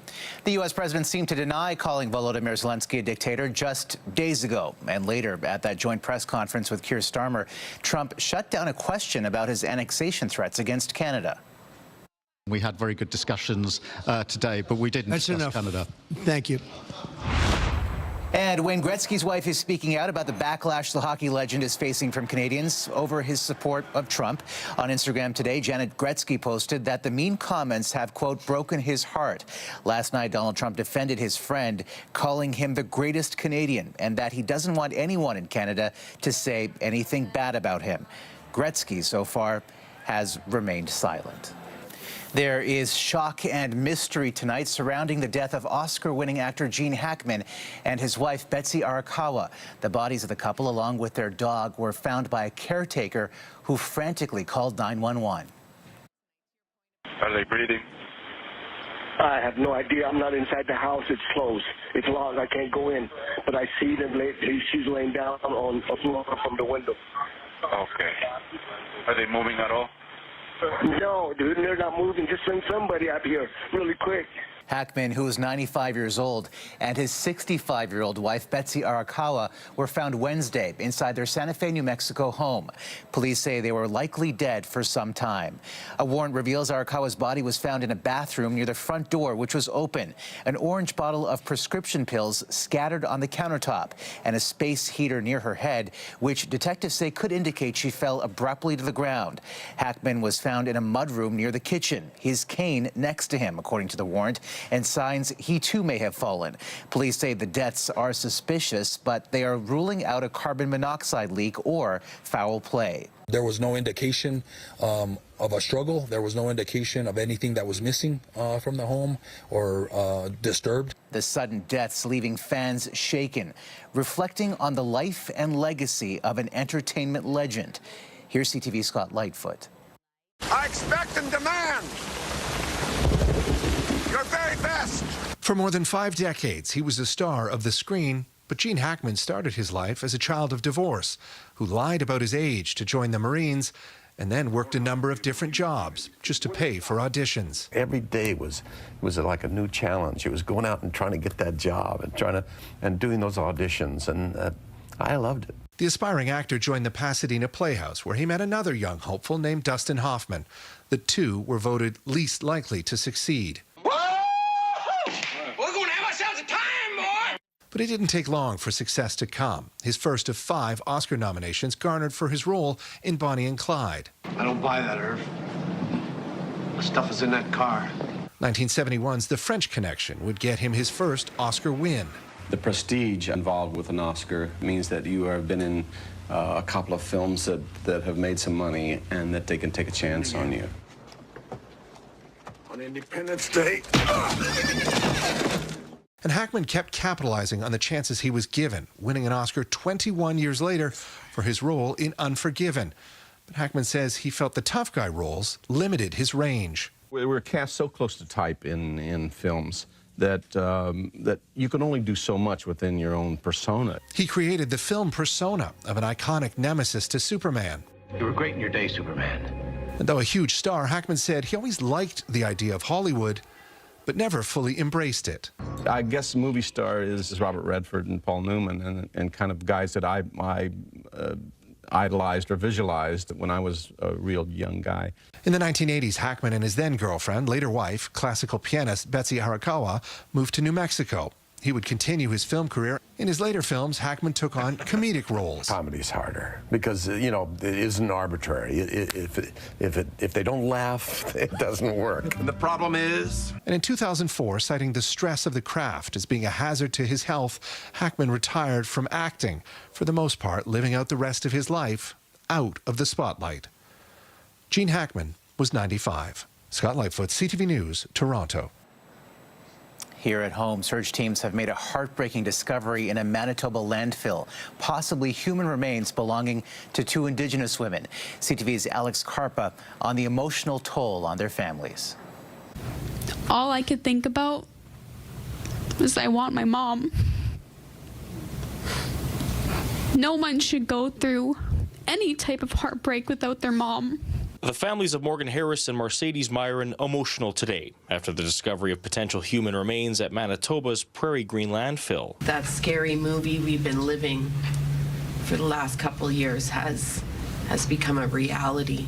The search of the landfill began in December after family and Indigenous leaders pushed to search this area for the women murdered by convicted serial killer Jeremy Skibitsky. Although it's a good thing that we found the remains, it's also very, very hard. We're going to continue fighting. No family, no person should go through what we went through. Skibitsky was convicted last year of 4 counts of first-degree murder and sentenced to life in prison in the deaths of Myron, Harris, Rebecca Comtois, and an unidentified victim named Buffalo Woman. Our stolen sisters deserve to be found, and they deserve to be honored, and they deserve to be laid to rest with dignity. Manitoba Premier Wab Kinew hopes the discovery could serve as vindication for the families. There should be a process if this is one of the loved ones of these families to provide identification, or if this is going to take us in a different direction, then we need to be open to that possibility too. Premier Kinew said the identification process could take a couple of weeks. Activity here at the Prairie Green landfill site was paused on Wednesday following the discovery, but has since continued on Thursday. The families of Myron and Harris have asked for privacy at this time. Alex Karpa, CTV News, Winnipeg. And Manitoba today became the first province to join the federal pharmacare plan. But the deal comes just days before Justin Trudeau steps down, raising questions about the future of the program. Here's CTV's Rachel Aiello. The federal-provincial agreement, worth $219 million, is the first of its kind, offering Manitobans improved access to diabetes medications such as insulin, as well as oral contraceptives, IUDs, and the morning after pill. Though, because the province already offers free contraceptives, the deal will allow Manitoba to expand access to menopause medications. We all know that when women, girls, folks have full autonomy over their own bodies and their reproductive choices, our communities thrive. But those struggling to afford these drugs now will have to wait until June, as that's when coverage is expected to start. And it's also likely after the next federal election. With the Conservatives calling the first phase of a national public drug plan radical, the Liberals are facing pressure from the NDP to get more deals done fast. We want to get it done as quickly as possible, not because of politics, but because people are suffering and people need help. How can we not have consensus on this? If that doesn't happen, public health care advocates fear the entire effort is at risk of being dismantled by a future government. Pharmacare has been hanging on by its fingernails for the last few months. We need a critical mass of provinces and territories to sign on to the agreement to really lock it down. British Columbia has signaled its intent to sign on too, but buy-in from the other provinces and territories remains to be seen. Today, the health minister said he's having good talks across the country, but didn't say how soon other deals could be done. Omar? All right, Rachel, thank you. And an update to a story we brought you last night. Nova Scotia's premier has now agreed to resume taking questions from the media at the legislature after saying this yesterday. By moving the scrums, I guess, probably 60 feet from where they were to this room, there's technology in here that will allow reporters to phone in. It's not something that is keeping most Nova Scotians awake. The about face comes after accusations Tim Houston was curtailing press freedoms. Coming up, why Americans in Canada are saying no to the Stars and Stripes. I am going to set fire to this thing. The Americans renouncing their citizenship and why it may be harder than they thought.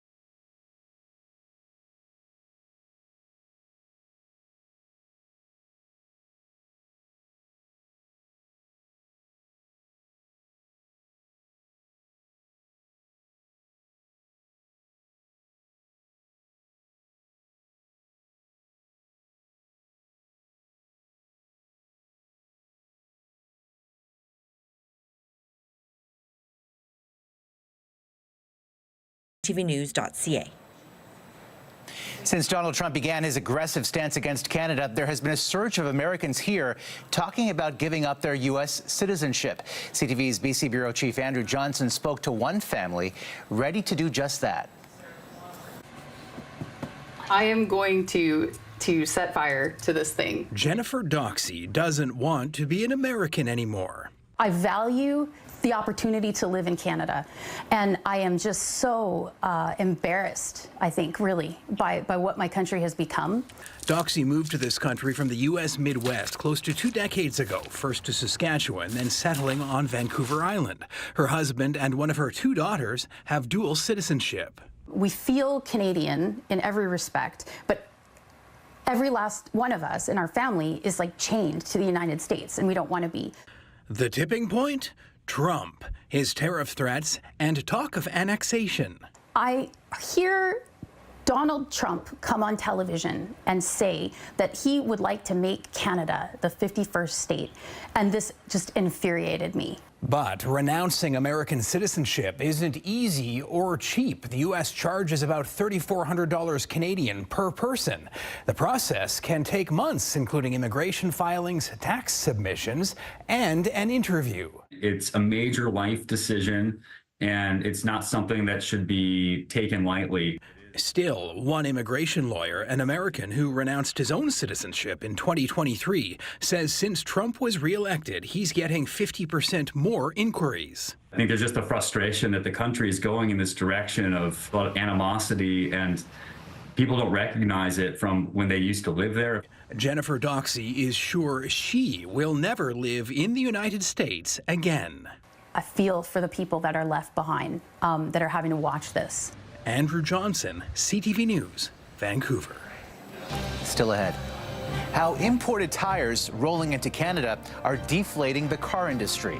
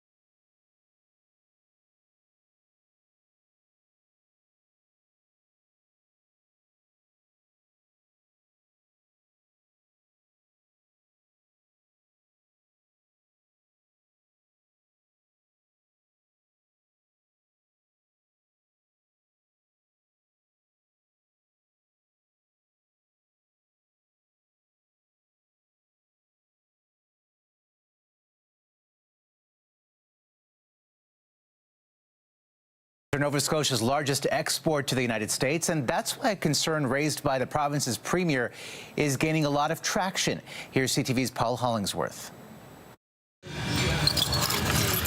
Nova Scotia's 3 Michelin tire plants represent a key cog in the provincial economy, generating $1.3 billion in annual trade. They're an important producer to a supply chain throughout the United States. Premier Tim Houston says trouble is now hovering over the tire industry. He wants Canada Border Services Agency to examine the number of tires coming into the country from China, Cambodia, and Vietnam. These tires are usually less expensive. Houston says they are undermining the stability of the tire industry. We're asking them what information they have if they think it warrants an investigation. Yeah, it's been pretty busy. According to Ahmad Ali, roughly half of his customers are always looking for the best deal, sometimes prioritizing cost over quality, regardless of where the tires are made. It has to be safe, and that's why not any manufacturer internationally or nationally can just issue their tire right away. It has to go through safety boards and has to get all the approvals and licensing before they can be issued and allowed to be sold. Michelin employs close to 4,000 people in Nova Scotia. Premier Houston says cheaper tires made in Asia are driving prices down and putting jobs at risk. With the trade tensions we're seeing in the world, with the Trump taxes and just the various discussions around interprovincial trade, we're all just really heightened as to making sure that the playing field is as fair as possible. Michelin declined an interview with CTV News. Houston hopes CBSA responds quickly before any serious damage is done to Nova Scotia's tire industry. Paul Hollingsworth, CTV News, Halifax. Still ahead, what inspired one man to create this display of national pride?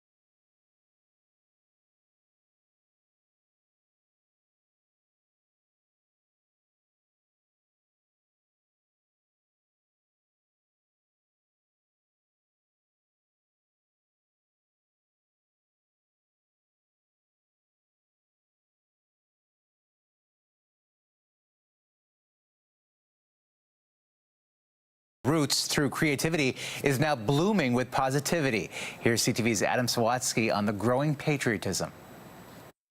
About 18 years ago, Sahoshi Irvin says his ordinary day suddenly turned extraordinary. I had a vision to create the most beautiful place on earth. The most beautiful place on earth? Yes. How are you qualified to do that? Anyone's qualified to do it. Now, before Sahoshi explains why, you should know that although he had been qualified to be a carpenter for decades, it wasn't a beautiful building he felt compelled to create. Then you can make the most beautiful place right here. On this lifeless section of sidewalk in front of his home, with flowers. I knew nothing about gardening, nothing. I just knew photosynthesis occurred, that's it. So Sahoshi enlisted the help of friends and neighbors and transformed the boulevard into a bounty of blossoms, which, he says, helped the neighborhood blossom into a more joyful place. That's my raison d'etre, let's say, is to just give joy in whatever way I can. While he spends thousands of hours a year caring for his garden, you should know that Sahoshi is also a former triathlete who says he's run across Canada and cycled across 48 states. I don't get political about it, but we want to stay as Canada. It's not a 51st state. So, while he waits for thousands of bulbs to bloom here, Sahoshi's expanded his garden to the other side of the sidewalk and arranged hundreds of flowers to form our flag, to cultivate gratitude for here and counter any conflict with elsewhere. You don't want to have war. You don't want to fight when you're filled with joy. You want to feel good and do good things. And why aspiring to make this the most beautiful place is not a competition for Sahoshi. It's more of an invitation to not just make one place great again, but inspire all of us to make every place feel for everyone like the most beautiful place on earth perennially. Anyone's qualified to do it. We're all qualified to do it. Yeah. You just have to go out and do it. Adam Sawatsky, CTV News, Victoria. That's a beautiful message. That's a snapshot of this Thursday. Heather will be here tomorrow. For all of us at CTV National News, thank you for watching and good night.